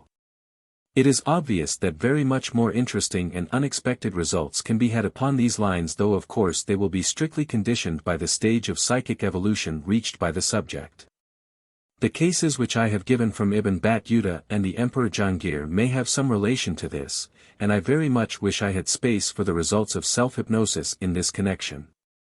I think there is no doubt that in some of the low forms of yoga, or what may be better called its baser imitations, there is a great deal of self-hypnosis and the results are what might be expected. I am inclined also to think that some of the crimes of our own civilization are due to conscious or unconscious action of this type. It is a very interesting subject, which would repay investigation. I believe one of the root causes of the love of opiates in the East and alcohol in the West is the unconscious longing to be free of the bondage of the senses. To get beyond them into some region where troubles are left behind and life is a dream of pleasure. The drunkard's paradise is pretty much what one would expect it to be. Singularly enough, opium and hashish appear to have a different and higher effect in spite of the eventual ruin they entail. The famous case of De Quincey must be recalled, and the visions, melancholy, terrible, true and beautiful, which he saw under the influence of opium and has recorded in words worthy of their beauty. Here again chapters might be written of the visions of Asiatics induced in this way, and I believe that some of the foretellings and jugglings are certainly performed by men under this influence or that of the smoking of charas. But this is not difficult to distinguish when one has experience. I believe that tobacco smoking offers in a very minor and puerile degree the same sort of dulling and soothing of the objective self, inducing dreaming states, and that this is why men and women have taken to it with avidity. In this connection Professor James's wonderful book, Varieties of Religious Experience, should be studied. His opinions on the power of narcosis to produce these brief flashes of the occult or mystic state are extremely interesting. He says, "This is a realm that public opinion and ethical philosophy have long since branded as pathological, though private practice and certain lyric strains of poetry seem still to bear witness of its ideality. Nitrous oxide and ether, especially nitrous oxide, when sufficiently diluted with air, stimulate the mystic consciousness to an extraordinary degree. Depth beyond depth of truth seems revealed to the inhaler.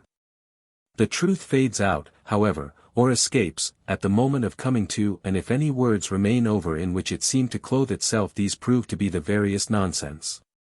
Nevertheless the sense of a profound meaning persists, and I know more than one person who is persuaded that in the nitrous oxide trance we have a genuine metaphysical revelation. In view of what I have written already, it is quite natural that the nitrous oxide trance should be a means of revelation for those and only those who have reached a certain stage of psychic evolution. And I fully agree with Professor James when he sums up the conclusions his investigations have left him. I condense. Looking back on my experiences, they all converge toward a kind of insight to which I cannot help ascribing some metaphysical significance. The keynote of it is invariably a reconciliation. It is as if the opposites of the world whose contradictions and conflict make all our difficulties and trouble were melted into unity. Not only do they, as contrasted species, belong to one and the same genus, but one of the species, the nobler and better one, is itself the genus, and so soaks up and absorbs its opposite into itself.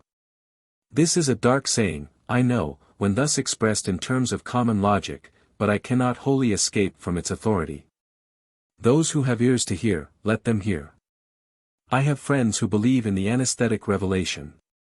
It seems to me to be a matter of certainty that the true and universal self in man may be occasionally liberated in this way, and, as to what is left behind sometimes sounding like nonsense. It must be remembered that in the land behind the looking glass our logic is nonsense, and the truth as revealed there must appear to us to be dreams of madmen if we view them from the world of the senses. They have certainly often been so recorded. I had once a most extraordinary dream shot through and through with beauty as a jewel with lights and perfections. I dreamed that I must write it down at once lest so much loveliness should escape me. But when I waked only one grotesque phrase survived, so grotesque though apparently meaningless that I never forgot it. Much later, years after, events illuminated that phrase so that what it conveyed had become one of the most important events of my life. I believe the same might prove true of many of the remains of various nonsense, of which Professor James writes, if they could be traced through the after-life of the percipients. It will be interesting to give some specimens of experience under narcosis, and the first is of great value because it relates to a realization of time as the eternal, now, of Indian yoga. It was that of a man named Clark, who died young. I condense. In the first place, the revelation is, if anything, non-emotional. It is the one sole and sufficient insight of how the present is pushed on by the past and becomes the future. The real secret would be the formulae by which the now keeps exfoliating out of itself yet never escapes. Ordinary philosophy is like a hound hunting his own tail. His nose never catches up with his heels. So the present is a foregone conclusion and I am ever too late to understand it. It has become the past before one can grasp it. But at the moment of recovery from anesthesis, then, before starting on life, I catch, so to speak, a glimpse of my heels, a glimpse of the eternal process just in the act of starting. That is why there is a smile upon the face of revelation as we view it. It tells us we are forever half a second too late. You could kiss your own lips and have all the fun to yourself, it says, if you only knew the trick. It would be perfectly easy if they would just stay there until you got around to them. Why don't you manage it somehow? And the whole secret of the true occult is to know how to make one's own lips wait until one gets round to them, and in kissing them one kisses the universe. That is yoga with all its powers, revealing, in the immortal words of Plotinus, the great Neoplatonic philosopher, the truth. For that which sees is itself the thing which is seen. The transcendental logic of the land behind the looking glass where A can be both A and not A. This is exactly what the percipient has realized in that experience. Here is another experience, that of a woman who had taken ether for a surgical operation. I wondered if I was in a prison being tortured. My last dream immediately preceded my coming to. It only lasted a few seconds and was most vivid and real to me, though it may not be clear in words. A great power was traveling through the sky, his foot on a kind of lightning as a wheel is on a rail, it was his pathway. The lightning was made of innumerable spirits and I was one of them. Each part of the streak or flash came into its short conscious existence only that he might travel. I felt my flexibility and helplessness. He bended me, turning his corner by means of my hurt, and at the acutest point of my agony, as he passed, I saw. I understood for a moment things I have now forgotten, things that no one could remember while retaining sanity. He went and I came to. In that moment the whole of my life passed before me, including each little meaningless piece of distress, and I understood them. This was what it all meant. On waking I realized that in that half hour under ether I had served God more distinctly and purely than I had ever done in my life before or than I am capable of desiring to do. I was the means of his achieving and revealing something to someone, I know not what or to whom. With that I came finally into what seemed a dream world compared with the reality of what I was leaving. I should like to draw attention to one sentence in this experience. In that moment the whole of my life passed before me. This is a common experience of those who have been caught back at the last instant from death by drowning. It occurs also to those who are on the threshold of death in other ways and yet return. The explanation, I think, undoubtedly is the light of the higher consciousness breaking through as the body crumbles, revealing time again as the eternal now. The dying man looks up and sees the past, present and future fused into a picture in which all parts are simultaneous. They are one and always were. Yoga again, and the explanation of clairvoyance, prophecy and many more of the strange signals the true occult flings out to assure us that reality is there for the finding. That a flash here and there of truth can be caught by the man whose objective self is strangled in the grip of narcosis is a most interesting fact. But I need hardly say it is no recommendation to making the great escape into reality in that particular way. None of these things offer the true road. How should they? I think even those dullings and lullings of the objective self in East and West to which I have alluded in this chapter are a serious risk and damage to the body, the instrument by which the psyche of man manifests. And in obscurer ways than that are also a peril. How should people who live the ordinary lives of Western civilization hope to see into what is described in the East by those who know, as, the formless, the beautiful, the utterly desirable? To injure the body, to force a glimpse of the higher consciousness by mechanical means is no true way to the enfranchisement of the psyche. Many voluptuaries in psychic sensation have discovered this to their cost. It is in the union of the best, the highest, the simplest, in the union of body, mind and psyche that the way lies, and in that only, and in studying the principles of yoga this is forcibly brought before the student. In an article published before I had resolved to write fully on these hidden matters I said, "But where shall wisdom be found and where is the place of understanding? In small beginnings, in a certain personal austerity and circumspectness, in the East they call it recollectedness, which need not be ostentatious, which is not disquieted by passion or opinion. This the great faiths have taught." They recognized with true psychological instinct that here was a gate to the eternal way, to looking upon the lower satisfactions of life as stranglers of the real joys. More than half our troubles come from trying to adapt man to his environment instead of his environment to man. The wise asceticism is a perpetual appeal to joy. It throws aside the useless burdens. I reflect on the teaching of the wise of all nations and I recall none who has not taught that self-discipline is what makes the man the master of his fate in the only way in which he need care to rule it. Meng Tzu, one of the wise men of China, wise in her antiquity, said a rememberable thing in this connection. That in which men differ from beasts is a thing very inconsiderable, the wise are wise because they preserve it carefully. It is a stern saying. It recognizes, with Freud's definition of the Roman Stoic, that men who are the slaves of their habits are miserable and impotent, and insists that personal inclinations shall be subordinated. It prescribes plainness of life that the number of our necessities shall be as few as possible, and in placing the happiness of life in intellectual and moral action it destroys the temptation to sensual gratification. So runs the creed of the great Romans. And this is the only safe and eternal way to the true occult, to the land concealed by the dazzling phantasmagoric show of the senses. That there are bypaths none can deny, and they must be stated in any honest study of the occult, but there is only one safe way. And it is encouraging to remember that all the faiths have marked that truth on their charts, however they may have differed in matters of less importance. The type of man thus produced is the only hope of a race worthy to inherit the universe in the sense of developing the higher consciousness which alone can save us from our blunderings in the darkened cave of the senses in which we live.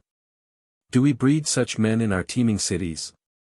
Have not even the revelations of science based on the material and physical helped to rivet our fetters more closely by making self-indulgence and pleasure more attainable to the many as well as to the few?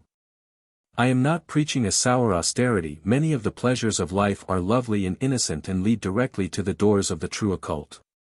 But they are the simple ones. Often in Japan, for instance, I have watched the crowds who stream out to share in the delight of the seasonal blossomings, unconsciously drinking in the occult and mystic influences of nature. I recall a day in autumn in a beautiful place beyond Kyoto when the maples had broken into their utmost glorious conflagration of russet red, rose red, fiery red, burning far away over the hills and reflecting themselves in a lake and a little river as if the very earth could not contain their splendor, and they flung it on into a purer element. Many hundreds of Japanese families had come out to see the wonder, not in any noisy or drunken way of enjoyment but simply to sit and absorb it quietly. Whole families from children to grandparents. It was impossible to avoid a feeling of envy for one's own country in seeing that sight and the evident feelings it produced. I remembered those who knew and who had said to me, "Every Japanese child is a potential artist." That is a glittering generality which, like others, may not be wholly true, but I myself believe it to be very largely true, and such things as I have described confirmed me in the belief. And if it be true, let it be remembered that art, not misused, is a straight highway to one of the gates of the land behind the looking glass. Thus, as I have quoted above, what is seen is one with him who sees, and, in the words of a Chinese thinker, the secret of art lies in the artist, and all art, all beauty. All the true roads to the land behind the looking glass must begin with entire self-obedience and forgetfulness of the ego that it may recognize itself as a part of the whole. That condition is the guardian of the gate, and those who search for realization of the true occult know this with passion. Hear the cry of Blake, he who was among the greatest of occultists, who was free to come and go in the land behind the looking glass after his fashion. I will go down to self-annihilation and eternal death, lest the last judgment come and find me unannihilate, and I be seized and given into the hands of my own selfhood. There is indeed no darker hell, for, while it persists, the very psyche of man is shriveled in its flames, and the five senses hold him with the 5 red-hot fetters of ignorance. Very poor foreshadowings indeed are the unconscious flashes of revelation set beside the steadily ordered purpose of a lifetime, building by the tools of discipline step by step before a man the upward way upon which the feet may be planted in safe foreseeing certainty. Only such a man, after such a preparation, conscious in this life, forgotten but evolved in preceding lives, is fit to be trusted with the hidden powers. And that this is true the long history of aberrations and crimes in the occult witnesses, together with the longer history of ruin under the influences of drugs, especially of narcotics. Chapter 8. In the 4 following chapters one quote largely from studies of their faith written by great Indians ancient and modern. It is taught in India that there are 4 roads, by each of which yoga may be attained, perfect yoga being understood to signify the concentration on or union with the universal self which produces realization, release from ignorance, liberation of the soul, and the powers. They are the way of action, the way of the intellect, the way of love and devotion, and the royal yoga, which leads directly to the possession of the supernormal powers. A little should be said of each of the first 3 before passing on to the last, for it is not everyone who can, even if he would, devote himself to the hard discipline there prescribed. And there is a way for all, even for the very simple or the highly intellectual, to approach the knowledge of the powers latent within himself. I have thought that the well-known parable of the Christ referring to the men who possessed the talents alludes to this very thing, for all have this mine within themselves if they care to dig for the silver, gold or diamonds it contains, each in their relative value. One man is condemned by the Christ because he hid his talent in a napkin and did not trouble himself further, the others made varying uses of theirs, and the moral drawn is the necessity of diligence in the pursuit of the real wisdom. There is a beautiful Indian parable illustrating the truth that each of these yogas or disciplines leads straight to possession of the supernormal powers of body, mind, and spirit. A king in India used to demand of every great ascetic who possessed all the occult powers, which is the greater man, he who gives up the world to attain them, or he who lives in the world and performs his duties as a householder? Some said, he who gives up the world. But when he demanded proof they could not prove this, and he compelled them to marry and become householders. There came one day an ascetic with a face of wisdom, and on the king's questioning him he replied, The householder and he who forsakes the world are equally great, each in his own way. Come with me and I will prove it. And the king agreed. So they went on a long journey to the chief city of another kingdom, and there was all the rejoicing tumult of a high festival, for the beautiful princess, daughter of the king, was to choose her husband according to the ancient custom of India. Amid the assembled court and in view of the people she would throw a garland about the neck of her choice and none would question her will. And the king and the ascetic stood to see what she would do. Near them stood a young ascetic of such amazing beauty that the eyes of all followed him, and when the princess was borne in, radiant in loveliness, she too saw him, and cast her garland about his neck, thus choosing him for her husband. And the crowd rejoiced, for his was a heart-winning and spiritual beauty. He took the garland from his neck and gave it to her, saying with calm, "My heart is fixed on other things. To me this is nothing." And he left the assembly, making his way to the great forest, leaving behind him love, beauty, wealth and a kingdom, as if all were dross. The princess sprang from her jeweled throne and followed him on foot, drawn by love, the great seducer, but he neither turned nor looked at her, and so going steadfastly onward was lost in the forest. And there the king and his teacher, when they followed, found her sobbing and alone. And it was late in the evening. So, taking pity, they said to her, "Here is a great tree. We will all rest under it, and tomorrow we will restore you to your father." A bird's nest was in the tree where he lived with his wife and 3 nestlings. And looking down he saw and said, "Wife, what must we do? Here are guests, and it is winter and they have no fire to warm them." So he flew away and finding a small burning stick dropped it before them, and they lighted a fire. Still watching, he said, "Wife, they have no food. On us lies the duty as householders and hosts of providing it. I must do my part, I will give them my body." And he flew down into the flame and was killed, and the birdwife seeing this, said, "Here are 3 persons and only 1 little bird for them to eat, it is not enough. Also it is my duty to second my husband's endeavor." So she too flew down into the fire, and the little ones accepting it as their duty also followed the example their parents had set them and fulfilled the guest rite, going cheerfully to death. The princess, the king and the ascetic could neither eat nor sleep in beholding the action of the creatures who showed such high nobility. And next morning the 2 men restored her to her father. Then said the sannyasin, ascetic, to the traveling king, "You have now seen that each is equally great in his own place.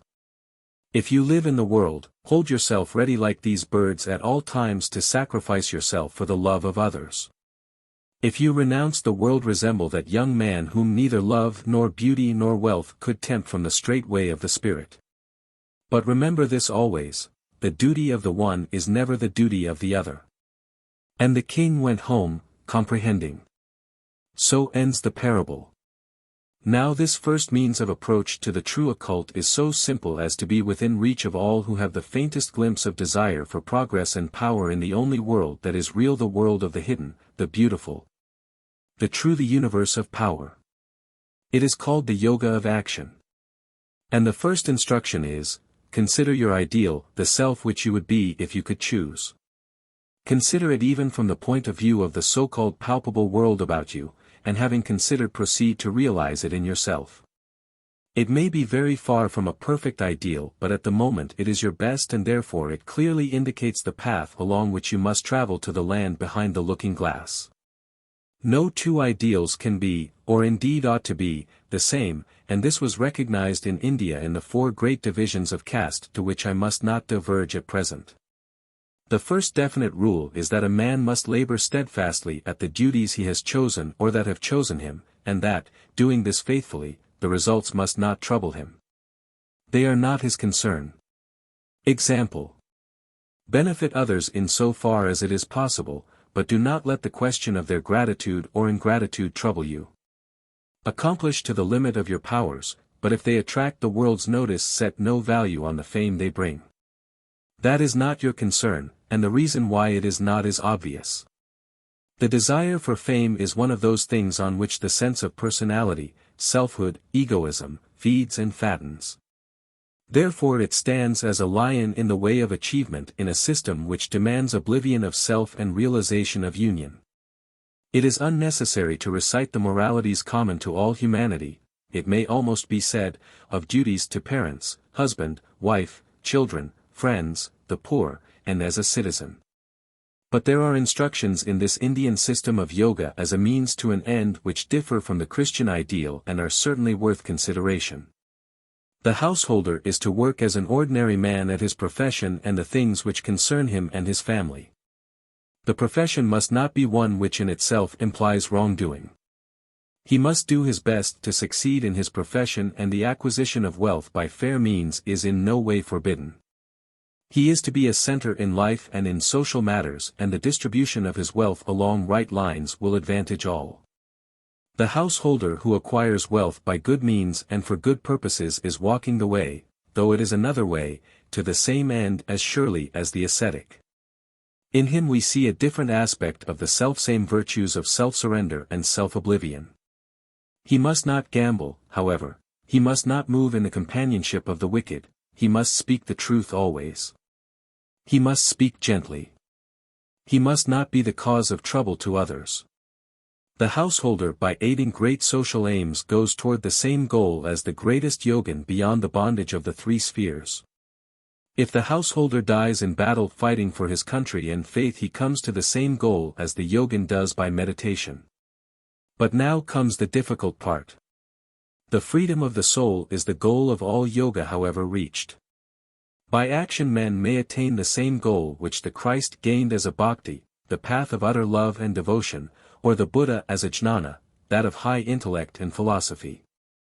But how is he who lives and works in the ordinary concerns of the world to free his soul? He is to work like a master, not a slave, his work is never to bind or attach his soul. It is all to be done through freedom and love, for all selfish work is slave's work. When a man can love his wife, children, countrymen, mankind, the world and the universe, and when his actions spring from that root, he is a true yogin of work, and his spirit is unattached and winged. Do you ask a return from your children for what you have done for them? Do so no more. Work for them and let the matter end there. In what you do for persons, cities, or the state, expect nothing in return.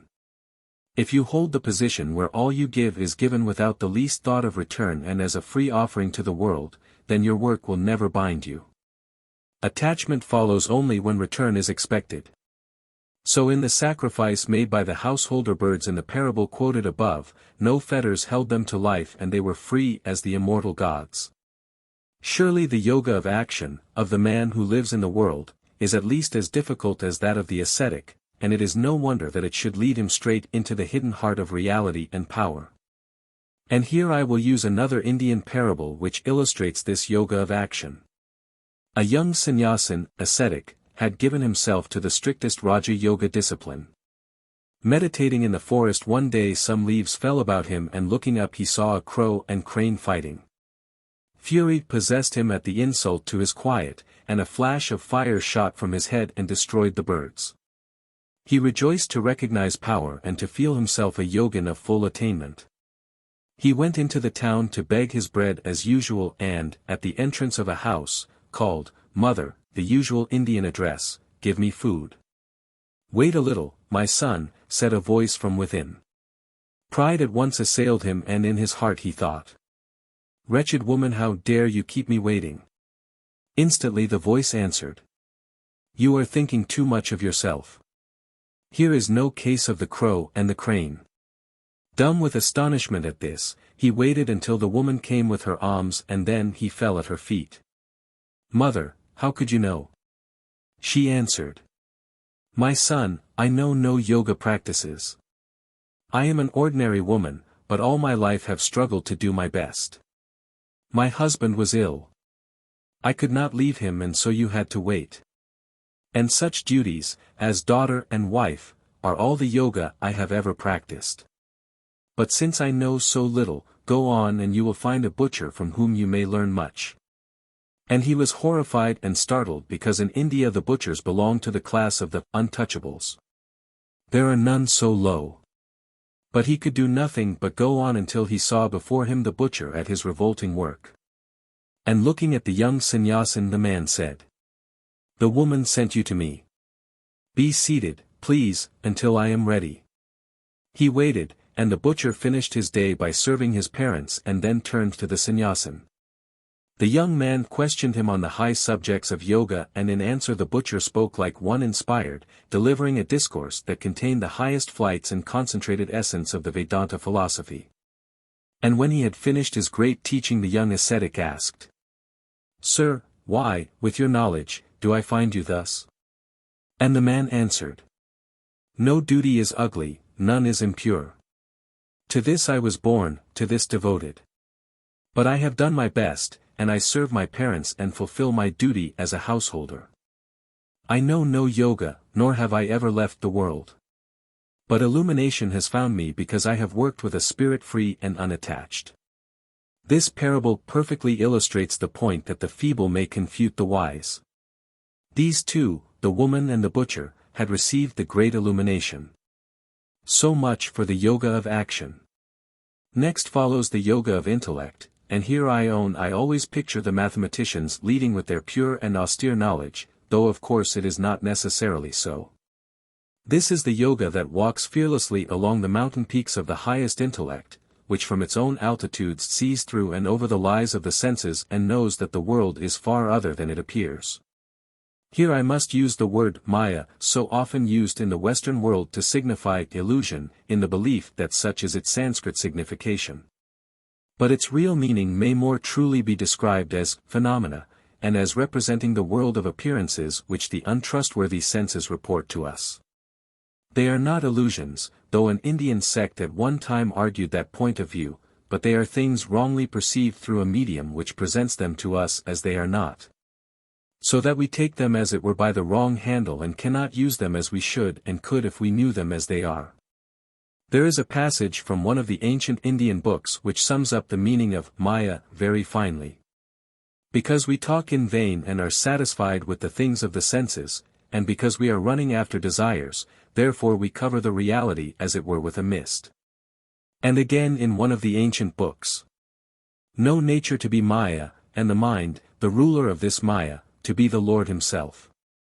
Now, in a very deep sense, the highest, most piercing, most searching form of intellect may most truly become the Lord of Maya. In the sense that it may by sheer luminance of insight so light up the misleading forms which the senses offer us as to make them transparent and see through them to the truth behind. Of this form of yoga the Buddha is the highest known example. He had practiced the ascetic discipline of the Raja Yoga to which I devote the whole chapter following this, but certainly also he cast it aside, perceiving another path upon which his supernormal intellect could lead him. There is nothing more interesting to those who care for such things than to study the deep reasoning contemplation to which he gave himself under the tree and to read the stages by which it soared through all the clouds and mists of the senses until it reached the, to others, almost unbearable illumination of pure truth, naked but radiant. Naturally the powers followed such strength like tamed hounds, and from his height he surveyed them and found them comparatively meaningless because he beheld things so far above and beyond them.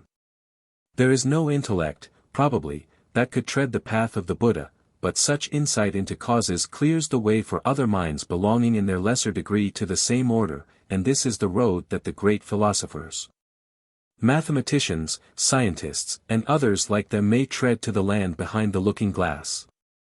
They will search into the question of man's boasted individuality, and will find that it does not exist.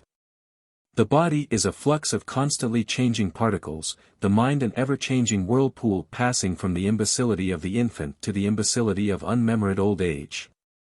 And through all this Maya they will pierce and find their way to the one and unchanging of which we are all a part. They will realize at last, by their sheer power of destroying interposing veils by reasoning, that the individuality of man is a distortion of the truth. That only infinite spirit is individual, that nothing infinite can ever be divided or changed, and that every man is in himself the infinite, the unchanging, though the phenomena of life, while they are believed to be real, make him appear to change, like colored lights playing upon white surfaces. And when a man has realized this, he knows that the universe is his and he. And the secret places of the universe are as open to him as the street in which he lives, and more so, and the occult is the happy alphabet of the new language the psyche in him has learned to speak.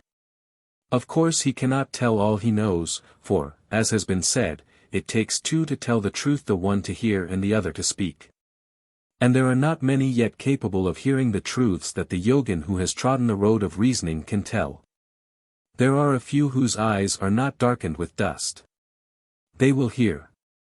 None others. It would not be suitable or possible to open here all the high teachings on this head. They need a volume of their own. Their watchword is realization of the great truth, thou art that.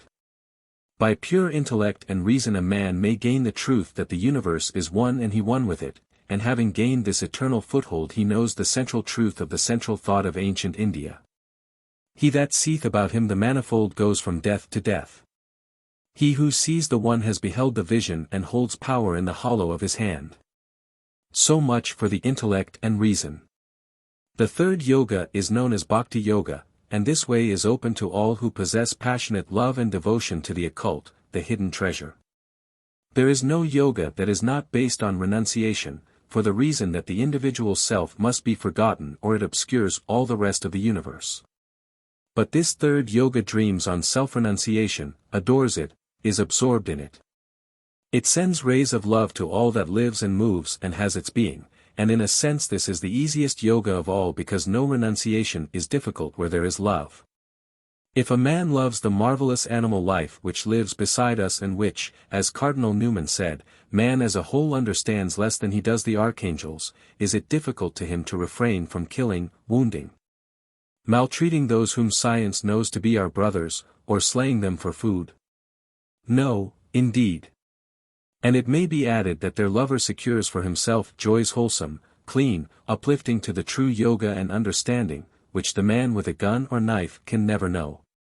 If the heart is given to another, all service for him is pure and exquisite joy, and so, in reading the lives of the saints, Eastern or Western, one sees that actual pain became pleasure when the call of the divine was heard. The martyrs swept the flames about them like water, the tortures of the dungeons were assuaged with secret passionate incomprehensible joys. And, as the Swami Vivekananda has said, the path of love is the easiest advance to the higher consciousness because the lover does not lament the loss of what he has left behind. I myself should add that nothing is ever left behind, all is included and carried on. I condense. A man loves his own city, then his country, and the intense love for his little city subsides smoothly, naturally. He learns to love the whole world and his fanatical patriotism for his own country drops off without pain. An uncultured man loves the pleasures of the senses, then, as he becomes cultured, he begins to love intellectual pleasures, and sense enjoyments mean less and less to him. So, when he gets into a plane higher than the intellect or that of inspiration, he finds a state of bliss in which all pleasures of the senses and even the intellect become as nothing. When the moon shines the stars dim. And when this love and adoration reach supreme devotion, the man is free. He resembles the ship in the fable which coming near the magnetic rock lost all its iron bars and bolts, and his fetters drop. The adorer, the lover of the highest, need not suppress his emotions, as in the other yogas, but needs only to intensify and direct them to the highest. When this point is attained, the yogin sits smiling, enthroned above pain or change. I suppose in our own scriptures that St. John may be taken as the type of the Bhakti Yogin, the man who has attained through utter love and devotion. And it is very clear that he was regarded by the early Christians as a mighty master of the powers, as much as, if not more than, St. Paul, who may rather be regarded as a yogin of pure intellect. This is not to say that the yogin of intellect does not love and that the yogin of love is incapable of reason, but each has trodden a different road to the occult. Both have lost the impeding ego, though by different inspirations. I might give many illustrations of the three great paths of yoga which have been trodden in the West, though perhaps with a less definite consciousness of the goal ahead than in the East. But I have said enough to indicate their significance and to urge some readers to study these ways in a deeper degree for themselves. It cannot be denied that in these three there is a way for every one to the occult and the powers, from the simplest to the greatest and most highly developed soul. In the following chapters one treat of a yoga far less known and practiced in the West than in the East. Though in many a lonely monastery and cloister in Europe the road was unconsciously and therefore ignorantly followed which guides the eagle flight of the psyche to union and the powers. Yet let it not be thought that Raja Yoga the royal yoga is greater in any way than the other three. It may perhaps in some respects be a straighter if a harder road, though even that is open to question. What may be said to anyone whom the irresistible music of the unseen draws is this: take the road in which you can move most simply, steadfastly and easily to attainment. Each has his own yoga. Chapter 9. I now pass on to the strange and ancient system of training and discipline by which India taught the science of concentration, which she considered the key to reunion with the forces of the universe and therefore control of the powers. Which in India are called the cities and in the West are, so far as they have been heard of, connected with the occult and the miraculous. I need scarcely say how profoundly I was interested on finding that in India has been built up for ages a perfect and coherent system of self-education. The gymnastic of the occult powers which rightly used lead to the highest attainment, but in any case to the key of the land behind the looking glass where all the good things wait to be chosen. I have dwelt on the adventures which await the entrant there in a novel I have just finished, and they are all true to this teaching. Attainment, far other than is possible in this thwarted world we have created out of our physical sense perception, is not only possible but certain there. For those who think the effort worth long pains and trouble along the lines indicated in this book. This subject is such an enormous one, ramifying into every department of life, that I feel I can give only the silken thread with which the beetle climbed painfully upward to the prisoner in the tower. But at least the thread is silken, and the coiled rope lies below it. And I hope that this very truncated statement may not be quite useless in aiding realization of the truth, that what desires and hopes are in a man he has the power to supply. Not derived from any supernatural being but from his own relation to the forces of the universe. He who has the entry to the land behind the looking glass may do what he will. And as I learned from personal experience, it ceased to be astonishing that in Indian teaching the utmost stress was laid upon the comradeship of the body in the adventure. They said, "The body is the boat which will carry us to the other shore of the ocean of life. So it must be taken care of and kept free from all disease." Never was there a wise man who had not to reject pleasures and enjoyments of the senses to acquire his wisdom. No doubt the first wish is to develop the body's powers for the body's own sake. That wish is soon forgotten when it is realized as an instrument of the psychic. I read with complete understanding in the ancient books of India that a human being is a channel for the flow of that ocean of power which vibrates and billows through the universe, that if the channel is kept clear the flow will be eternal. That if it is choked the flow will be delayed to the man's great detriment and loss until slowly and painfully he reaches higher stages of development. How he uses this force when he achieves it is his own responsibility. The world has had examples of many sorts of choice and their results. India has always taught in parables the doctrine of evolution of the body and soul. That of the body is taught perhaps most clearly in the wonderful birth stories of the Buddha, where he is represented as evolving slowly upward from the lower planes of life, gathering and developing the experiences of each as he climbs along the chain of evolution. The doctrine of psychic evolution is of course taught almost throughout Asia in the parable of reincarnation, which conveys an idea, impossible to be stated definitely in human terms, of the soul's return to the schoolroom of life experience until it is fully developed and capable of reunion with the source. It will be interesting to give a list of some of the powers which the highest authority of ancient India declares are attainable by a man who follows the bodily and spiritual discipline laid down for the purpose of psychic attainment. And if it be objected that these are miracles and that there are no such things as miracles, India fully endorses the latter statement. There are no such things as miracles. There is nothing superhuman, but humanity is in itself a part of all the power of the universe, and recognizing this and living by the law that guides it can develop ability to use the same force as that which drives the tides, the winds, and more. There have been men who knowing this have used and use these powers in higher and lower degrees, and the day will surely come when this force will be more generally studied and understood in its full normality and transcendent power. The man disciplined and obedient to the law can know all that is in another man's mind by using the proper means. A man disciplined may apparently vanish. He does not really vanish, but none will see him. This can be done only by one who has gained by concentration the power in which the form and the things formed can be separated.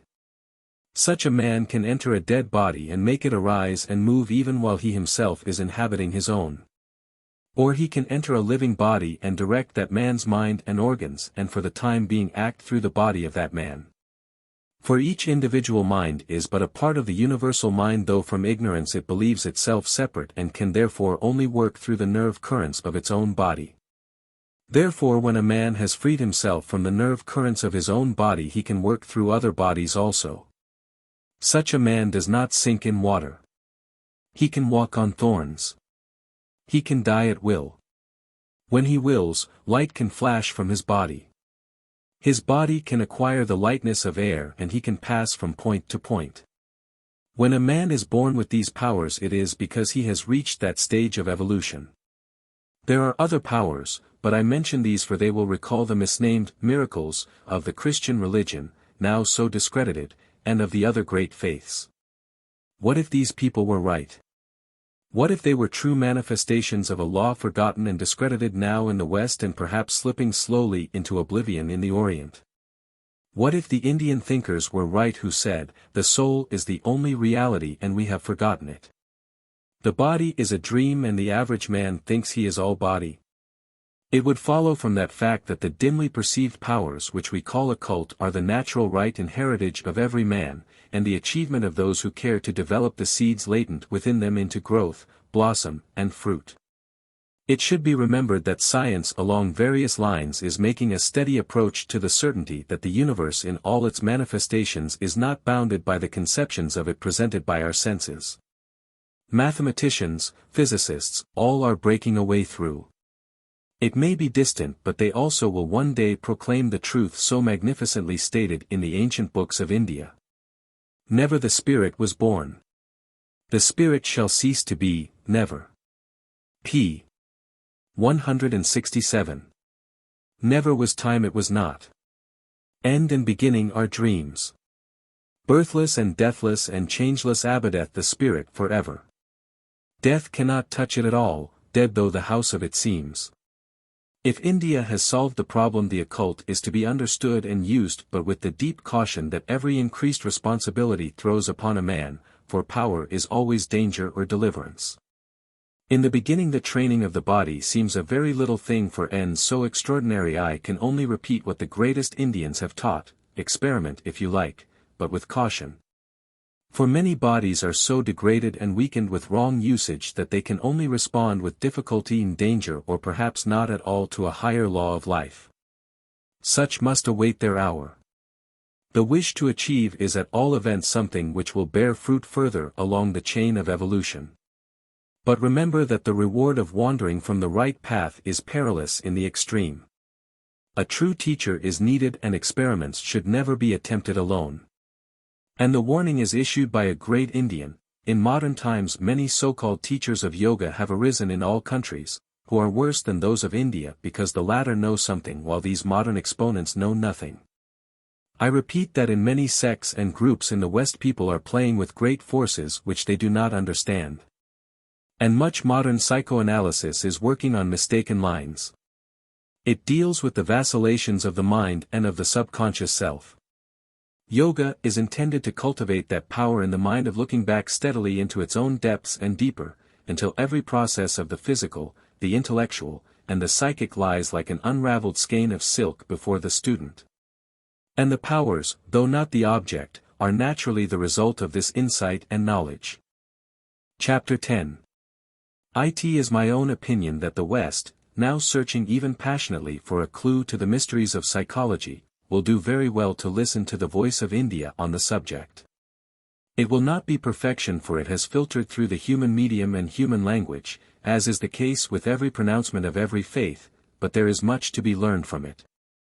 Especially in some of its strange foreseeings of the conclusions of modern science and its equally strange departures from them in cases where it is impossible for all but the deeply initiated and those who have attained the higher consciousness to pronounce which view is ultimately right. Having said this and thus indicated some of the difficulties, I proceed, and I say in truth that I never meet a Western psychologist, and I have met many, without feeling against how blank an opposition they must contend, how poor, how material are the theories they offer in place of practical guidance in the way of comprehension.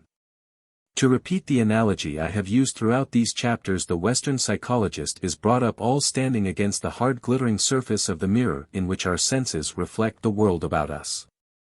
The Eastern psychologist passes through this, as if it were mist, to the reality which lies behind. I hope I shall be able to make a part of this ancient system of psychology clear and comprehensible. Though I realize that I can say only enough to set others on a track which leads far and higher and in which the motive of research matters profoundly. I must say in beginning that it is bound up with the most ancient form of religious thought in India, and I cannot wholly ignore that, though I shall dwell on it as little as possible. But just as when in the West we speak of visions, dreams and telepathic occurrences, we must cite such notable religious examples as Joan of Arc, St. Teresa, Francis of Assisi, William Blake, Walt Whitman and others who have possessed what is technically called the higher consciousness. So in giving this great Indian system one cannot wholly ignore the relation to religion, for I repeat that always there is something in deeply felt religion which plays like a skilled musician on what I may call the psychic nerve, exciting it to its highest harmonies and powers. In the West, it has been truly said, we never troubled ourselves with examining scientifically the question of why these supernormal experiences happen to these people and their like. We did not at all understand them, did not like them, and were inclined to think them a form of mild or intense religious mania, which no one would wish for himself or for his relations. Though it might be well enough if it had happened long enough ago to be placed on the respectable footing of biblical miracles, which could be comfortably taken as occasions of direct divine intervention and the suspension of all law and order. If anyone had said to us, the miracles of the Christ, St. Paul, Joan of Arc, the visions of William Blake, of Bohm the cobbler, and so forth, were perfectly natural things, manifestations of a law as natural as that which governs the radio set in every house, and they were born to these powers because of experiences in past lives, we should have thought this statement either irreverent or entirely incredible unless the person so speaking was prepared to show us the way in which the whole thing works. This, India has been always prepared to do. She comes into the open with her system of psychology, and takes her stand under this statement: some men are born with these powers because they have earned realization of them in former lives. Others must earn them by discipline and training. As to credibility, direct perception, inference, and competent evidence are proofs. If you will concede that these are sufficient, she will state the psychologic law as she has tested it and as you may test it for yourself. But there is not and never can be an easy system of acquiring psychological knowledge. Many, as in the study of modern science, have fallen victims by the way. I had a friend who was a pioneer in the medical use of the X-ray. First, one finger, then a hand, then an arm was attacked by cancer and finally he died, his life generously spent in blazing the trail for others. So with this Indian science of psychology, where the body is compelled to a discipline not to be exceeded in rigor by the strictest monasticism ever laid down in the West for unconsciously following the same winged hope. The hope is there, but the way is often dangerous. The great authority, or rather the authority which collected knowledge and opinions on this psychology in the 2nd century B.C., for it is said to be 4,000 years old, is an Indian known by the name of Patanjali, whose yoga aphorisms survive to this day as the foundation stone of the science of psychology, which in India is named Raja Yoga, or the Royal Yoga, the word yoga signifying union or concentration, since it is only by union and concentration with or through the forces of nature that results can be achieved. It must not be thought that Patanjali was the originator of this system. He only collected the experience, already very ancient, of many experimenters. I shall draw on his words for what I am about to say, and on those of deeply learned disciples of his philosophy who themselves constantly experienced what is known in India as samadhi, i.e. the state of higher consciousness in which perception beyond all reason is possible. To begin with, India wholly denies that so-called miracles, answers to prayer, and the strange powers of faith, are due to any supernatural intervention. She says, yes, they happen. They are imitated, faked, but they happen and abundantly, only they are never supernatural, for nothing exists in the universe which is not obedient to the law of nature. India states that belief in the possibility of supernatural interferences with law inculcates fear, superstition, and therefore cruelty. It belongs to the dark places of the earth and must be cast out by the clear daylight of knowledge. But there are in nature gross manifestations of force and subtle ones. The subtle ones are the causes, the gross the effects. The gross can be perceived by the senses, the subtle by a consciousness in ourselves which requires cultivation and discipline, conscious or unconscious, before it can open its eyes and see. And because the higher branches of this way are at least as difficult and new to the unskilled as, for instance, climbing the Alps, India holds that a teacher is a necessity. And that only certain lower branches of the discipline can be studied in safety alone. With this reservation she offers what she calls a science of the mind, and says the mind itself is the instrument by which the mind must be observed. The powers of the mind are like rays of light cast abroad, illuminating a vast space. But when concentrated and condensed they form a beam so powerful that flung on any subject they will illuminate it to translucence. Thus, to understand the mind and its powers the searchlight of the mind itself must be turned inward and steadily focused, and, if you come to think of it, that is the one thing which in the West we are never trained to do. Our whole system of education turns our minds to external things, the common branches of learning, observation of the world about us and so forth.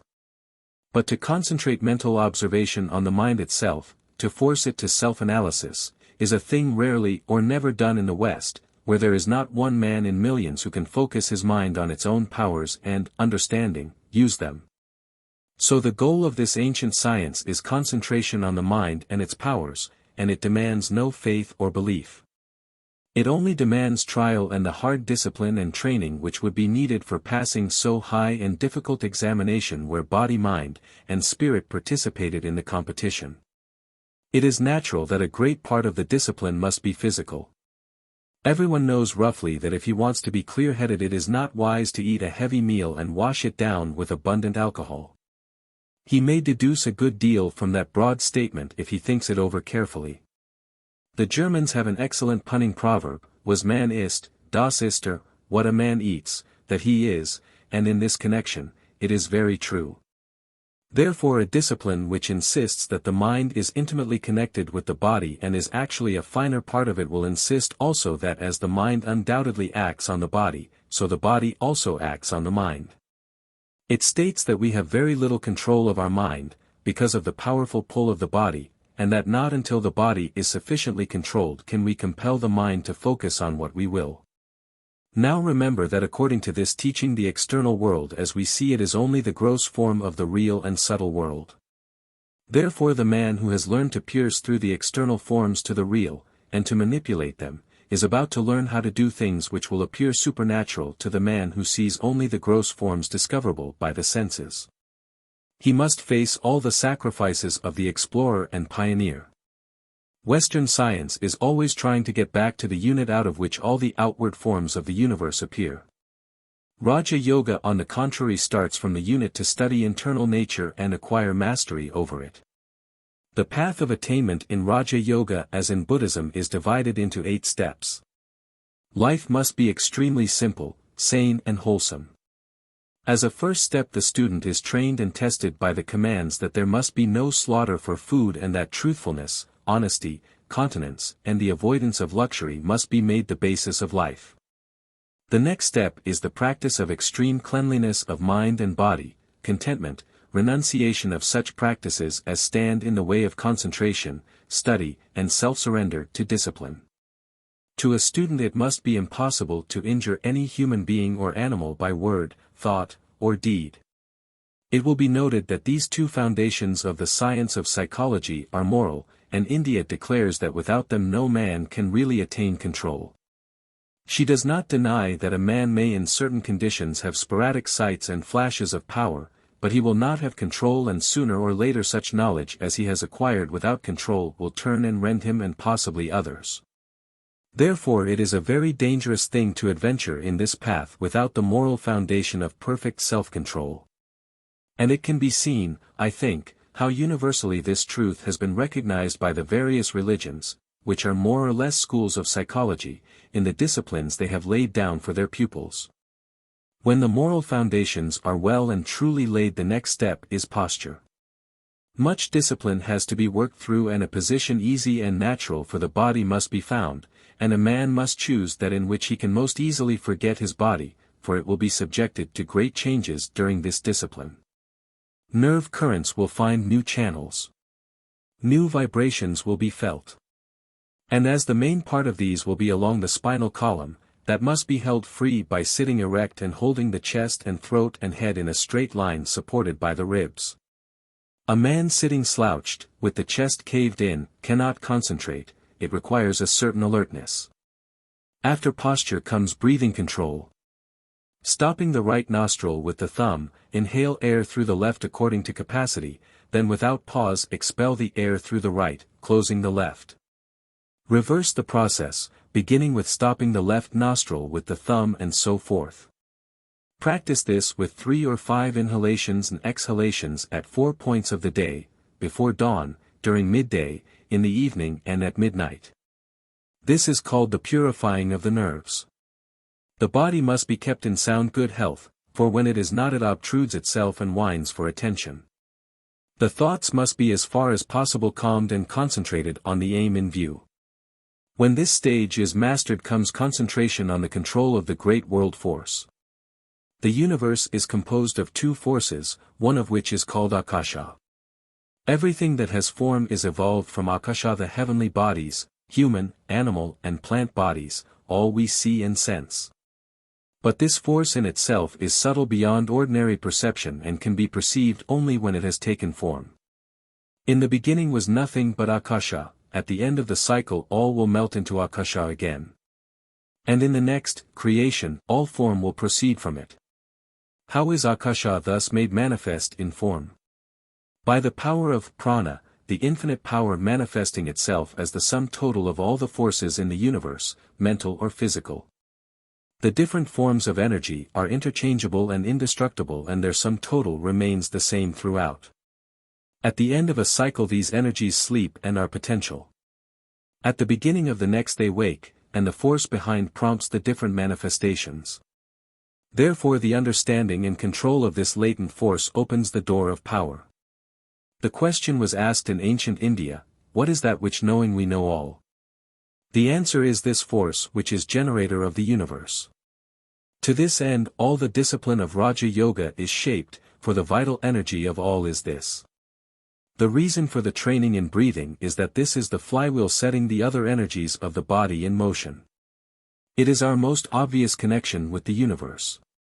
It is declared that after the first few months of steady effort one begins to find that the thoughts of people near one appear to one, at first dim and afterwards in clear picture forms. Or, concentrating all the energies upon something at a distance, a clear thought form of it will appear in the mind. Or, concentrating the thoughts, say, on the sense of smell, one may perceive a beautiful perfume. Flashes of such perception will tend to strengthen courage, but it must be remembered they are only marks of progress, and the end is the freeing of the soul, as it is technically called. We are to remember that body and mind belong to us, but are not ourselves.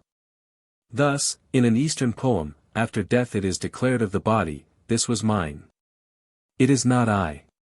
The body is but the name for a series of changes, like a river forever and never the same. Yet, such as it is, we have no other instrument until we are set free from the senses and their bonds. It may be said here that the early morning and evening are the 2 best times for concentration. They are the hours of calm in nature, a calm reflected in the mind of man unless artificially obstructed. And one should not eat shortly before practicing the lessons. In India it is a part of the training to feel no hunger in the morning until students have bathed and gone through the practices. Also the place in which they are carried out is important. This can be understood by referring again to the way in which the various faiths, or schools of psychology, have set aside certain places for special concentration on certain thoughts. And it must be a place which suits our own vibrations or it will no help them. To me all such set-apart places are helpful, and I have felt the cold and cleansing breath which precedes union, alike in the noble silences of Westminster Abbey, the dimness patterned with splendid color of Notre Dame de Paris. The uplifted golden platform and dizzying glittering shrines ere the Buddhist Shudagon of Rangoon flames to the sun. The deserted rock temples of Mamallapuram in India or those colored sanctuaries buried in glooms of great pines where the spirits of the mighty shoguns of Japan are remembered night and day.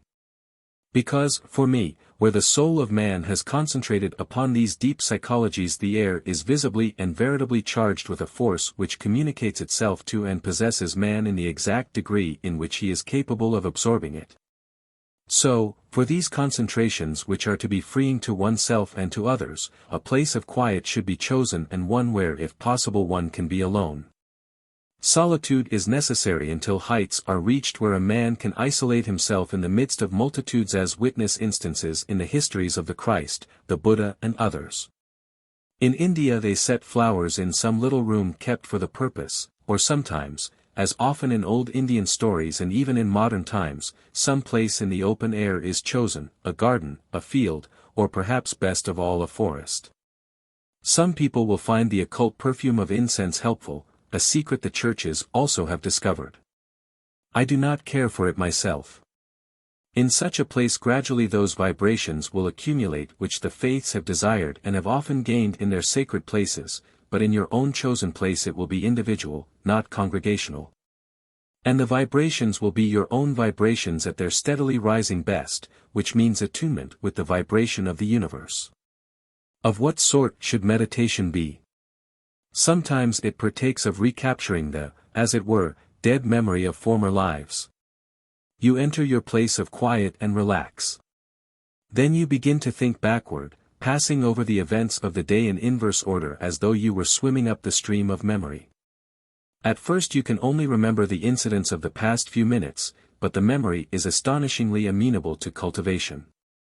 You will find as you perform your meditation for a few minutes to an hour a day that whereas at first you had to jump from stepping stone to stepping stone of the more important events you will soon find yourself able to swim up the stream of thought smoothly, omitting no smallest detail in your memorizing backward.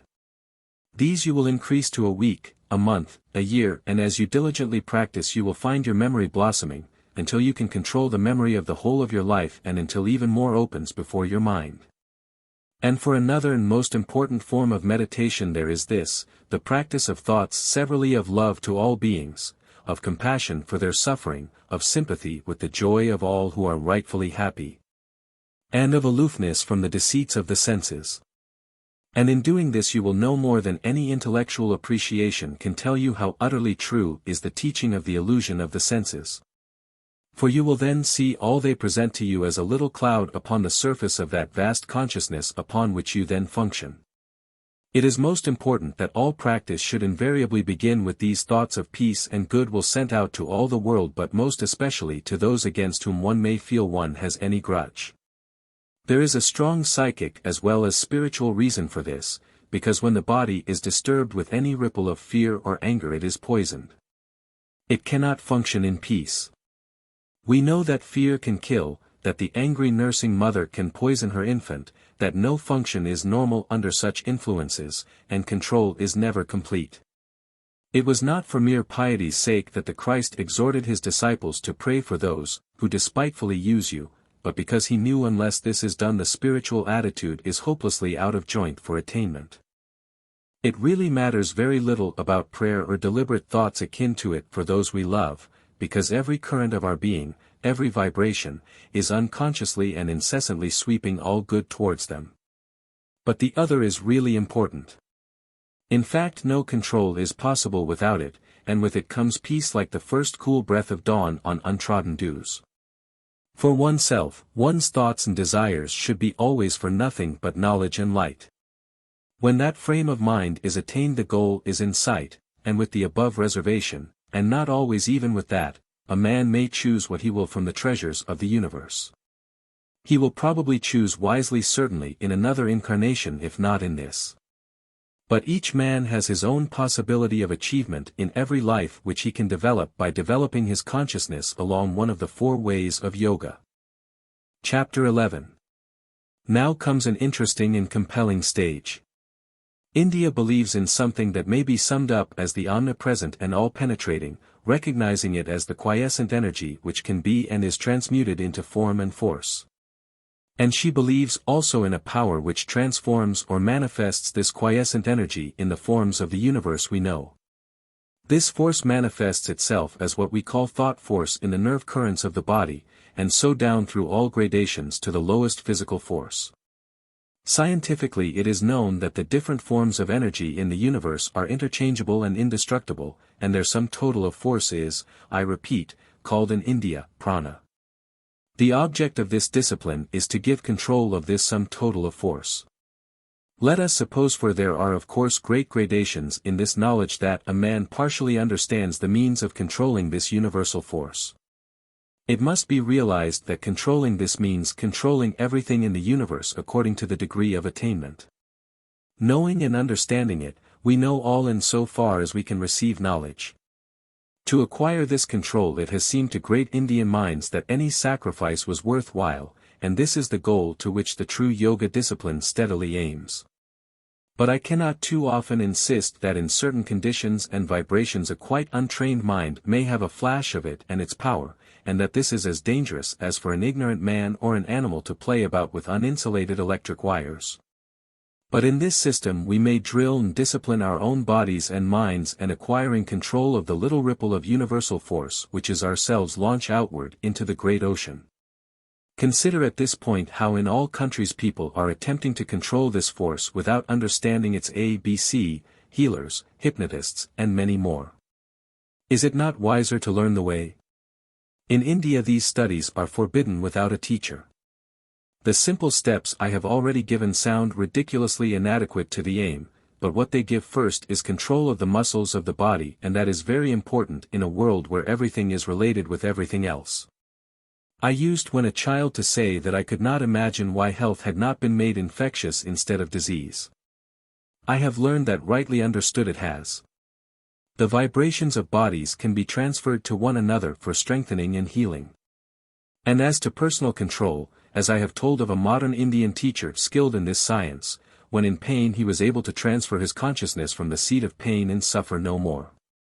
But in true healing it is not by rousing faith that the cure is accomplished, it is by raising the vibrations of the patient into concord with your own highest vibrations and their sustaining them. That vibration will be a stronger or weaker one according to your stage of attainment. In some, historically recorded, it is tremendous, though taking very different forms and developments of power. Consider the different gradations in which men become channels of this universal force. We have some very eloquent educated speaker on religion and he fills his church or hall and there it ends. You get a camel driver in Arabia, Muhammad, and the consuming force in him became a sword that armed millions and may yet drench the world in blood and tears. You get a highly skilled admiral or general who wins or half wins a war by sea or land and dies and with a salute of guns is forgotten, and yet take Nelson. With such a whirling force in the frail little body of him that when he looked a man in the face, the spirit of Nelson was on him and each was Nelson that day, and his name is immortally won with victory. Or Napoleon, the little shabby Corsican with those grey-blue eyes whose fire none could face unmoved, seeing in them the flame that was to devastate Europe. We call this genius and wonder at its mysteries but need not. It is prana, the universal force, sometimes possessing, sometimes controlled by a man consciously, wisely, and helpfully, sometimes unconsciously and perilously, but always force irresistible. This is in truth a world of ideas, not of solidities, and must be interpreted by different and evolving stages of consciousness and not by any science of physics. So, in learning to control the muscles and nerve currents of the body, balance and poise are learned and the equal distribution of force. And all this must be gradually done because the results involved are so stupendous, and though some achieve much in one life, others must evolve through many other heights in other lives, says Browning. But through discipline and meditation lies the only way of direct attainment.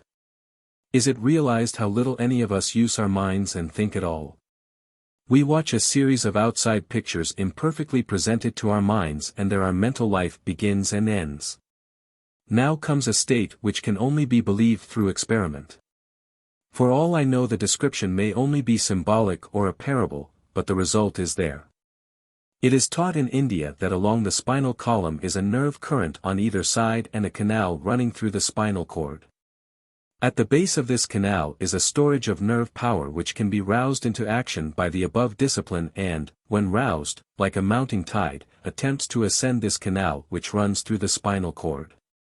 As the tide of nerve power rises, layer after layer of mental power is opened until it reaches the brain, and the inner, the true self becomes detached from the bonds of the mind and the body and acquires control.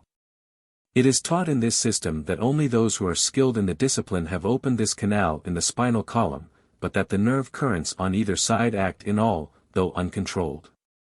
The opening of this canal for the transmission of power is perhaps the most important stage in the discipline.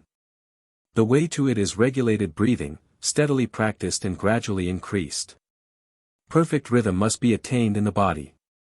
The importance of rhythm is being very gradually realized in the West. In Asia the very workman turns his blow or stroke or pull into pure rhythm, using generally some sacred word as the beat. So in the practice of yoga it is usual to time and make rhythmic the breathing, as taught above, by using some sacred word as the beat. The one generally used is Aum, the ancient word which represents the trinity of power, and this word flows in and out harmoniously with the breath, until both become automatic. This applies especially to the second lesson in breath, where measured breaths are taken, using the nostrils alternately, filling the lungs through each nostril in turn and exhaling the air through the other. It is claimed that the use of this exercise over a considerable time will result in such calming and rhythmic influences throughout the body that harsh lines disappear from the face and the tones of the voice assume new beauty. And after this comes another stage. As you fill the left nostril with air, stopping the right nostril with the thumb, concentrate the mind on the nerve current it produces. Then close both nostrils with thumb and forefinger and believe that you are sending the nerve current down the spinal column and striking on the store of force at its base. Hold it a while. Believe then that you are slowly drawing out that nerve current with the breath into the other, and taking the thumb off the right nostril expel the breath. Reverse the process and repeat. Unused as we are to full breathing in the West, this should be begun with only 4 seconds inhalation, or less, retaining the air for 16 seconds and expelling it in 8. Think always of the force at the base of the spinal column while you do this breathing. 4 times in the morning and 4 in the evening are enough for the beginner, and the exercises must be very slowly increased as you find ease and pleasure in the practice. It is taught that along the lines of this discipline all the sexual forces can be eventually transmuted into purest energy, and that this is why in all the faiths chastity has been proposed as the most exalted virtue circumstance otherwise difficult of explanation in some respects. This accounts for the fact that every great faith, or psychological school, has instituted a monastic discipline, sometimes without clearly explaining, or even with misrepresentation of its reasons why under a recognized rule of men or women vowed to celibacy may very likely appear, as has often happened, the great psychological expert. Then comes the next stage. The mind must be freed from being controlled by the representations of the senses. The mind leaps about from thought to thought like a monkey in the boughs of a tree. It cannot fix or concentrate. It spills over on everything. You cannot hold it to one thought, for, slippery as an eel, it escapes you and is gone. You must unharness it from the hastily running pictures of the senses and by practice quiet it and reduce the waves to ripples and the ripples to a mirroring calm.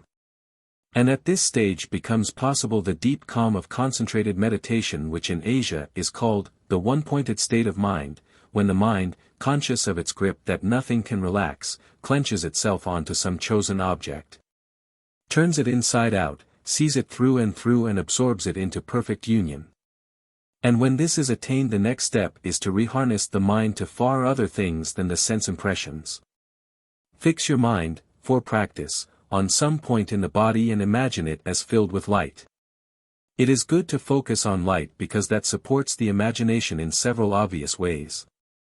At this stage sounds will be heard like music, seeds of light may be seen floating in the air. And so by this focusing and concentration every part of the body can be gradually brought under control. Men skilled in the discipline can bring the very heartbeat under perfect control. And when all these things are attained and the body is an obedient slave and no longer master, comes the attainment of the higher consciousness, which is called samadhi. India teaches that beyond reason, beyond all mental powers, is a state of consciousness in which the highest wisdom and power are attainable. I have described the threshold of this state as the higher consciousness, and I have said before a man may stumble into this state.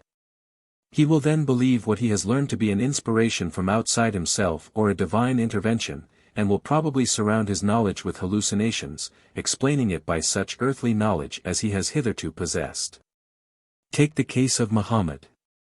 He rose into this high consciousness, untrained, undisciplined. He reports that the angel Gabriel set him on the heavenly horse Harak and he visited the heavens. Yet that man beheld wonders of truth, and in the Quran truth and superstition are distractingly blended. So with many other famous instances. But in yoga all the different stages, physical, mental, spiritual, meditative and so forth, lead scientifically and in gradual development to this state of higher consciousness in which the force and knowledge of the universe are open to a man as a treasury from which he may help himself according to his capacity. It is impossible that in a book like this I should do more than sketch the hasty outlines of a vast subject. I should say much more on meditation, its subjects and objects, on the patience necessary, the strict rule, and much else. For some the way is much easier and simpler than for others. I suppose that is conditioned by the stage of evolution already reached. For all round us are souls in different degrees of evolution, and the battle there, as always, is too strong. I will give a short Indian parable which expresses the instant union that may befall some, for it has a general application. A great yogin passed through a forest and by a man who had been sitting there long absorbed in discipline and meditation, and this devotee asked, "When shall I attain full knowledge?" The yogin replied, "In 4 more births," and the man wept in despair. So long yet. So little done. He passed another who asked the same question. He answered, "As many leaves as you see on this tree, so many births await you before you receive full knowledge." A flood of joy transfigured the questioner's face. So soon? And I who have done so little? And even as those words passed his lips he received full knowledge and enlightenment, for he had perceived the truth that time is nothing in the attainment of wisdom. I feel I have said little and there is so much which should be said. This austere Indian wisdom sounds very strangely in the clash and hurry of modern life.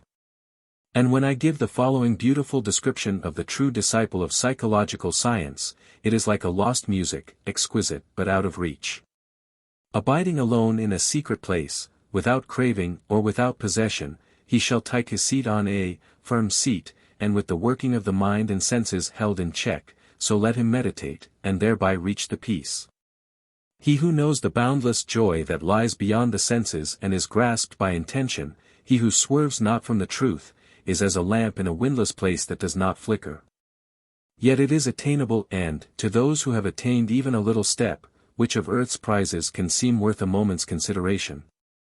Of them it may be said, "As men do children at their games behold, and smile to see them, though unmoved and cold. Smile at the recollected joys, and then depart and mix in the affairs of men. So are those who have attained even a little knowledge of the psychological prizes awaiting the seeker. Yes, these are truly the affairs of men. The world and its societies have been formed from chaos by men who have seen these things, have entered into realization of them, and so swayed the minds of the peoples into some faint responsive harmony with their vision. What right have those to speak on the subject of true psychology who have not studied along the line of those who have attained and have wielded the powers which have transmuted the world? It is a great and possible power to heal the sick, to walk on the water, to penetrate the thoughts of others, to transport oneself through space. But these are little things beside the power of transmuting the thoughts of other men into an energy that shall possess the world with the realization of the universal as it truly is and of their place in it. And it is only along the path so very poorly indicated in these pages that this has been done, for this path, consciously or unconsciously, has been trodden by all the great world seers. And what interest can compare with it? Here is a source of energy almost untapped which connects up with every form of force physical, mental and spiritual which exists. To meet an objection which may be raised I will quote the remarks of a German observer, Karl Kellner. After comparing this yoga with those of the hypnotic or dream states artificially induced, he says, "It, yoga, makes of its true disciples good, healthy and happy men. Through the mastery which the yogin attains over his thoughts and body he grows into a character. By the subjection of his impulses to his will and fixing the latter upon the ideal of goodness he becomes a personality hard to influence by others and thus almost the opposite of what we usually imagine a medium, so-called, or psychic subject to be. I have given only a very brief synopsis in these chapters of an enormous subject. Those interested must study it in the ancient writings and trustworthy modern interpretations. Many are not trustworthy." Chapter 12. In one point all who have seen agree, namely that love is the basis of the law on which the universe moves. I need not refer to this point of view in our own scriptures.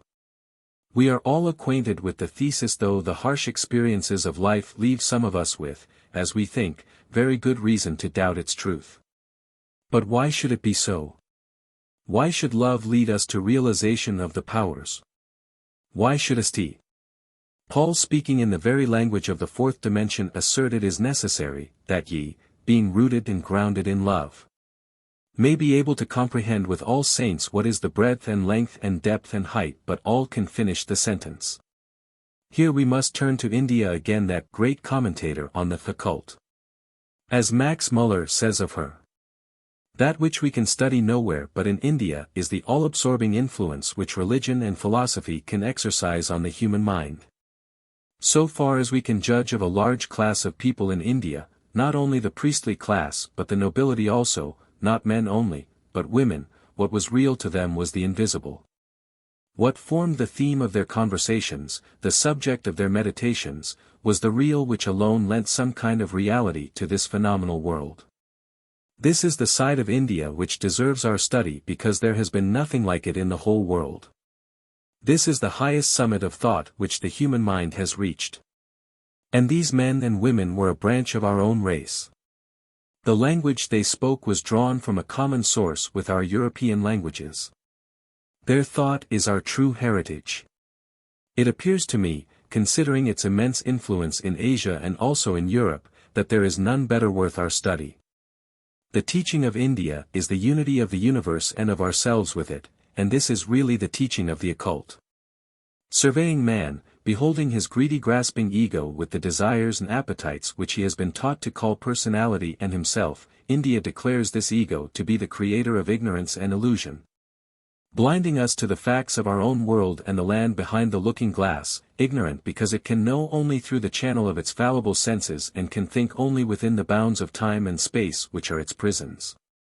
It is therefore unable to see anything as it is in itself and can visualize it only as it appears when viewed through the narrow slit through which its senses and consciousness command the world. To an organism built differently from ourselves all would appear quite differently and we cannot tell how. Thus we are imprisoned and cut off from the occult which is in truth the real. But in every man, hidden under the carapace of this ignorant, false and ape-like self, lies a true self which is immortal because it is a part of what India calls that, because it is indescribable, and which we call God. Very deep down in most of us lies that self, forgotten save by fits and starts, unrealized, hidden by the objective ego which transacts all our daily business and usurps the throne of the true monarch. But it is there, and until a man recognizes the truth of its existence and essence he walks blinded in a world of false concepts and beliefs created by his ego, totally miscomprehending his relation to the universe and as much beyond as we cannot conceive. The realization of this truth is enlightenment. The man opens blinded eyes and gradually perceives the world, not as it seemed, but as it is, perfect in the beauty of law, and himself an integral part of it. A relation nearer than any sonship or brotherhood, being union. He will then gradually learn that what held him apart from his rightful ownership of power was the illusion of individuality which concentrated his desires on such illusory prizes as personal success and all it connotes. On a personal heaven and immortality, and baser preoccupations than these. For desiring these individual possessions he is deflected into the sandy desert of selfishness and is imprisoned more and more terribly in its solitudes of egoism. He has not learned the law that this ignorance is utter darkness, weakness, and inability to react to and use the great currents of force sweeping around us. This deception of false selfhood is as alluring and seemingly natural as it is dangerous. Edward Carpenter has a useful analogy.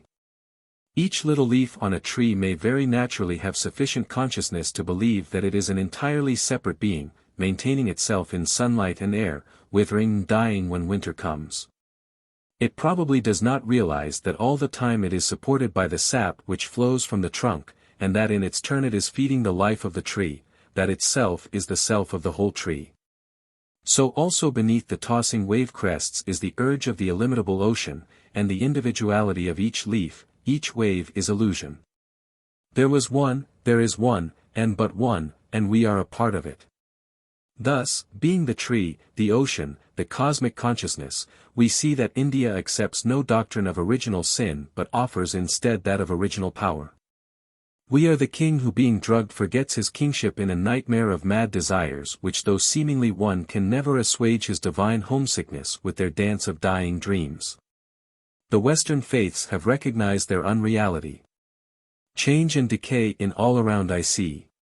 O thou, who changest not, abide with me. But India strikes higher. I, man though I be, I myself am the unchanging. I sit victorious above pain and change, for I too am divine. I too am fathered by the starry sky. What I will I can do and be. Death has no power on that immortal self. But how is this great knowledge attained? The consciousness of this mighty self in us must evolve as the body evolves from lower types on its upward way. As it has taken ages to disengage the divine strength of the Apollo from the brute strength of the ape-man.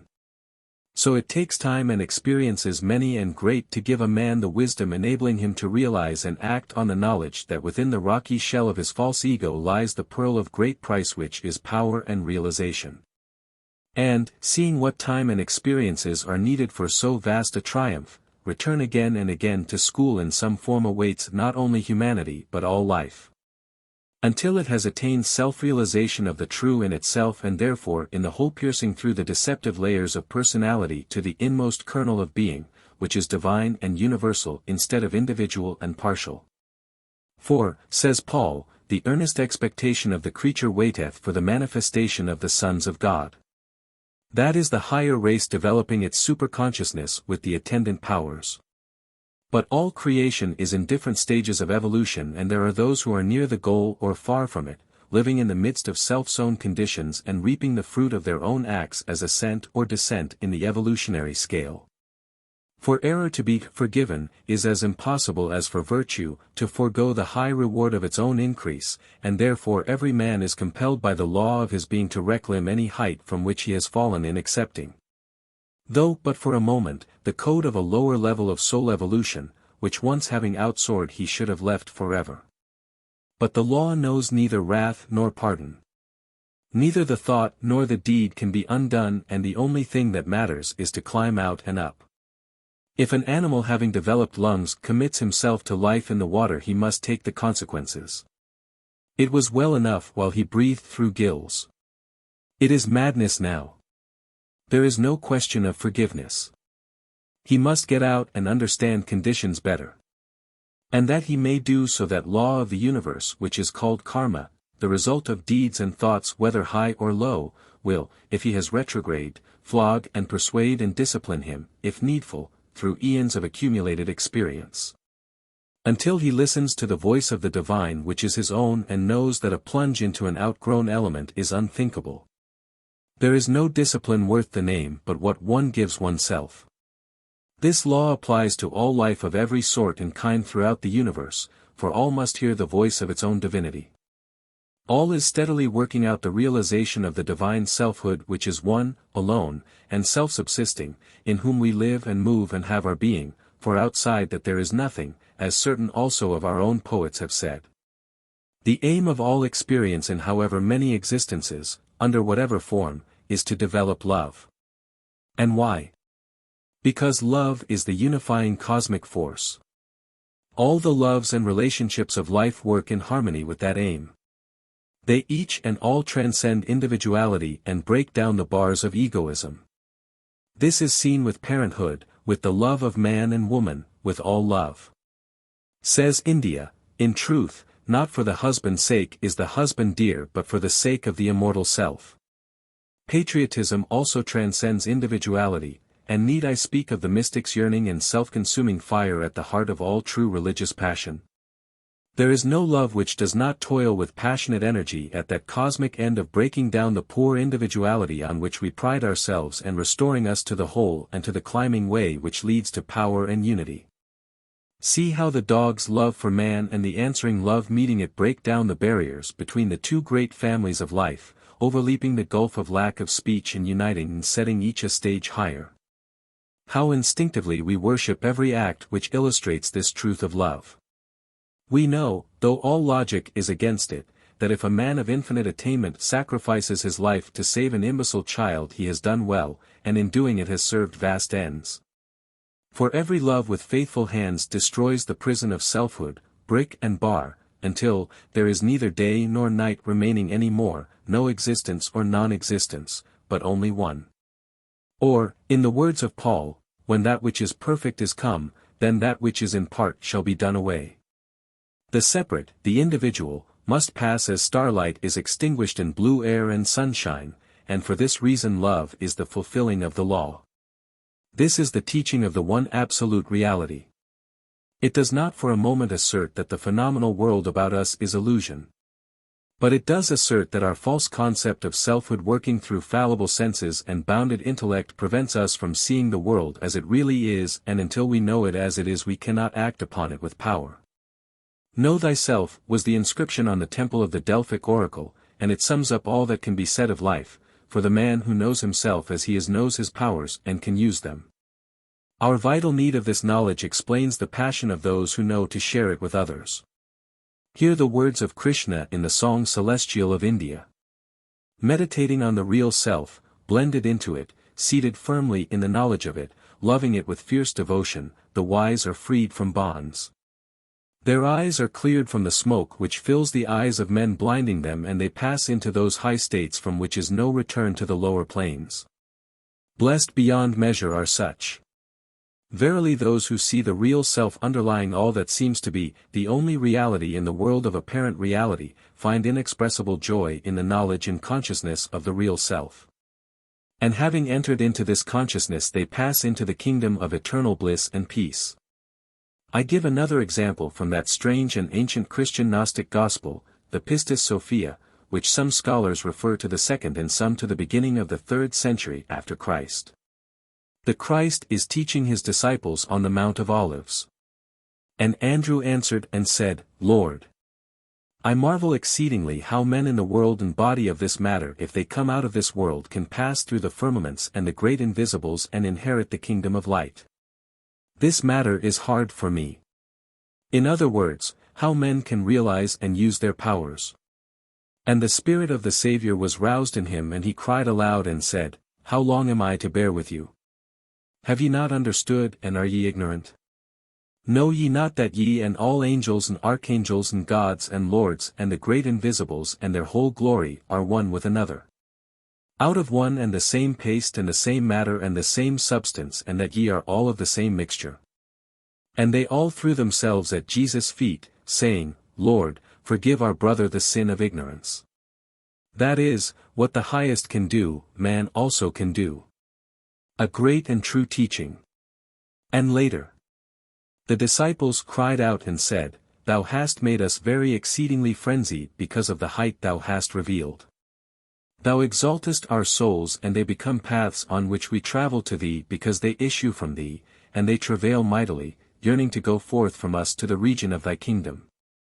So was Andrew informed that he was of the same paste as his master, yet it is not to be supposed that in that moment he saw with the same diamond-clear perception. These processes are gradual, each secure on its basis before the next can develop, and even when they appear sudden there is a long history behind them. Power follows knowledge, and such knowledge brings an almost incredible liberation of force and energy, appearing miraculous to those who do not understand the law of being.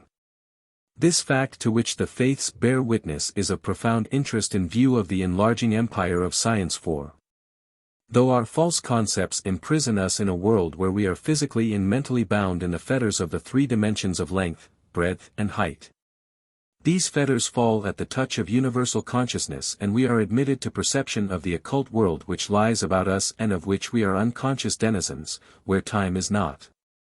Where powers transcending the normal of our concepts are as natural as breathing, where perceiving the world as it is we act in accordance with it, as inevitably as we do here with the world of false appearances. And those imprisoned by the normal concepts cry, a miracle. But it is said, how unreasonable. We fell into illusion as to our relation with the divine and must struggle back to what we need never have lost. Why? There is not a faith which has not had to wrestle with that question, and not one has answered it categorically.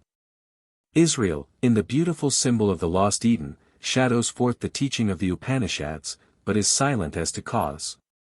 Adam is at one with the divine. Suddenly he develops separate consciousness and falls into duality and ignorance and loses his powers. On bleeding feet he must retrace the long ascent to union. The Buddha, approached with entreaty to reveal the secret, replies that the truth cannot be told, adding that if a man does certain things, molding his life according to the law of being, the truth will meet him face to face when he is capable of receiving it. It does not concern him now, what does concern him is the path which leads to it.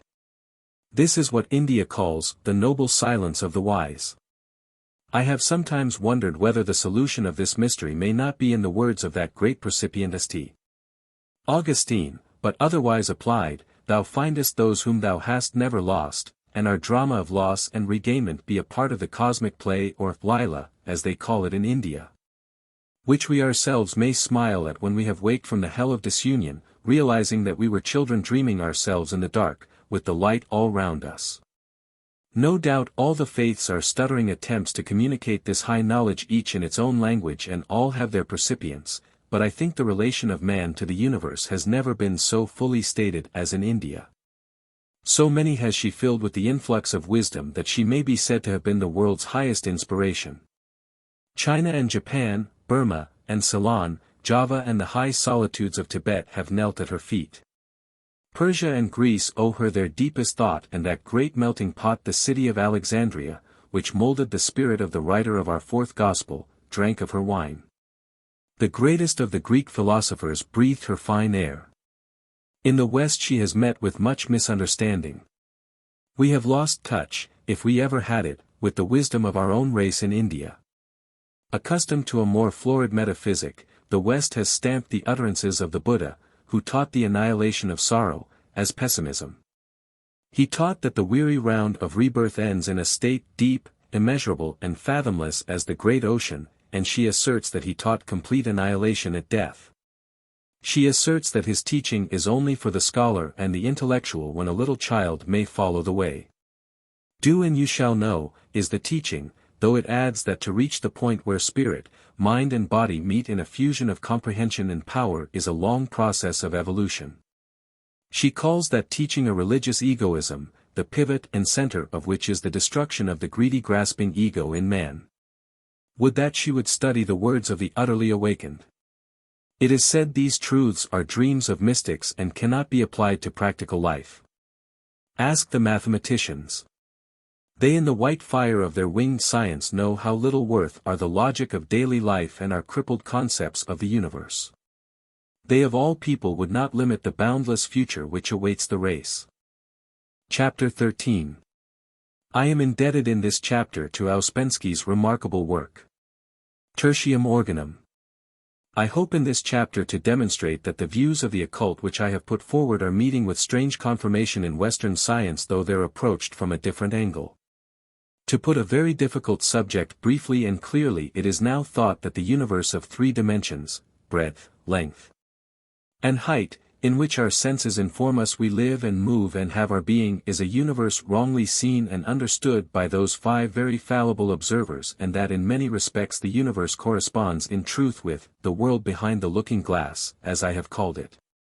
In other words, that the so-called occult affords us glimpses of the world as it is beyond the perception of the senses of touch, smell, taste, sight and hearing. And science now adumbrates the possibility of a verifiable perception of its own transcending the senses on the mathematical side, and this is the reason why we here talk of what is called the 4th dimension.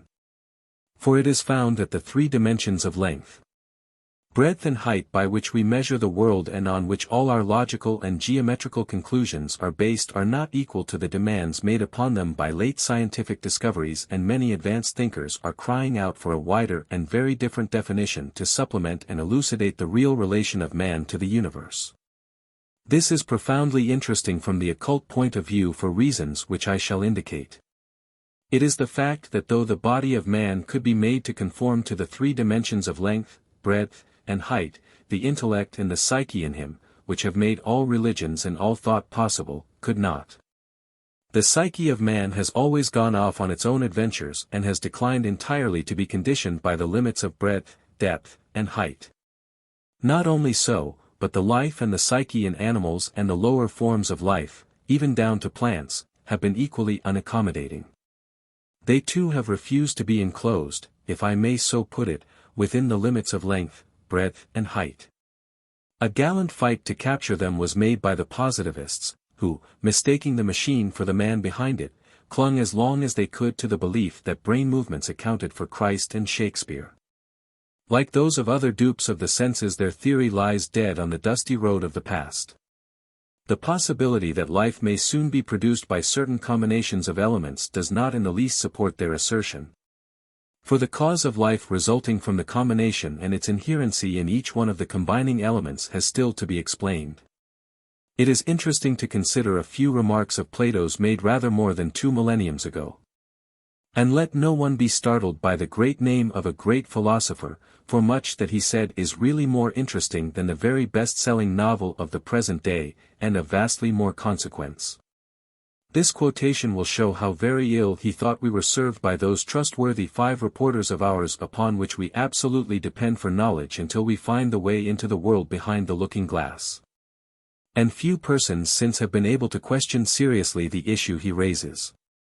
He records a dialogue of Socrates with an extremely interested friend, in the course of which he gave him a very neat and striking allegory of man's position until he has learned the way of realization. I condense and therefore to a certain extent paraphrase, but have kept rigidly to the essential. Behold a set of human beings living in a sort of underground den. They are chained in a manner which prevents their turning their heads. Behind them is a light, and between them and the light a raised way along which pass figures of men and animals and so forth. And some of these passengers are talking and some are silent. These men who are chained and cannot move their heads can therefore see only the shadows cast before them. Is not this so? But they would suppose that what they saw was actually before them. And what they suppose to be truth would only be the shadows of the images. Very true, answers the friend. Now suppose one of these chained men is suddenly freed and taken into the sunlight. Will he not be in a difficulty and at first believe that the shadows which he formerly saw are truer than the objects now shown him? And suppose the light dazzles his eyes, may he not even be unable at first to see any of the realities now affirmed to be the truth? But when at last he can see the sun as the cause of all he beholds, will he not rejoice in the change and pity those who are chained? Will he not endure anything rather than live and think after their manner? But the chained men will say of him that there is no use in even thinking of ascending to the light, and if anyone tried to loose another and lead him up to the light, if they caught the offender in the act, they would kill him. In this allegory, the prison is the world of sight, i.e., the senses, and you will understand that those who attain to the blessed vision of truth are unwilling to descend to human affairs, but their souls are ever hastening to the upper world in which they desire to dwell. The thing cannot be better put, and the experience of the world has proved only too well how ready it has been to slaughter the man who attempts to knock the chains off the prisoners and lead them into the light of reality. What Plato has said may be summed up in one phrase. We live in the real world, but we perceive it wrongly. The entry into what I have called the world behind the looking glass means that we then perceive it rightly, each in his different degree. For that there are many degrees of perception none can doubt. What we have to do is to understand the real and decline to be misled by the shadows. Thus we shall apprehend what is called the occult, or the hidden, which really lies all about us for observation the moment we are capable of observing. We walk about like savages in a library with the wisdom of the ages there for the taking, and we cannot take it for our own. That there are difficulties in the way I do not deny, though they have in instances which I shall give been triumphantly conquered. One great and pressing difficulty is language, for our languages, be it remembered, have all been evolved by Plato's chained prisoners, sitting in the dark and taking the shadows cast before them for real. Therefore we must unfortunately use words quite inadequate to the truth some of us know. I am perfectly certain that when Plato's emancipated man returned from the sunlight into the underground den, he was extremely at a loss to convey his meanings to the cave dwellers. Probably the real end of the story is that he sat down and gave it up as a bad job, and they beat him to death, their legs and arms being the only free part of them. Analogous stories have very often ended thus in real life. The witnesses, however, have increased in number since Plato's day, and the vocabulary has enlarged, though by no means to the necessary point. We are still striving to express the inexpressible, and a good deal of it still sounds almost impossible for that reason. But we are quite certainly beginning to realize that this earth is the scene of a drama of which we only perceive scattered portions, and in which the greater number of the actors are invisible to us.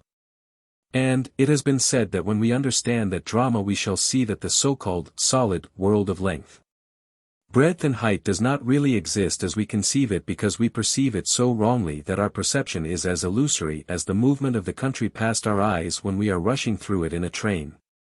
I remember, as a child, being immensely impressed with what was put to me as a kind of catch or riddle, namely that there is really no such thing as motion, because you are always stationary at some one given point. Think that out and you will find it very difficult to counter. To my surprise, I met this poser the other day in the thoughts of an ancient Indian philosopher. Science, at the moment, is confronted with a difficulty of the same nature with regard to time, which according to our common conception is a form of motion because it is always flowing past us. I paraphrase. Usually we think the past already does not exist. It has passed, disappeared. The future also does not exist. It has not arrived nor formed.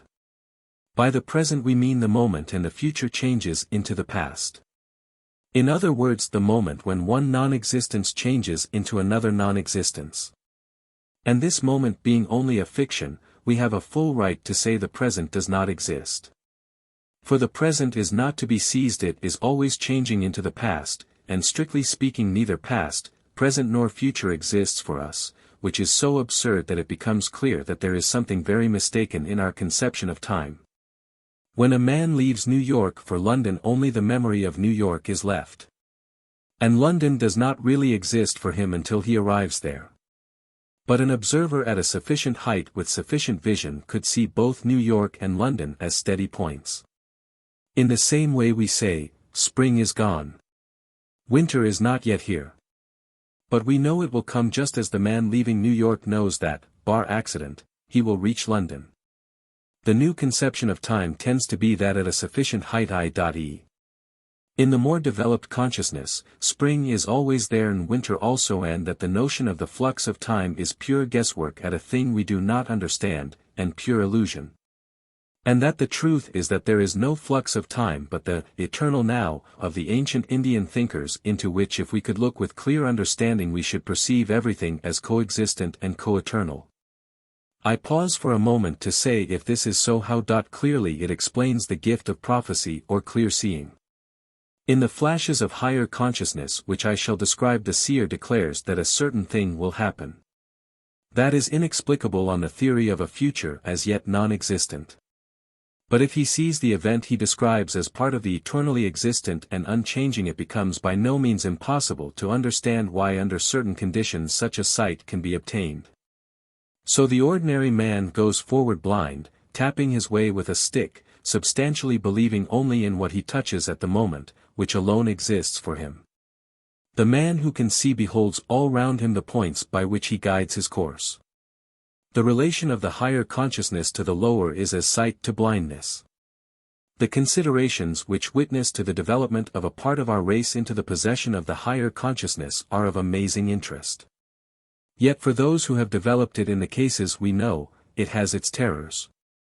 Such a man is in the position of an aviator who from the sky watches two trains on earth rushing to the inevitable collision and cannot warn them. His consciousness rises above the plane in which the consciousness of the man in the street sees events divided by periods of time. The man of the higher consciousness will see all cause and effect as one, crime and punishment, sunrise and sunset, the birth and death of a man. Here again we touch on the wonders of Indian thought in the Upanishads and later, which indicated clearly many centuries ago the riddle with which science is today confronted.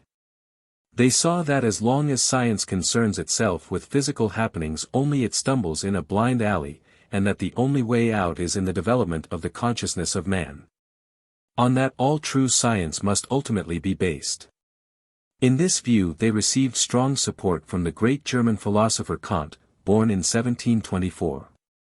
According to his famous book, everything known through the senses can be known only in terms of time and space, and nothing can be received by the five senses except in these terms. And what we perceive are not the properties actually belonging to things but what our senses ascribe to them, and that in reality things exist quite independently of time and space and the conditions we impose by our limitations in this respect. Thus time and space have no real existence in themselves but represent our conceptions in the same manner as when looking through green glasses we perceive the world green. It follows that we do not know the true relations of things among themselves, and that we possess only phantoms or visions of things, and for beings differently organized from ourselves the world would present a wholly different aspect. Briefly, we have created a world, in which we believe, conditioned entirely by our limitations. Just as we know that creatures of a more limited consciousness than ourselves perceive the world within still narrower limits and find it impossible to aspire to the comparatively boundless splendor of our point of view.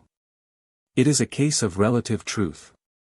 No doubt our conceptions are higher than those of the mollusk or the snail, but it would be a bold materialist indeed who could be found to declare that the true universe is revealed to our conceptions in all its dimensions and possibilities. It must be made clear, however, that Kant does not attribute to us a confused perception of the real world. No. It is a very acute perception of an entirely unreal world, so acute that as a rule we never question it, and are difficult to persuade that it is mistaken. Here we have to ask, what is space? As we perceive it, it is for us the form of the universe. We can measure it only in three directions independent of one another, i.e., length, breadth and height, and we therefore call our conception of space three-dimensional. Yet there are things in the world which cannot be defined in these terms and yet most undoubtedly do exist, and with power. Ouspensky uses the illustration here of a house and an idea. You may destroy the house. The idea you cannot destroy, it will even thrive on your efforts at destruction. And so there are many different forms of existence. A book exists, but also, and in a different category, its contents. A coin, and its purchasing value. In fact, every physical fact has its metaphysical side. Therefore it has been said, matter does not give us any trouble. We know all about it for the very good reason that we invented it. Strictly speaking, matter exists only as a concept. Our senses prove its solid existence to us, but our senses unfortunately are untrustworthy witnesses who cannot be heard in the court of law to which man's psyche appeals. A great part of what most deeply concerns us in relation to the so-called occult is our sense relation to time.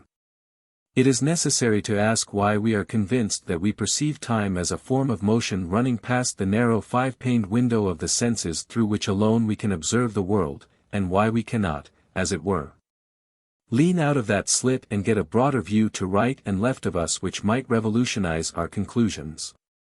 It is because our consciousness is usually chained to the plane of the three dimensions of length, breadth, and height by our senses.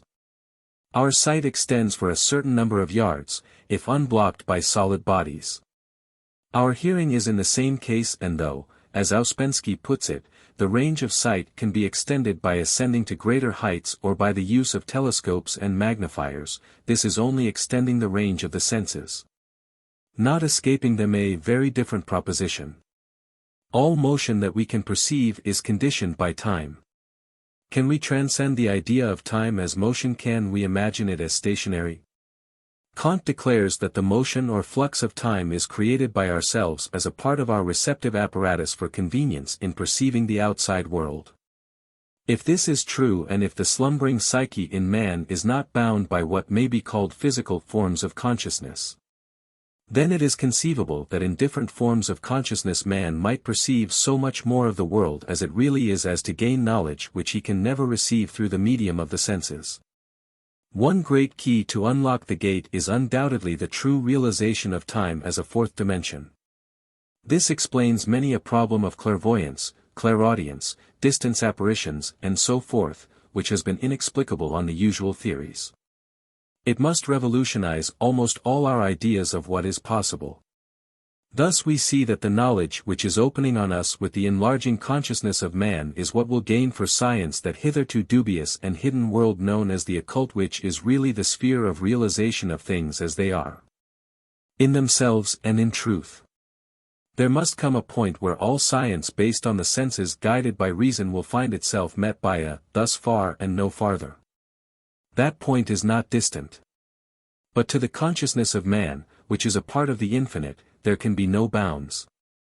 All it needs is training and discipline and the necessary stages of evolution to bring it to the realization of its transcendent powers as exemplified here and there in those who have partially attained. For the question now opening before us is stated in the great mathematician Minkowski's brilliant generalization of Einstein's new principle. This was quoted by Professor Omov at a convention of Russian scientists in 1911. In nature all is given, for her the past and future do not exist. She is the eternal present, she has no limits either of space or time. Changes are proceeding in individuals and correspond to their displacements upon worldways in a four-dimensional eternal and limitless manifold. Italics mine. These concepts in the region of philosophic thought will produce a revolution considerably greater than that caused by the displacement from the center of the universe by Copernicus. We are present, added Professor Omov, at the funeral of the old physics. And again I must quote Ouspensky. The world as we know it does not represent anything stable. Phenomena which appear to us unrelated can be seen by some more inclusive consciousness as parts of a single whole. Phenomena which appear to us complete and indivisible may be in reality exceedingly complex, may include within themselves different elements having nothing in common. Therefore beyond our view of things another view is possible, a view, as it were, from another world, from over there. Now over there does not mean some other place but a new method of knowledge, a new understanding. I may add, a new understanding of the world we live in. We shall certainly agree with this if we have arrived at realization of the fact that man is a toy in the hands of elemental forces, he is merely a transforming station of forces. All that it seems to him he is doing is in reality done by external forces which enter him through air, food, sunlight. Man does not perform a single action by himself. He is merely a prism in which a line of action is refracted in a certain manner. Just as the beam of light does not proceed from the prism, so action does not proceed from the reason of man. From all these conclusions follows another and a most important one. It is that, the psyche of man manifesting, except in supernormal conditions, through the action of the brain, we can, except in supernormal conditions, observe only those reflections which are similar to ourselves. We can know only about the existence of psychic lives similar to our own, and can know no others at all unless we can enter into their plane. Transcending this stage of consciousness, we see and hear quite differently. This is the true realm of the occult, the real world behind the looking glass, and when attained it is no longer strange and occult but the natural home of our psyche. And from it proceed the strange manifestations and powers which startle and bewilder us, coming in the alarming and sporadic way which is all that the average man can formulate as yet of their proceedings. It is little wonder that they have been met as they have, with alternate incredulity and fear. Chapter 14. That the powers have been attained in East and West, though in a far lesser degree in the West, there really can be no question, in my opinion. I have cited a few cases, avoiding Western instances in so far as I could because they are contentious ground, and my aim has chiefly been to suggest the study of Eastern thought. But attainment of supernormal powers by flashes or in continuance has been noted and borne witness to, not only in all the faiths but in many other credible sources, so often as to set doubt at rest. It may be safely asserted that the supernormal does occur, that it has its laws, and that they may be studied and watched in their working out in manifestation by those who will take the trouble and who are qualified to take it. There is much to be learned yet. We are as men who have landed on the shores of an undiscovered country and have seen a part of its beauties and wonders but have not yet stood upon the mountains from which the whole land may be surveyed. I myself believe that there are records in the great faiths where death has been transcended and the mountains climbed, though it was impossible for those who stood on the conquered peaks to convey the fullness of their vision to us in the valleys below. I have tried to set forth why this difficulty must exist and why it is necessary to evolve an audience as well as a teacher. In this chapter let us consider whether there are any lower in strength and vision than the greatest, who have here and there stood for a moment on the mountain peaks, possibly by the mercy of some great perfected soul, and beheld the spiritual vision on which the faiths of the world are based. However they may have distorted it in their earthly record.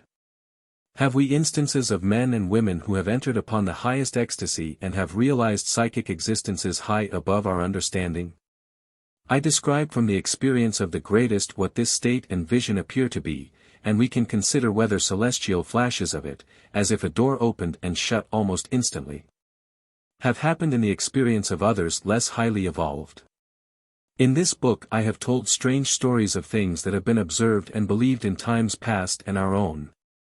And I must leave it to my readers to judge whether these have proved this stupendous fact in the sense in which a mathematical fact may be said to be capable of proof by man's reason. But if that proof is possible in the lower forms of the occult, it is impossible in the highest spiritual flight of the consciousness. It is beyond the judgment of our reason. If we do not feel and understand by union, we must wait our day. Therefore in this chapter 1 touch upon remarkable experiences of what has been called the cosmic consciousness, needing not only volumes but libraries to describe them with any fullness, which lead to the gate of the mystery by which it appears man's consciousness may be brought into relation with the highest source of light and power.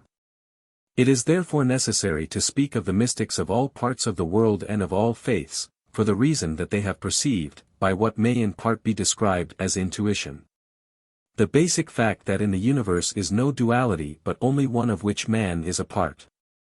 On this all true appreciation of the occult eventually centers. We now enter the region where dwell those who have been possessed of what may be called the highest form of consciousness that man can conceive, though no doubt there are higher still beyond our ken. Professor James says, "There is a certain uniform deliverance in which religions all appear to meet. This is the liberation of the soul." Liberation from what? The bonds of time, space, and motion and all that binds a man to the earth as we know it. There has come to some men and women of many races a sudden enlargement, a sudden consciousness and certainty of universal things hitherto unknown, which has changed all their conceptions of the world and its values. And if it be objected that religion need not necessarily have anything to do with the occult, let me repeat that religion is the strongest force known in the world for energizing what I may call the psychic nerve and arousing it into an activity of vibration which appears to relate it to other hitherto unfelt vibrations. And even where the impulse has been what is called religious. Very often the results have entirely transcended all popular conceptions of religion, and the realization is not that of confirmation of any dogma but of a great and universal liberation and much more. I will take some Indian examples first because in former chapters one have given the Indian method of discipline and training which they considered led the way to this realization and the attainment of what are there called the powers. Let us take as example one of the most world-moving experiences, that of the Indian prince known as the Buddha. Because, though its results for the world were incalculable, it presents a typical case of what I endeavor to describe, and he was a man born of a branch of our own Aryan or noble race. He renounced the sensual luxuries and pleasures of the world. He cannot be said to have renounced love in leaving his wife and child because love in that connection was simply transmuted into a higher form of love. He essayed and abandoned a useless and cruel training by asceticism, then, adopting a reasonable form of disciplining the body, he gave himself to concentration and contemplation and at last, seated under a tree after the manner of many of his predecessors, he received what he and his disciples have since named enlightenment. He is said, as the perception reached him, to have cried aloud, "Unbounded light!" and to have henceforth perceived the world in quite other aspects than those it had hitherto presented and to have attained the powers. Though he considered them in themselves so far transcended by other considerations that he seldom used them or commended their use by his disciples. He was known henceforward in India as the Supremely Awakened One. What had he perceived? To what had he awakened? Here language suited to and invented by the commonplace perception of our senses breaks down. We must get as near as we can, but it will be only a shadow of the truth. As Walt Whitman, who had flashes of the higher consciousness, says, "When I undertake to tell the best, I find I cannot. My tongue is inefficient on its pivots. My breath will not be obedient to its organs. I become a dumb man." The Buddha perceived what is described as the formless, the beautiful, perfect bliss, utter enlightenment, a solvent in which all the sorrows of the world are dissolved and disappear. He perceived that all the universe is one and that the sorrow which breaks and bruises us is caused by belief in the separate and individual self in man. Which belief is the root of all selfishness and grief and their concomitant crimes of ignorance. And he found that in realization of unity lay not only deliverance from sorrow but realization of powers more amazing than the sudden gift of sight to one born blind. He found that all life is one. And I believe it to be certain that when science extends its survey from the materialistic to the realm of ideas and consciousness, the Buddha will be found awaiting its arrival with the serenity of the utterly awakened. He who achieved and knew by direct cognition the laws behind the phenomena revealed by the senses. He perceived an ordered universe, the smallest movement definitely caused and itself the cause of action, and he perceived that when these are understood power follows as a necessity. He became a master of the occult, a master of yoga by the two roads of asceticism and contemplation. I passed to lesser cases in India and, as one, to the teacher famous in India in the middle of the 19th century, known as Sri Ramakrishna. His life is a wonderful record of realization and the powers that follow upon it, powers which in themselves did not particularly interest him, drowned as they were in the knowledge of the higher vision. But allied with the purpose of this book and therefore to be noted. Realization came to him in the typical way devotion, longing for liberation from the bondage of the senses, and then one day, suddenly, a flood of light in the temporary loss of self-consciousness.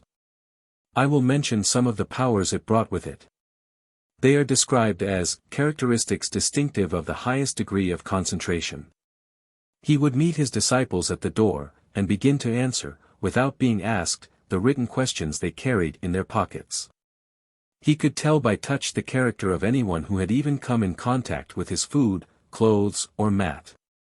He would say of one from whom he shrank, that the contact burnt him. Sometimes, "Look, I can eat this. Some good soul must have sent it." His disciples have told of the strangeness with which they would listen to one side of a dialogue carried on for hours while Ramakrishna, resting, evidently believed himself to be communicating with beings they could not see. He had his own nervous force so completely under control that during his last illness he could remove all consciousness from the cancer in his throat and allow it to be operated upon as if under a local anesthetic. He could interpret the smallest detail of the physical constitution of others as expressing their inward personality. He would throw a disciple into the hypnotic state and learn from his subconscious mind all that was lodged there. At times, he said, men and women seemed to him like glass and he could look them through and through. Above all he could by his touch, and this power is strangely related to the central figure of our own scriptures, exercise a compelling power over other lives. Through this touch they also received flashes of the higher consciousness which molded their futures. An example is given of his placing his hand on the heads of a row of persons with a different phrase for each, and each receiving a different gift. With one, overwhelming joy. To another a great light which never left him, so that he could never pass shrine or temple after without seeming to see therein that light of form which he described as, the spirit that dwells in the images, and so forth. One of his disciples says, in speaking of the usual talk of men's consciousness, what does consciousness matter? It is as nothing compared with the unfathomable depths of the subconscious and the heights of the superconscious. In this I could never be mistaken, for had I not seen Ramakrishna gather in 10 minutes from a man's subconscious mind the whole of his past, and determine from that his future and his powers? Of this disciple Ramakrishna eagerly asked when he first saw him, tell me, do you see a light when you are going to sleep? Doesn't everyone? Asked the boy, in wonder. He had indeed a consciousness of light so great that he took it for granted that someone had placed a bright lamp behind his head. When he was to speak in public, which he did frequently and with power, he would hear at night in his room a voice shouting at him the words he would say next day. It was given to him. This man was the well-known Vivekananda.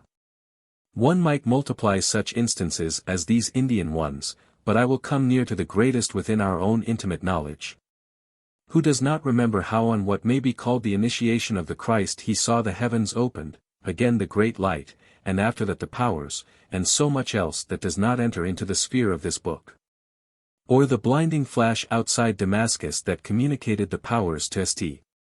Paul, to which he so often refers with the perfect simplicity of true experience, occult, indeed if not understood as realization of the world as it really is and the consequent power to use its forces as they exist in their might. But there are many lesser who have plunged, to quote Professor James, into an altogether other dimension of existence from the sensible and merely understandable world. There is the case of Bohm, the inspired shoemaker who in 1600 A.D. saw this great light and from a state of ignorance suddenly became one of whom it could be truly said. He learned to know the innermost foundation of nature and acquired the capacity to see henceforth with the eyes of the soul into the heart of all things. A faculty which remained with him even in his normal condition. In so much as viewing the herbs and grass he saw into their essence and properties, and in like manner he beheld the whole creation, and from that foundation wrote his book, De Signature Rerum. In a third illumination it is said, in a beautiful analogy, that which had in former visions appeared to him multifarious was now recognized by him as unity. Like a harp of many strings of which each string is a single instrument while the whole is only one harp. He says himself, the gate was so open to me that in 1/4 of an hour I saw and knew more than if I had been for many years at a university. For I saw and knew the being of all beings, the abyss and the byss. So that I did not only greatly wonder but exceedingly rejoice. There is an English instance of the same illumination, if possible more wonderful than that of Bohm. Those who wish to understand the bright illumination of the higher consciousness cannot do better than study the life of William Blake, the great poet, artist and mystic. Every word he wrote, every line he drew, is worth deep consideration, though I admit that for some of his prophetic poems psychological insight akin to his own, however far below it, is needed. He had his first insight into the land behind the looking-glass of the senses between the ages of 8 and 10, and ever after that seems to have been free of certain lovely aspects of that strange land. And even to have climbed some of its mountains. Of his first vision it is told that walking on Peckham Rye, near Dulwich, He looked up into a tree and saw it filled with angels for birds, their bright wings radiant as stars in the boughs. Coming home he innocently told what he had seen and was only saved from his indignant father's thrashing by his mother's entreaties. A little later, among the haymakers in a field he saw winged figures moving and shining. About the age of 12 he wrote one of his loveliest lyrics. He developed rapidly as an artist and his father decided to apprentice him to the famous engraver Ryland, engraver to the king, in the highest circles of literature and society and of delightful appearance and manners. The elder Blake took his boy to see his future master expecting great things from the interview, but as they left the studio, the boy spoke. "Father, I don't like the man's face. He will live to be hanged." 12 years later Ryland got into embarrassment, committed forgery, and was hanged. Gilchrist, Blake's puzzled biographer, hovers between prophetic gift and natural intuition for an explanation of this strange incident. It needs little explanation to those who know the ABC of the rules of true sight unconditioned by the senses, and it is interesting to compare it with Ramankrishna's like power. When he was still a young man a beloved brother died, and Blake, by the bedside, saw the freed spirit soar upward, clapping its hands for joy. In a letter to a friend he describes metrically a true vision of the land behind the looking glass, which he saw while living in Sussex. In particles bright, the jewels of light, distinct shone and clear. And each was a man, human formed. Swift I ran, for they beckoned to me, remote by the sea, saying, each grain of sand, every stone on the land, each herb and each tree, mountain, hill, earth, and sea, cloud, meteor, and star, are men seen afar, till the jewels of light, heavenly men, beaming bright, appeared as one man. And so the vision proceeds until he is lost in its radiant beauty. He may have seen a perfect truth. All things are possible in the land beyond the senses. It was here that he saw his vision of a flower spirit's funeral. "Did you ever see one?" he asked a woman who sat by him. "Never," she answered in natural astonishment. "I have," he said, "but not before last night. I was walking alone in my garden, there was great stillness among the branches and flowers and more than common sweetness in the air. I heard a low and pleasant sound. At last I saw the broad leaf of a flower move, and underneath I saw a procession of creatures of the size and color of green and gray grasshoppers, bearing a body laid out on a rose leaf, which they buried with songs and disappeared. It was a fairy's funeral." In other words, he could perceive the indwelling spirit in all and recognize it as a part of the spiritual and divine. He writes to a friend, "I am under the direction of messengers from heaven daily and nightly. But the nature of such things is not without trouble and care. And I have traveled through perils and darkness not unlike a champion. Nothing can withstand the fury of my course among the stars of God." And so he goes along the flowery lanes, with angels planted in hawthorn bowers, and God himself in the passing hours, with silver angels across my way, and golden demons that none can stay. It is most interesting to note that in the visions of the higher consciousness the geography and inhabitants of that lovely and terrible land behind the veil of the senses take the shape that will be most familiar to the percipient. It is not so in the ecstasy of the highest consciousness. There the universal is perceived in blissful union. But Blake will see the winged angels and the figures of the Christian story, beautiful as the pictures of Fra Angelico, moving in blue and crimson against golden backgrounds of pure light. And Ramankrishna will see the great god of the Himalayas with the young moon in his hair, and both be true and both divine though not the highest form of perception. This must be so until the flesh and its limits are utterly transcended, and I believe Ramankrishna had attained that vision, and I cannot deny that Blake may have done so, though I do not find any authoritative evidence that he did. It is easy to understand that for those who see by means and at times when they should not, the things seen may be horrible, revealing terrible depths in their own subconsciousness. For all things exist in the human imagination. So said Blake himself, using the word in its great creative sense, which proves us indeed part of the force which moves the sun and the other stars. The death of Blake is one of the most blissful, radiant things ever recorded. Just before he died his countenance became fair, his eyes brightened, and he burst out into singing of the things he saw in heaven. I wish I could give more space to the divine simplicity and serenity of his visions. Happy are those who see. Poor and neglected, he lived in the valley of vision, fulfilled with joy and beauty.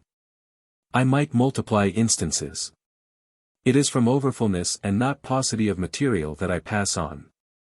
I must mention the occult relation of animals to men, which is so fully recognized in India, and of which many of us are vaguely and some clearly conscious. When that is understood as it is by the superconscious race beginning and slowly evolving, amid the half-formed creatures round, our attitude towards the animal world will be completely changed by the new realization and consciousness. I shall give a closing chapter to this. But before quitting this subject of the higher consciousness, I will give an interesting quotation from a modern realization of the higher consciousness. The subject was in the beginning of his 36th year. He and two friends had spent the evening reading the poets and especially Walt Whitman. They parted at midnight and he had a long drive. He was in a state of quiet, almost passive enjoyment. All at once he found himself wrapped around as it were by a flame-colored cloud. For an instant he thought of fire, some sudden conflagration in the great city. The next, he knew the light was within himself. Directly afterwards came upon him a sense of exultation, of immense joyousness, accompanied or immediately followed by an intellectual illumination quite impossible to describe.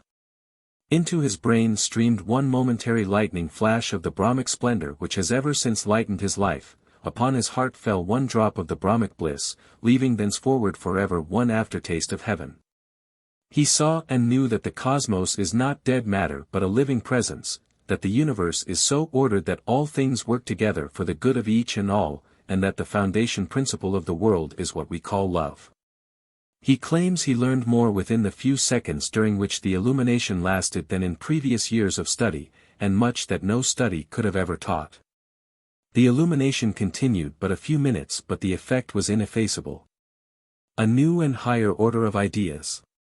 Years after, he met a man who had had a large experience in the higher life. His conversations with this man threw a flood of light upon the meaning of what he himself had experienced. He saw the significance of the subjective light in the case of Paul and in that of Muhammad. The secret of Walt Whitman's transcendent greatness was revealed to him.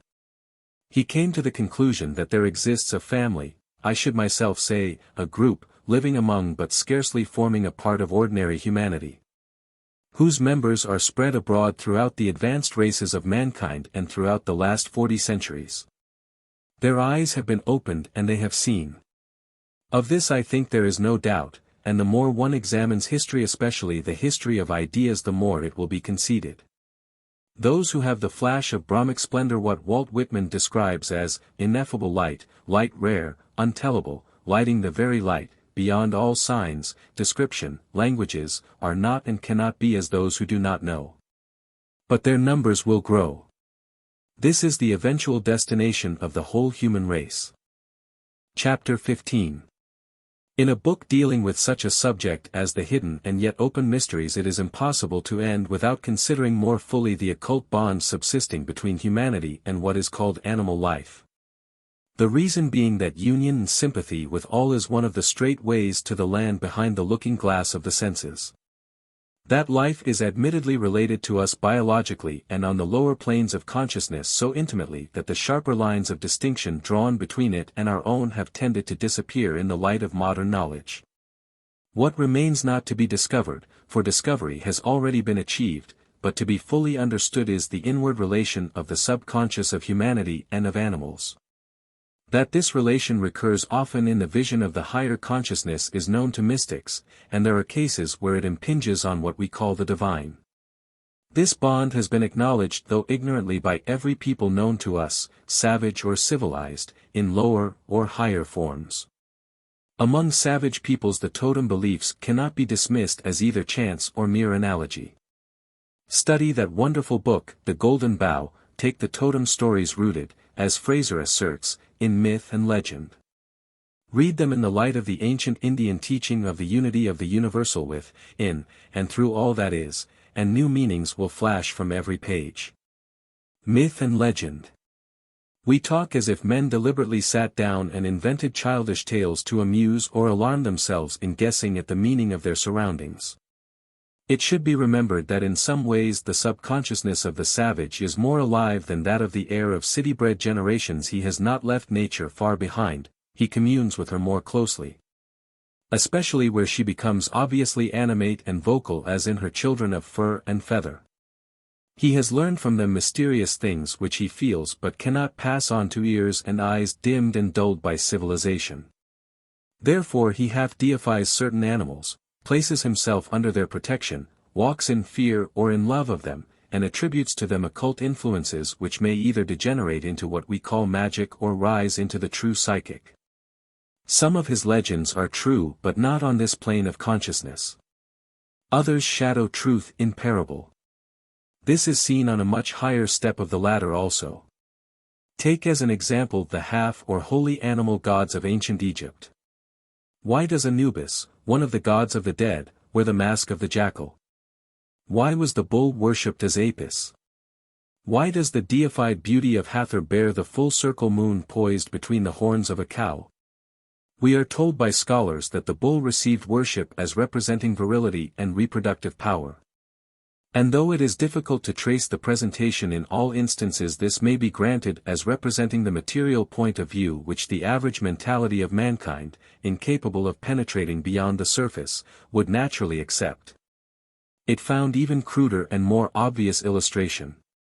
But still the bull persists in India as the inseparable companion of the god who, seated on the loneliest Himalayan peaks, is known as the great ascetic. And to those who realize that animals are like ourselves, phenomena or manifestations of the highest thought of the universe, that explanation never did nor can cover all the ground. There is a mystic bond between ourselves and them which nothing can break, causing an agony of revolt in the spirit most highly developed in psychics at the thought of any cruelty to them. It is realized that in this we are torturing not only ourselves, for all life is one immutably, but something deeper even than that, to our inevitable and well-nigh eternal loss. Take the lines of Blake, that prince among mystics. I write in a foreign country and without the book, but the quotation is not far astray. A robin redbreast in a cage sets all heaven in a rage. A horse misused upon the road calls to heaven for human blood. A dog starved at his master's gate predicts the ruin of the state. Each outcry of the hunted hare a fibre from the brain doth tear. And so it continues through its litany of cruel ties and their punishments. I remember when this revelation broke on me in its final fullness. I was walking along a country lane in England, and a despairing hunted hare broke through the hedge to my feet with the pack of beagles upon it. I could do nothing, and there they tore it to bloody rags under the enthusiastic eyes of the master, a woman, and the crowd. For a moment, like Blake, I saw them as devils who find their joy in the sight of agony. That passed, and it became possible to remember the callousness produced by ignorance, which the Buddha describes as the very mother of sin. And my thoughts traveled on to what in writing of vivisection Professor William James describes as the helpless dog shrieking before his executioners. In regretting that when suffering such torments the dog cannot have the satisfaction of understanding that his tortures may alleviate the sufferings of the human race which inflicts them. There are not many men who, even when properly instructed, would complacently submit to be dissected alive or infected with abominable diseases to serve that end. But even that side of the question is scarcely as important as the effect on the men who do these things and the nations which permit it. In the deepest reasons of the true occult, such things are crimes, and their so-called justification a plea of cowardly convenience or selfishness. And be it remembered that if such pleas are accepted they stretch further and to frightful ultimates. If it be said that manliness of a country must be fostered by these sports and its diseases cured by knowledge so attained, I reply that truer manliness may be learned by wise austerities of self-government. And rather than so cure diseases, it is better to prevent them by adopting a simple and healthy way of living which also excludes the slaughter of animals for our food. Those who have cast aside the antiquated superstition of its necessity know the true gain to body and mind, and still further and more profoundly to national prosperity in other ways. The wise and great Sir Thomas More in the reign of Henry VIII pointed out how far more costly and wasteful is pastoralism than agriculture, how little employment the first gives in comparison with the second, and how pastoralism depopulates a countryside, whilst agriculture fills it with labor. The sheep, he says, do eat up the men. As for the relation of food to psychic progress, the worldwide experience of the great faiths demonstrates this, as I have before pointed out. To return, note, in the high civilization of ancient Greece, how each divine being is attended by and partly manifested through some animal which becomes as it were a part of the divine effluence. Athene, the goddess of wisdom, must have her owl wise to see in the dark that blinds others, Zeus his eagle soaring against the sunlight that dazzles lesser creatures, Hera her peacock, many-faceted in color as a jewel. In India the wise god, the lord of obstacles, wears the elephant's head with his kindliness of strength. By Vishnu, the preserver, sits Garuda, his man-bird, Sarasvati, the divine learning, rides her peacock. Passing on to China and Japan, amongst others one sees the divine compassion, Kuan Yin in China, Kuan Nan in Japan, bearing the sacred fish. And this recalls the Christian symbol of the fish connected with the Greek initials of the Christ. Our scriptures teem with sacred animals, from the four beasts of Revelation full of eyes within and without, who rest not day and night crying, Holy, holy, holy, before the throne, to the terrible image of the scapegoat driven out to die in the desert accursed and bearing the sins of the people, evolving later to that of the Lamb on whom it is declared are laid the iniquities of us all. Analogies, illustrations only, many will say. But no. A symbol is neither, it is a deeply felt unity seen from quite another angle than that of the material. Felt, not stated in logical terms, but known none the less by the deep undying knowledge which makes us a living part of the universe. Leaving the subject of the recognition of the divine consciousness in animals, let us consider our daily relation with them. Note how when man is exiled by sin or misfortune from his fellow men he is never alone whilst life is with him. Animal companionship is truly the highest form of this, but man's sanity and something greater in him can live on the presence of a growing plant, whilst the companionship of a mouse, a rat, even a spider, can supply him with food for courage and cheerfulness, and solitude ceases to be solitude, for it is peopled with all the mysterious promises and fulfillments of eternal life. And taking the more highly evolved forms of psychic life such as the elephant, horse, cat, dog, what does not humanity owe to recognition of the unity between ourselves and them? What has not intercourse done for them also? It is a marvelous mutual reaction. India, never failing in courage of statement, proclaimed the unity between us and took as a part of her teaching the evolution of soul as well as body from those lowlier forms of life, asserting that man sums up in himself all living experience and could not be man were it otherwise. Such also is the view of Plato, greatest of the Greeks. If this is the explanation of some of the instincts and strange wisdoms latent in our psychology, it explains much that is obscure otherwise and lights up many dark and profound sympathies which we take as chance and meaningless until we consider them deeply. This is very apparent to all who have acquainted themselves with folklore in all nations. Here we have talk of the occult powers of animals, whether manifested in anger or protection. All the fairy tales of the modern world that are worthwhile are founded on this folklore. It is alive and lovable in such stories as those of Grimm, Hans Andersen. It is absent in the modern mechanically invented fairy tale written by those who no longer know and take refuge in a kind of artificial prettiness and glib flippancy of invention. I am sometimes inclined to think the latest of the masters was George MacDonald. He knew. Read his Fantastes, The Golden Key, The Carasoin, At the Back of the North Wind. And you will understand that of all deep realizations in the world the understanding of animals is what we have most closely at hand for invaluable psychological advance. Cardinal Newman, I think in the Apologia, remarks that we know less of these lives lived about us than we do of the archangels. They concern us infinitely more at present, and the true understanding of them is a direct gateway into the higher forms of psychology. I have seen a dog, who in other hands might have been shrieking before his executioners, lead a man or a woman straight into realization of unity by the power of love, the great unifier, and the knowledge it invariably brings with it. Such a result I have indicated in a short, profoundly true story, The Openers of the Gate, and I know that this is a subject worthy of closest observation and experiment. Not even the divinity of a child can open the gate more surely than the other when it comes with the needed moment and to the person who is ready. Furthermore, those who have gained foothold in this little charted country are aware that some obscure physical stimulus which makes for health of mind and body comes from the companionship of animals, especially the domesticated ones. But not necessarily these. The horse, dog, and cat occur at once to the mind with their different powers of stimulating and soothing by their mere presence.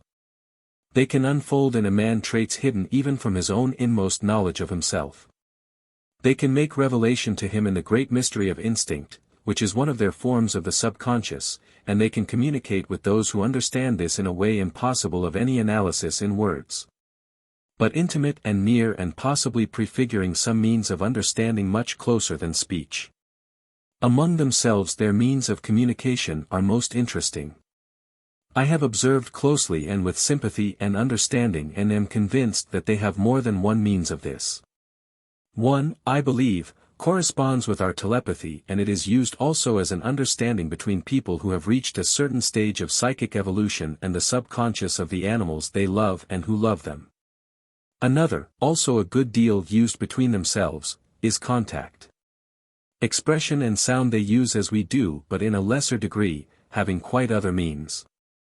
This mystic intercommunion may be touched too in the volleying of great winds or breathing breezes in trees, in the giant glee of waterfalls thundering down stark precipices, or in the rejoicing of the jubilant abyss of ocean. He that hath ears, let him hear. And hearing can be developed. And so on the psychic side also. We are discarding the belief that our ancestors were in all things more gullible or more mendacious than ourselves. They felt, they believed, and because they did so they set down intuition and belief as a record. We have dismissed both as ignorance and credulity at best. They held that in animal life, even in plant life, the psychic sense abides, though they did not call it that, in varying degree. They felt, if they did not say it, that these little servants of the law also are of the dateless brood of heaven and eternity. They share with us these experiences of love, life, and death of which Schopenhauer wrote. I should point out how beginning and end meet together, and how closely and intimately Eros is connected with death, now Amenthus. As the Egyptians called him, is not only the receiver but the giver of all things. Death is the reservoir of life. Everything comes from Orcus, everything that is alive now and was once there. Could we but understand the great trick by which that is done, all the world would be clear. It is interesting in connection with this quotation to note that in the Song Celestial of India, dated about the beginning of our era, this verse occurs. Know that that which pervades this universe is imperishable. This is never born and never dies, nor, after being, may its being cease. This unborn everlasting abiding ancient is not slain when the body is slain. For to those who are born death is sure, and to the dead birth is sure. If Schopenhauer had considered the Indian teachings more deeply than even he did, I think he would have understood the great trick and have had a soul at rest. So, though they could not put it in that language, the wiser of our ancestors knew that death could not extinguish the psyche of the animal they had loved or dreaded, and on that presumption they spoke and acted. Again, to those who watch animals with care and understanding, it is clear that what we dismiss with ignorant superiority as mere instinct covers many mysteries of which we might well covet the key. Pan instructs his children well. They are conscious of presences to which we are blind. Nature, dumb to us, speaks to them myriad-tongued. It is possible to certain people to have moments of revelation through the consciousness of some animal very completely in touch with them, and though people are chary of talking of experiences scorned by the vast ignorances of mankind, Those who have known can assert that knowledge lies along that way as surely as on the physical plane we should see, hear, and smell in wholly new flashes of experience if the keenness of the animal sense could be added to ours. They have their terrors also for us in many a ghostly parable. In Japan the ghost foxes clustered under midnight trees with dreadful power upon any human being who opened a chink by which their influences could enter. Hiroshige has recorded with weird brush a gathering of these perilous creatures pallid in pale moonlight, waiting their moment of attack. In China the ghost tiger slouches through snow to his dreadful work. But the animal psyche is more often friendly and wise in the tales of all countries. A singing bird guides the way to the imprisoned princess who is the ideal. The dog, who in life lifted his ears and stared at dangerous presences his master could not see, is swift after death to guard him from them. The cat, dangerous to those outside realization, employs all her subtlety and wisdom in her master's aid when she returns as a spirit. And in the ancient belief animals are often shape-changers and can slip in and out of the human body at will. Some of these things are profound parables, others, as we shall learn, are true, when we ourselves have realized the immanence of the eternal spirit in all, and the world as it is rather than as it seems. It is worthwhile waiting and watching for the sake of even a little understanding of the great truths which underlie the hints I have given. If, as many know, a lonely man or woman can rise to realization of the love that moves the world through the companionship and understanding of one of the lower animals, it is time we considered their manifestations more carefully. They know, they see, things we do not, just as we know, we see, things they cannot.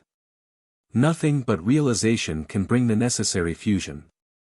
And there is another form of union which can be gained from the gradual approach made through animal life, oneness with the life of nature. Here too it is only possible to hint, for words are lacking. What it aims at is realization of the universal spirit manifesting itself in personified forms in nature.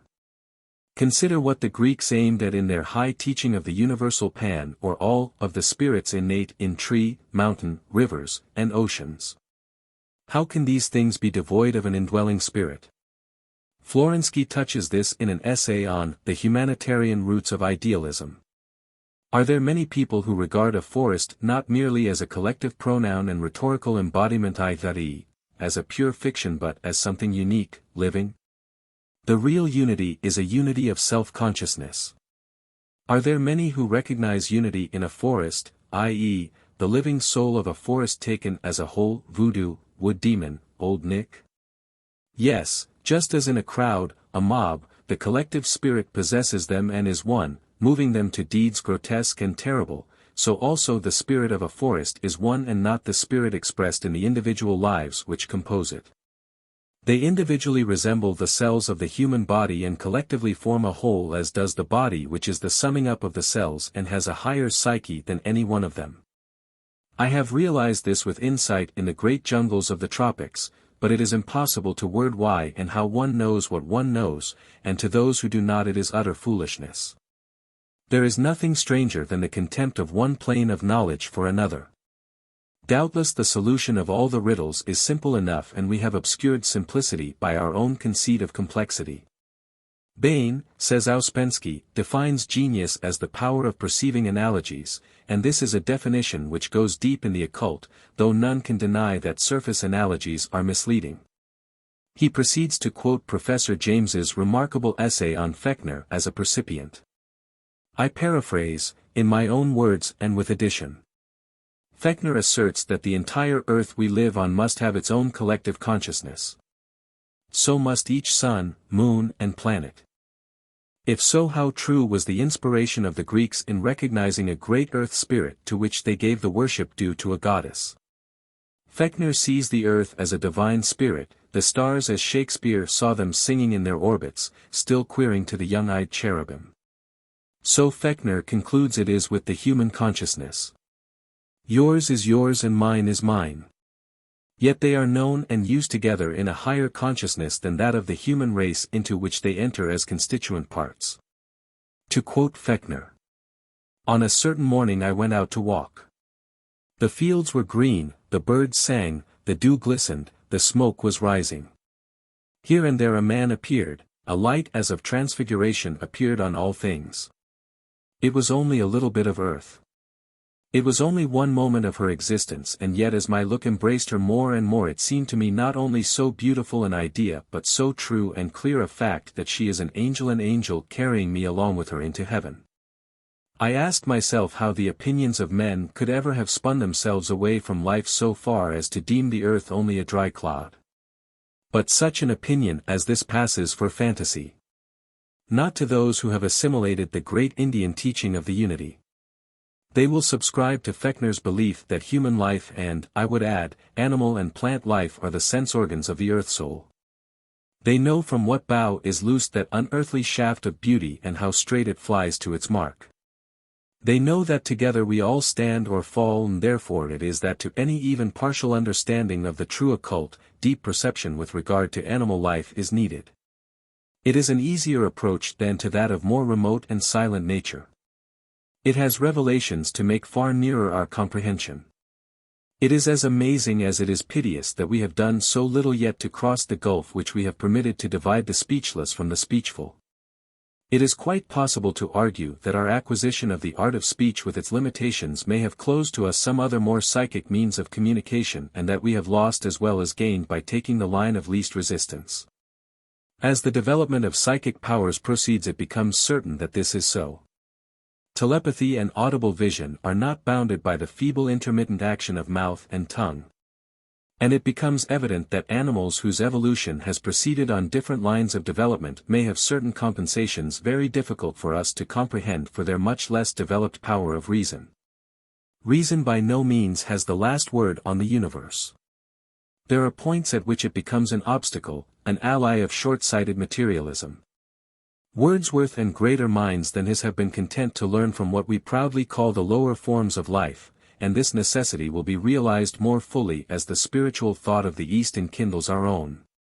A great perfection in their utterance is achieved in the song Celestial, the Bhagavad Gita, of India, written probably towards the beginning of our own era. Here is given the vision of Arjuna, the Pandava prince, when Krishna as the soul of the universe instructs him. In the precedent division Krishna has revealed to him the secret of the one in all and all in one, the royal, the hidden wisdom, and the prince passioning with insight prays for a vision of things as they are.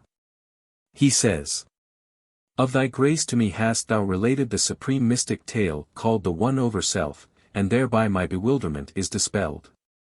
If thou deemest, Lord, that it may be beheld by me, then show to me thy changeless self, O sovereign of the rule." The Lord spake. "Behold, son of Pretha, the hundreds and thousands of my forms diverse, divine, various of colors and shapes.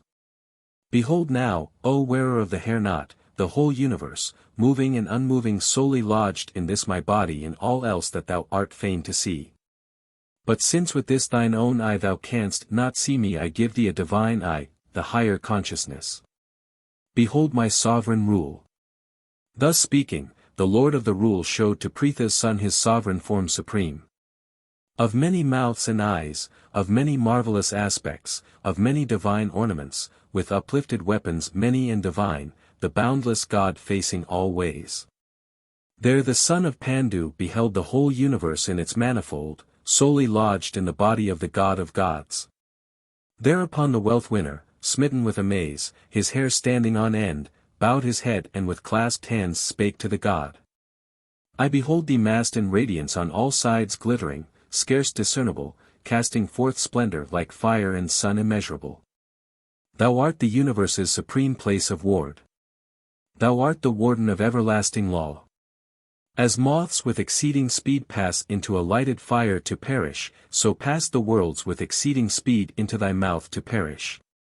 This is possibly the most interesting statement of the vision of the higher consciousness in Eastern literature. In its vastness it includes all as the infinite must do.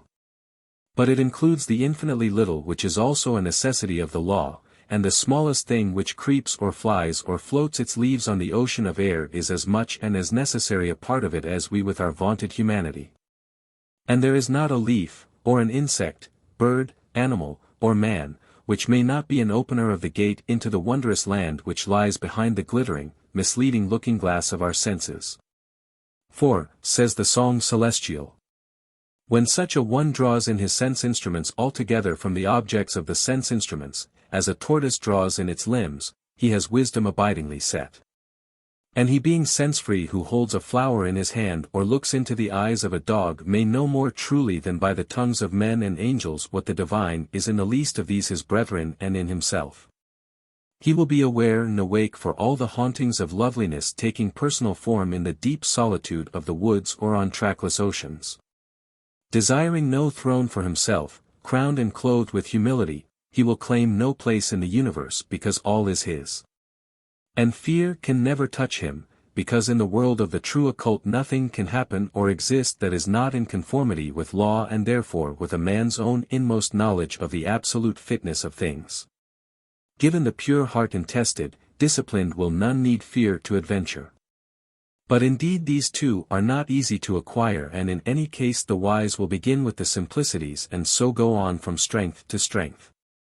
For the teaching of Indian thought is that not only are all things one with each other and one with the one, but that each in its place is the very keystone of the arch of the universe and the crown of law so that without its existence all would ruin and fall to pieces.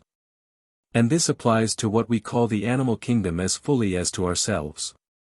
It is probable, nay, certain, that no wrong can be done to any member of this great unity without sending a shuddering vibration to the outmost orbit of the outermost star. Only of late years has material science begun to realize that the transplantation of a plant or an animal from its own sphere to another may bring disaster in its train. And things material are but the faint shadow of the spiritual reality behind them. One smiles in reading these great truths to think that they have been attacked because India, once their fervent believer, has in the mass followed other gods and has lost herself in the morasses of rite and formalism. Though not even then with the materialistic results among ourselves. Her sufferings are material and temporary, her hopes spiritual and eternal even now. Whereas in the West our sufferings and hopes are alike for the most part material. But, be that as it may, truth being eternal can always afford to wait its day in demonstration. The summing up of that matter is that because each thing is the keystone of the arch. When the soul is prepared by purity and high discipline the opening of the gate may and probably will come by so simple a means and with such perfect naturalness that those skilled in the wisdom of this world would disdain it. But it comes and brings with it such blissful certainty of life, exquisite, abundant, eternal in and for all, that the man who knows may smile in thinking of earth's prizes. Is the true occult, then, religion? Religion is certainly a part of it, for nothing is outside its circumference. And therefore the one impossible question to answer is, what is it not? It is at least to know the truth in all things and to love it, to be a glad inhabitant of the darkness as of the light, to be the friend of the whole gradation of light to the highest, to call nothing common or unclean. Knowing that all are one in a mounting perfection. Of such it may be said in the words of India. Death and fear I have not, nor caste nor creed, father and mother I have not, nor birth nor death nor friend nor foe, for I am existence, knowledge, joy. I am the blissful one, the blissful one. How should I be bound by happiness or misery? No book nor pilgrimage nor ceremony can bind me. The body is not mine nor mine its decay, for I am existence, knowledge, joy. Epilogue. Looking back through these pages I realize from what very small beginnings, what a very humble and dubious observation of the occult I started and to what vast conclusions it led me. I do not for a moment say it would lead others in the same way, for every man has his own dharma as it is called in India, his own right, wrong, physical, circumstantial, spiritual consciousness by which alone he can live in any full sense. I have inclined to wonder whether it would have been better to write the whole thing as a finished statement rather than as creeping painfully from step to step of insight and revelation as I have done. But I decided against recasting it, for its gradual climb is more human and is as it truly befell and therefore possibly more helpful to others in these perplexities. I have not of course told all my personal experiences. That would not be possible. But there is one thing I should like to make very clear. The powers can be attained. Of that there can be no doubt. The faiths are largely based upon the fact that many have attained them, and they bring great things in their train. But let it be remembered that those who have attained them set little value on the powers in themselves. Realization is what matters, not the power to startle or awe the multitude. Here we have all who have attained the higher consciousness, who have known the truth, in full agreement. The Buddha unfrocked a monk for exhibiting a marvel without due occasion and sternly discouraged such show-off. A very much later teacher in India, when a disciple came with triumph to show him that he had in 16 years acquired the power of walking on the water, replied, "Why waste 16 years in attaining what the ferryman can do for you for a penny?" St. Paul points out that the powers such as speaking with tongues and others must vanish away, but that love, union, abides eternally. A great Indian saint said of these powers, "They may have a certain use in establishing the truth of our statements. Even a little glimpse gives faith that there is something beyond gross matter, but those who spend time on such things run into great dangers. These are frontier questions. The boundary line is always shifting." This was said by one who had practiced the sternest asceticism, who had frequently entered the state of ecstasy, who could so forget the body that it became perfectly insensitive. Professor Radhakrishnan most truly says, "The supernormal powers are really obstacles to samadhi, the higher form of consciousness. They are byproducts of the higher life. They are the flowers we pick on the road, though the true seeker does not set out to gather them. He who falls a victim to the magical powers goes rapidly downward. Devotion to the divine is one of the aids to yoga." These warnings are very necessary, for in India and elsewhere are instances of the degradation of this research into most repulsive and terrible practices and consequences. From these the original yoga is pure. But, as in all mountain climbing, the heights have their perils. I could multiply instances of the teachings of the saints in all the faiths that the power to use the supernormal in this way matters nothing and may be dangerous unless in circumstances of perfect understanding. What does matter is to understand, to know, to realize. I think this cannot be too strongly dwelt upon. I will end with another truth. In India the wisest have never talked of good and evil. They have talked of knowledge and ignorance. And those two words cover the whole realm of the occult and the whole of life, and may themselves be summed up and obliterated in the one word: realization. For that is the key of the universe, and it sits above good and evil. I conclude with a quotation from Professor Radhakrishnan that offers the conclusion to which my own experiences and those of many others have led me. The normal limits of human vision are not the limits of the universe. There are other worlds than that which our senses reveal to us, other senses than those which we share with the lower animals, other forces than those of material nature. Most of us go through life with eyes half shut and with dull minds and heavy hearts. It is good to know that the ancient thinkers required us to realize the possibilities of the soul in solitude and silence and to transform the flashing and fading moments of vision into a steady light which could illumine the long years of life. This is the true occult. The end.